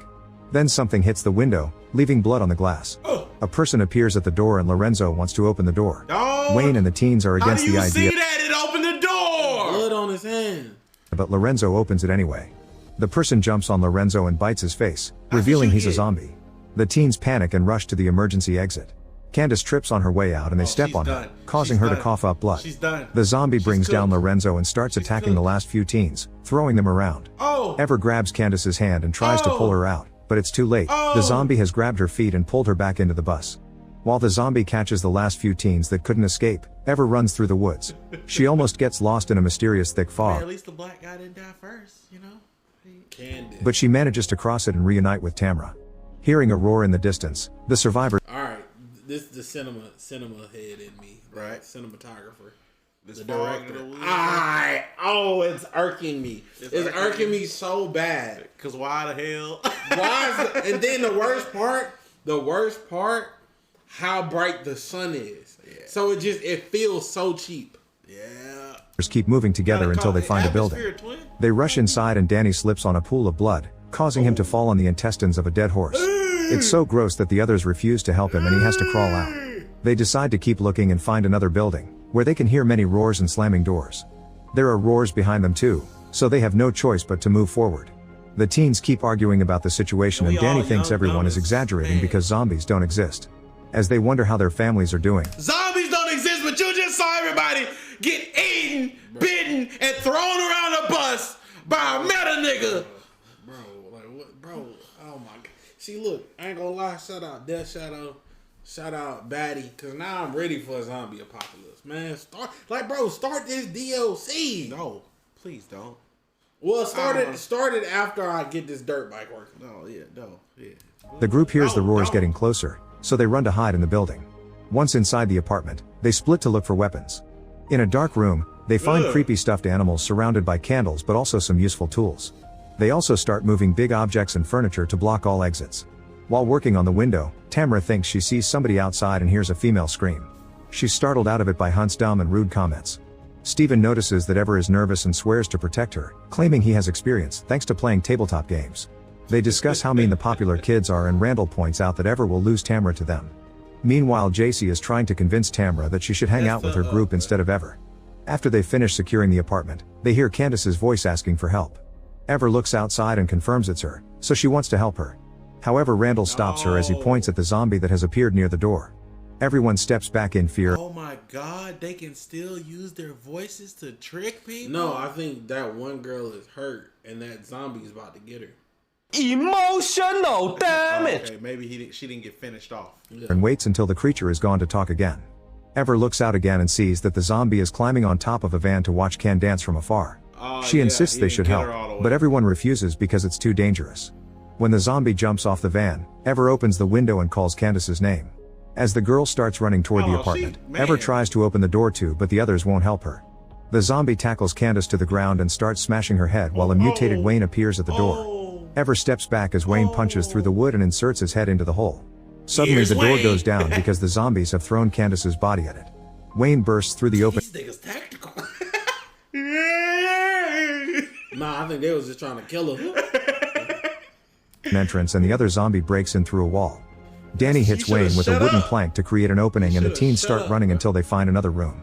They struggle to close the door because Wayne keeps pushing on the other side, but thankfully they manage to lock it in the end. When they turn on the lights, they discover graffiti on the walls and glowing sticks on the floor, which indicates that a rave happened here. You know what? I'm switching my moral code, bro. Type shit. You wanna be Miss Save-A-Ho and go alert the save zombies. Save them by yourself. I know you main character, but you need to die. You done with him. Look, let me explain something. Get her out of here. Now that I think about it retrospectively, I didn't tell y'all this. I had a whole zombie movie dream like 2 weeks ago. Oh my god. It was a good one too. I ain't gonna tell y'all the details. JC steps back and screams when she bumps into something, but the thing behind the curtain is just their classmate Ryan. He explains he saw the monsters attack the other teens, who started to act differently. This implies they were infected, but Danny still refuses to believe zombies are real. Suddenly the first zombie opens the back door, revealing he's brought more of his kind. The teens move toward the entrance, but Wayne and more creatures are there. They desperately I'm sorry. How don't you believe they exist when they right there? 2 incidences. What are you talking about? Shut up! Kill him! It's the dude in the white shirt. Start moving all the curtains, looking for another exit. As the zombies slowly come closer, the teens notice a hole in the wall and Randall punches the plank covering it until it falls. Hunt is stuck behind another curtain punching the zombies while begging his best friend for help. When the creatures surround him and grab him, Danny rushes to help him. He fights as many zombies as he can, but sadly Hunt is dragged away by the horde and Danny has to run. Meanwhile, Ryan is trying to take Danny. Mr. Zombies don't exist. And he gonna say it again after this stupid stuff. Cross the hole, but his body is too big and he's starting to bleed. Ever pushes him with all her strength and Ryan falls through, his wound getting worse in the process. She also falls into the hole and a zombie tries to jump on her. However, Danny returns and pulls the monster back, throwing him away before rejoining the group. Randall covers the hole again and everyone continues to run. In the next room, they find tons of creepy mannequins and clown dolls. Danny has a breakdown over losing Hunt and blames Ever for revealing their presence to the zombies. At that moment he notices that the mannequins look like them and concludes they've been specifically chosen for the attack. Wait a minute. Ever is disturbed to see that her mannequin says nothing on its face. Suddenly Wayne bursts through the dolls and the teens dodge him after seeing his reflection in the mirror. The boys fail to tackle him and Wayne spreads blood on Tamara's arm before Randall hits him on the head to bring him down. The gray mannequins are the ones that turn into zombies. Randall doesn't stop though, he just keeps furiously hitting Wayne's head until he isn't moving. Ryan and Tamara call him amazing and she even hugs him. Ever looks at the things that fell from Wayne's pocket and points out that he consumed lots of illegal substances before taking his lighter. Suddenly Danny starts coughing and says he feels cold. Randall wonders if he was hurt, so Danny lifts his t-shirt and reveals that a zombie injected him with something during the fight. After taking the jacket from his mannequin, he announces he'll save Hunt. As Danny takes the stairs, he starts feeling dizzy and he has to crawl to the next floor. The others follow him and You see what I'm saying? Yeah. You see how his is maybe it's blood. During the fight. After taking the jacket from his mannequin, he announces he'll save Hunt. As Danny takes the stairs, he starts feeling dizzy and he has to crawl to the next floor. The others follow him and Ryan asks him if he wants water, but calls him Daniel instead of Danny. This triggers Danny's anger issues and he starts insulting Ryan as he pushes him against the wall. He only lets go when he ever yells at him. Then Danny starts ranting, saying he lost it all and had to change everything about himself to stop feeling disgusted by his own persona. Suddenly Wayne bursts through the door and everyone moves out of the way, so he ends up tackling Danny and they both fall through the window. The group looks out and Take Ever next. I thought he whacked Wayne on the head till he stopped moving. Me too. And I thought he went upstairs. What? But that spear. Notices the unconscious bodies on the ground, so they think they're dead. JC cries while Ryan explains that Danny wasn't a jerk when they were younger. At that moment Danny's body starts twisting until he stands and runs away. They hear the roaring in the distance and now that Danny is gone, Randall hugs JC as he promises to save her. Why do we think that nigga just want to hold? He want He just want to hold. I'll say you. I promise I'll say you. You know I'm gonna say you too. And your friend coming? Yeah, I got both for y'all. Anything for you, bruh. He thinks the forest is too dangerous and they should barricade themselves in the building. However, Ever points out that they have no food or water and nobody will find them there, so they should go out to get help. Her idea is to lure all the zombies to one side of the building and escape through the opposite side. Hopefully they can find the bus and their phones. When Randall tries to protest, Ever points out she doesn't need his permission. Next Ever grabs a bunch of paint cans and ties them together. Using Wayne's lighter, she lights them on fire and throws them at the van outside. This gets the attention of the zombies, who start to surround the flames. Ever leaves the group and Tamara tries to stop her, but Ever calls her out because she's been ignoring her in favor of the popular kids instead of supporting her. Ever keeps moving and Steven. Now is not the time. Yeah, bro, the world, bro, shut up. Now is not the time, bro. These high school ad drama is not the time. And she about to die, bro. Her friend about to die. Decides to come with her. The duo moves the barricade and makes it outside. They quickly reach the bus and enter through the back door. Ever can't help but scream when an arm appears on a seat, but it's just Lorenzo's body. Then she finds the teacher's bag and is devastated to discover that all the phones were broken during the attack. Ever cries as she realizes her plan was pointless and admits she feels like a failure in life. Steven admits he has insecurities too and they bond. When they're about to kiss, Ever notices that the bus radio is beeping. Why are we sitting here? Close the door. Talking about our feelings in the bus open. Close the back door. Push that nigga body out. Both doors. Push that nigga body out.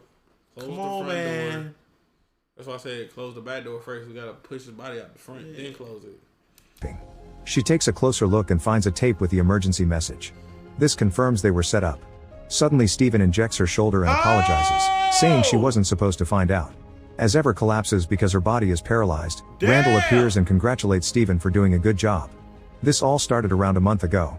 Randall approached Steven with a plan. He wanted to scare the popular kids for being jerks and save the girls to get them to notice them. Steven agreed to help and the duo went to the abandoned building to work together. Steven! Wow, Steven! Talk about a twist. While decorating all the rooms to make them creepy, Randall revealed that a dealer called Chip would be helping them too. In the present, Randall is yelling at Chip, who turns out to be the zombie that killed Lorenzo. He was only supposed to knock him out, so Randall is furious. When Chip takes off his mask, Ever hallucinates Lorenzo telling her that he looks familiar and she remembers seeing Chip near the bus at school. The flashback continues, showing that Wayne was also part of the plan. He was one of Chip's clients and joined the group because Lorenzo had been harassing him since they were young. Oh my God! Hey, hold up! Stupid movie, great twist. This is fire twist. Let's be honest. Didn't see that coming. Did not. So are them niggas really dead though? Like some of them are. Yeah. Some of them fucking dead. Because he wasn't supposed to kill Lorenzo. He was supposed to knock him out. Accident on the road was caused by Chip throwing a balloon at the bus. All the zombies were their classmates from the bus, who were injected by Chip with a powerful green substance that made people slow, dumb, and agreeable. It was Wayne who destroyed. What the They're drugged. They're drugged, not zombies. That's why he got in. Yeah. Dude got injected. Oh, so they really might have. He almost took him out with that fall. When he speared him through the window, destroyed the phones on purpose. In the bus, the three boys keep arguing and Steven is angry because Chip had promised that the green substance wouldn't hurt them. Chip insists it's true and that nobody will remember anything when they wake up. Hearing this argument makes Ever realize that the zombie that attacked her earlier was actually asking her for help. Then Chip reveals that all their injected victims are in a cage, so it's time to finish this. He goes on a rant about all the jerks that harassed him in school and how they must stop them to break the cycle.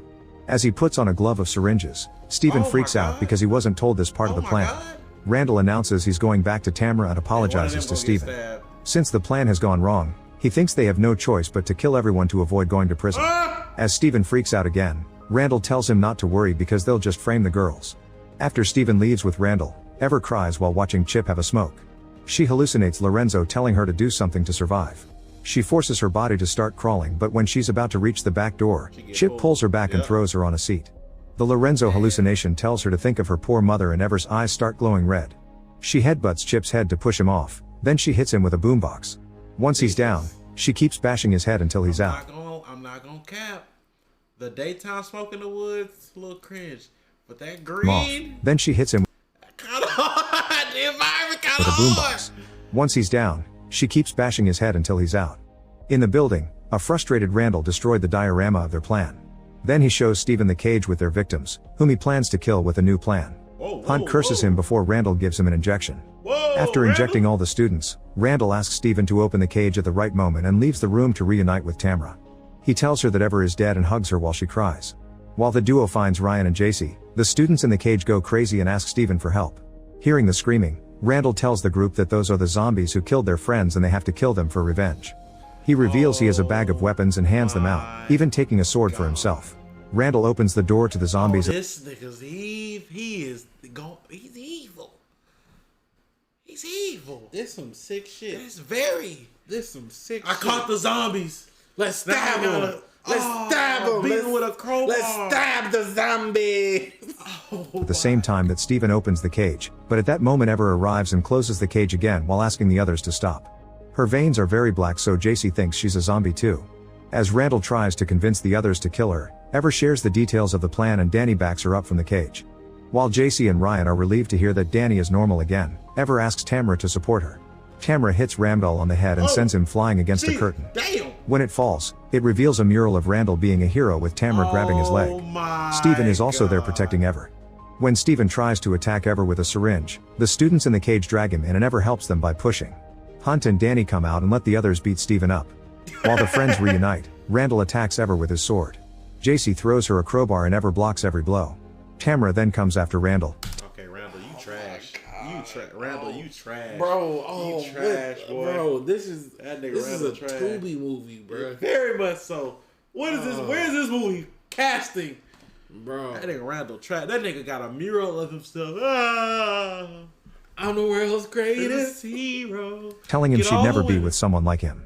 He furiously destroys her weapon and gets ready to kill her, but Danny rushes to act as a shield. Ever throws the crowbar back at JC, who immediately knocks Randall down. However, he recovers quickly and attacks Ever again. At that moment she reveals she has Chip's syringe glove and stabs Randall in the face before pushing him down the stairs. Afterward both Ever and Danny puke because of the substance leaving their systems and Danny apologizes to everyone for being a jerk. Suddenly an overdosing Randall comes back, but Ever isn't scared. All the students are recovering and ready to fight. They punch Randall several times, yet Randall still manages to headbutt JC. Ryan joins the fight and brutally beats Randall up until he's down, getting Tamra to call him awesome. Feeling better, Ever hits Randall in the face with the sword to finally knocking him out. A few hours later, Wayne wakes up tied outside. Steven and Randall are out and tied. Wayne, you whack as hell. You a grown man. Grown man bad over some high school beef. Nigga, y'all 40. He bullied me forever. Y'all 40. Simba with the red. W Ray. We watching weird Tubi-esque movies, bro. Thank you, Simba. Thank you very much. against the mural. Ryan Damn, when the last time we had a Simba raid in this bit? I mean, she be streaming longer than us, so it's rare, but you know what I'm saying? Type shit, that crazy. takes Danny away in a wheelbarrow and Danny asks him to call him Daniel as they agree to be friends again. Hunt is confused, so Danny reveals that he went to fat camp with Ryan, but he became a jerk after losing weight. JC befriends Candace and the whole class appears to get along now, with no discrimination between popular kids and losers. Ever and Tamra apologize to each other. Such a beautiful story. The losers got with the popular kids. I like the twist, but overall, the movie so kinda, yeah. Vixen, appreciate the sub. For their attitudes lately and admit they need each other with a hug. After taking Chip's body out, the group works together to fix the bus and leave the forest. Suddenly they scream when Lorenzo wakes up. A few weeks later, a teacher asks Steven and Randall to work for her to discipline unruly kids. Make sure No way! A teacher? Oh my god, bro. That's so ass. That's no way. So cringy. Like, it had some good and some bad all at the same time. It's ridiculous. Oh my god. Now we're on to the craziest of the crazy. Robot helper liquidates husband to use his wife. Wait. Robot helper liquidates. I heard you. Yeah. Okay. Let's. Yeah. Okay. Ends with a couple, Abby and Paul, moving into a new house in the countryside. It's modern, peaceful, and equipped with high-tech features, smart systems, surveillance cameras, and reinforced glass windows. The realtor walks them through the place, proudly showing off the master bedroom and bathroom. Okay, question. When you see black women, I don't know what she is, but when you see black women with white dudes, do you think, damn, she got her a white man, or damn, he got him a black woman? I don't really think either. My first mind goes, I wonder if she like black guys. That's literally. I can see that. It's not like damn, like, you know what I'm saying? Because like usually this type of couple, they don't like black guys. Yeah, I can see that. Which overlook a large scenic That window. wasn't racist. What are you talking One about, room, man? however, remains empty. It might become a nursery someday. Paul unpacks their things and playfully sets up an old-fashioned corded phone in the living room, joking about what they do if the smart system fails. Meanwhile, Abby lovingly arranges their wedding photos. They end the day exploring the rooftop terrace together, soaking in the breathtaking view. It feels like a fresh beginning. That evening, the couple relaxes under the stars. Abby points out constellations while Paul jokes about their names. Somebody They're give hopeful. Neil deGrasse Tyson, he'll look at that sky. That's the wrong sky for that date. He really did that. That nigga. He's too smart for his own Too smart, bro. He can't enjoy life, bro. Even excited about this new chapter, the next morning, Abby heads to work at Integrate Robotics, where she helps develop domestic assistant technology. Upon arriving, she notices surveillance footage featuring her boss's face. He soon appears and introduces her to a new innovation, real-time facial imaging, deepfake tech. He proudly escorts her to the department she will now lead. Before she leaves, he invites her and Paul to a company party and mentions there's a surprise gift from the company waiting for her at home. That night, Abby returns to find Paul still unemployed. Together, they open a package left in the garage, a domestic robot assistant from her. A human-looking robot, bro. Oh, he about to give her the pipe, bro. I think they slowed it down for like copyright. I think the movie recap channel slowed it down. Oh my god. Paul is wary, but Abby convinces him to give it a try for a week. You think Paul? The robot introduces itself as Tim. It's polite, professional, and eager to help. It offers to manage passwords and personal mail, but Abby asks to hold off on that decision. Tim demonstrates its features by turning on the bathroom faucet remotely. Later, when a car arrives to take them to the party, Tim announces it promptly. Paul is visibly impressed as Abby walks downstairs looking stunning. They get into an autonomous car and head to the party, although they have the option to drive manually. Y'all trust autonomous cars? Hell no, bro. I can't do it, bro. I can't do it, dog. The party, another robotic assistant greets them. Drinks are served by robots with identical faces. Abby's boss introduces her to the guests and praises her work, but it's clear that Paul is still unsure about Tim. The boss insists Tim is the perfect companion, intelligent, elegant, well-mannered, with a battery that lasts 100 years.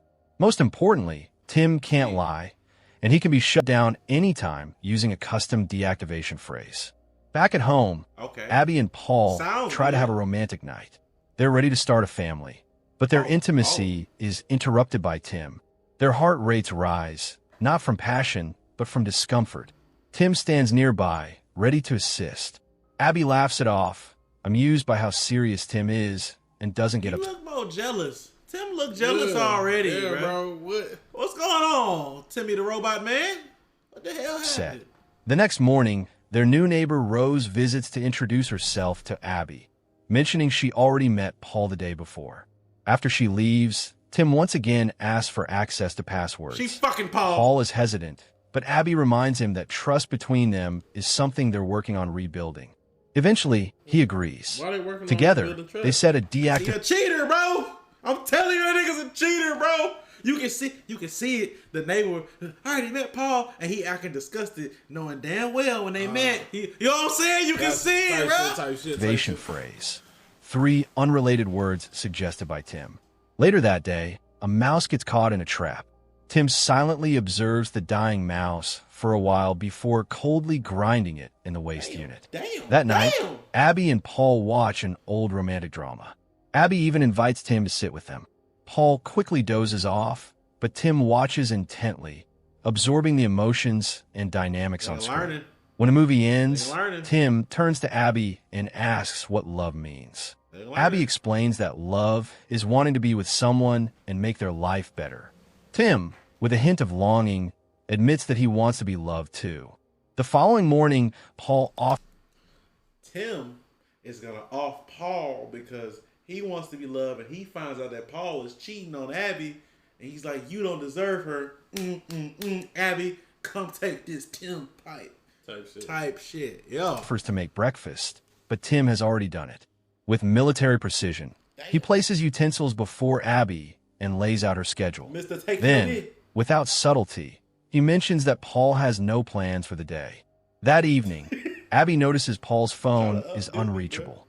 His last recorded location was about 300 meters away, right near Rose's house. Come on now! Abby goes for a run and confirms it.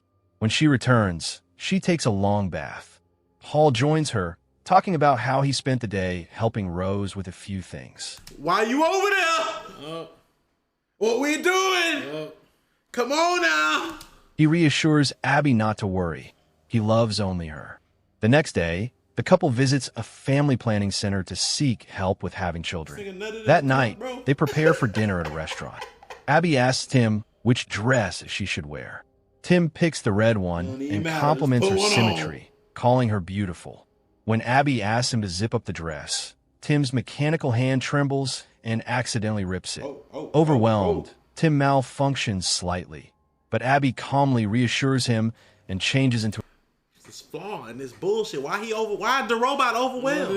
That nigga, the oil rushing the oil rushing down? Unless the robot falls over and like stuck on his back. Why it's overwhelmed, bro? What we doing? a new outfit. At the restaurant, Paul shares news.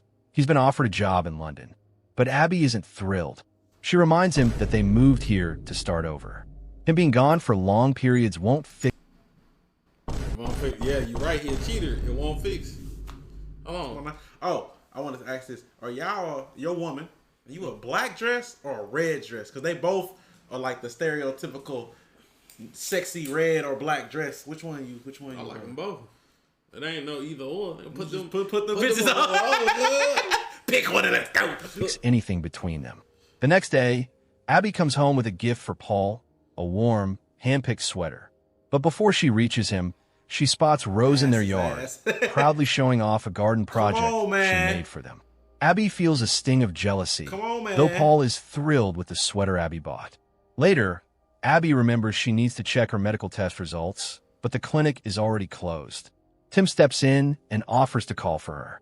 To her shock, she hears her own voice speaking to the clinic. Whoa. Tim had mimicked her perfectly.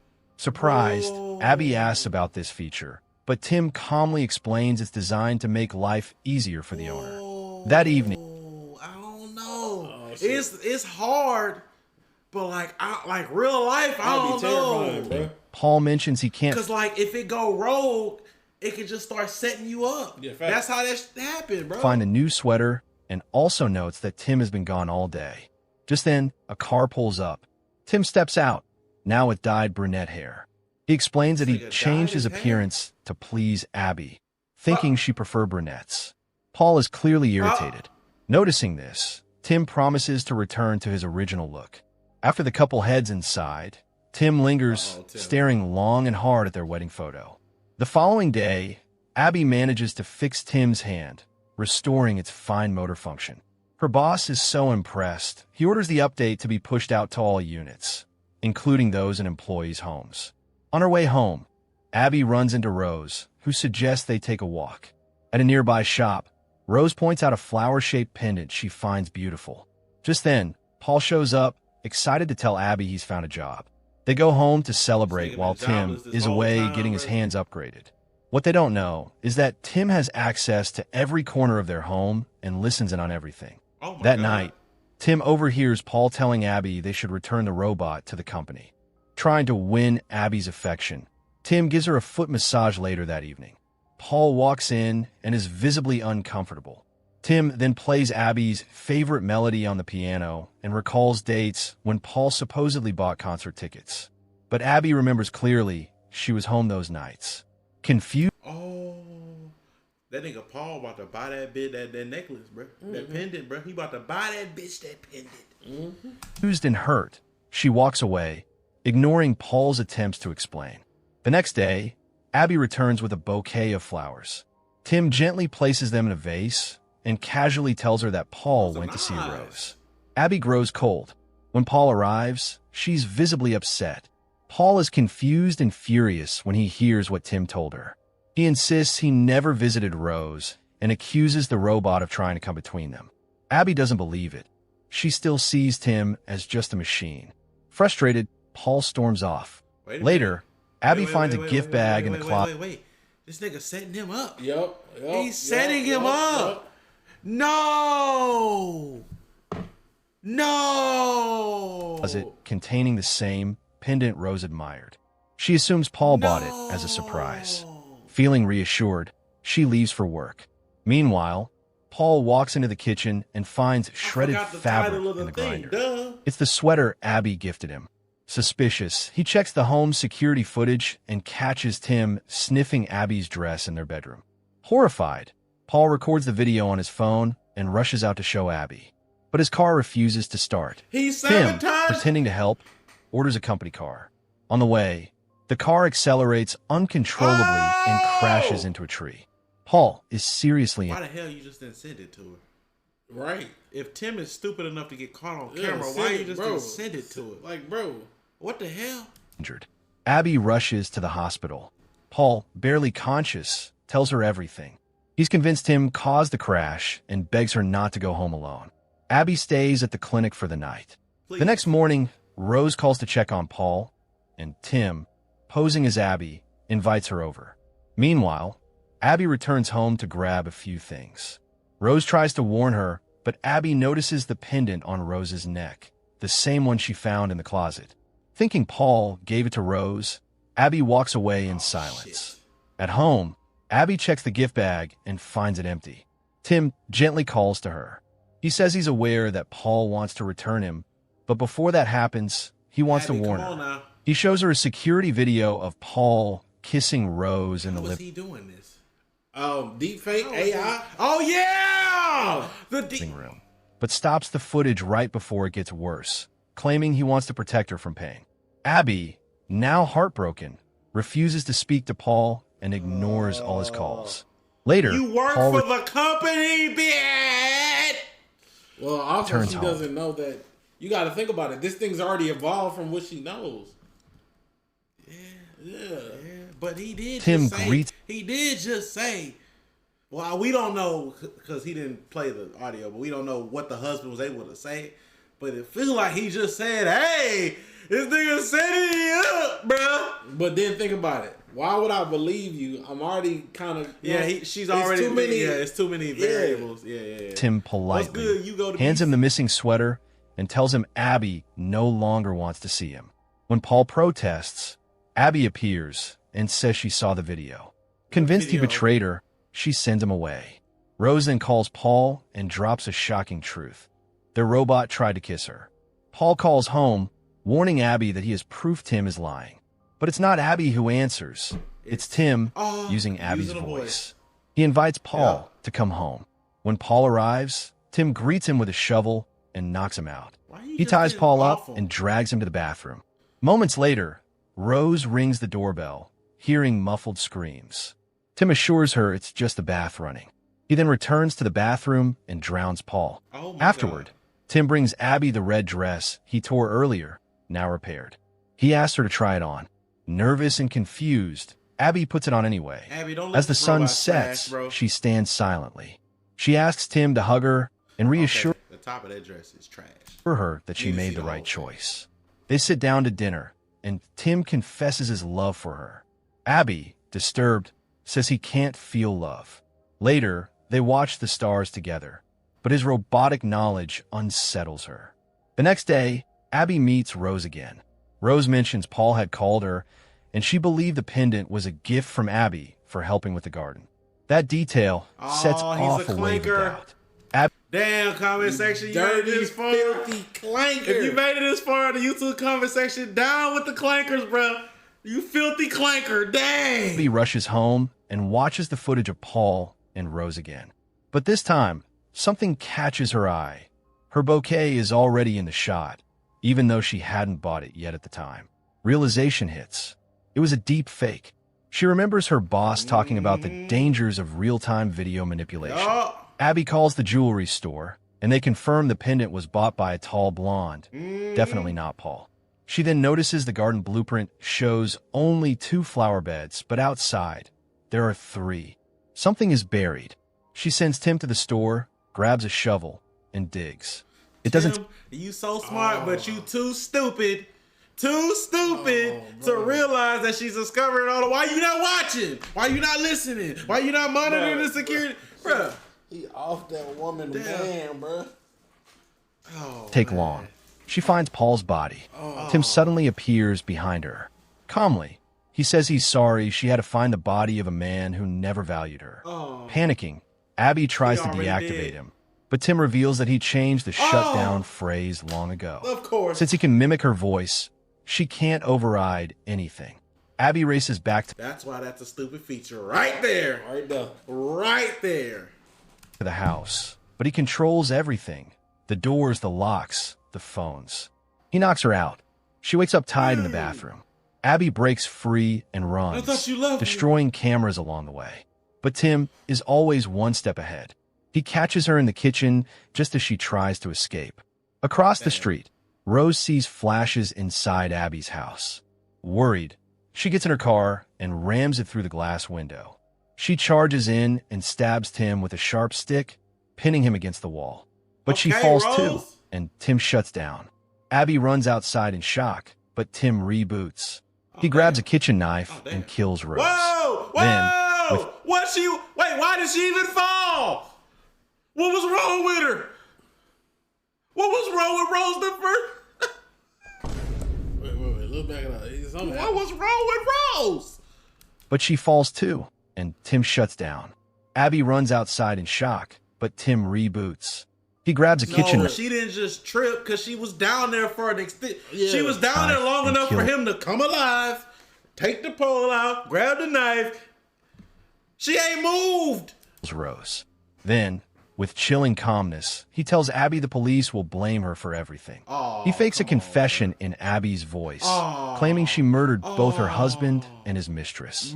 As he prepares to throw her off the terrace to stage a suicide, Abby says something unexpected. She tells him she loves him. That was the deactivation phrase. Tim freezes. You stupid clanker. You dumb. He just needed that, bro. Clanker. Abby collapses, trembling. She looks down at her hospital bracelet. One line stands out. She's pregnant. Okay, I like that one. That was a down with the clankers, bro. I thought he was going to at least fuck her. I thought we were about to get some. Jesus. You stupid. You dumb freaking clanker, bruh. Jeez Louise. I fuck with those, bruh. The dumb movie recap. Those are solid. Jeez Louise.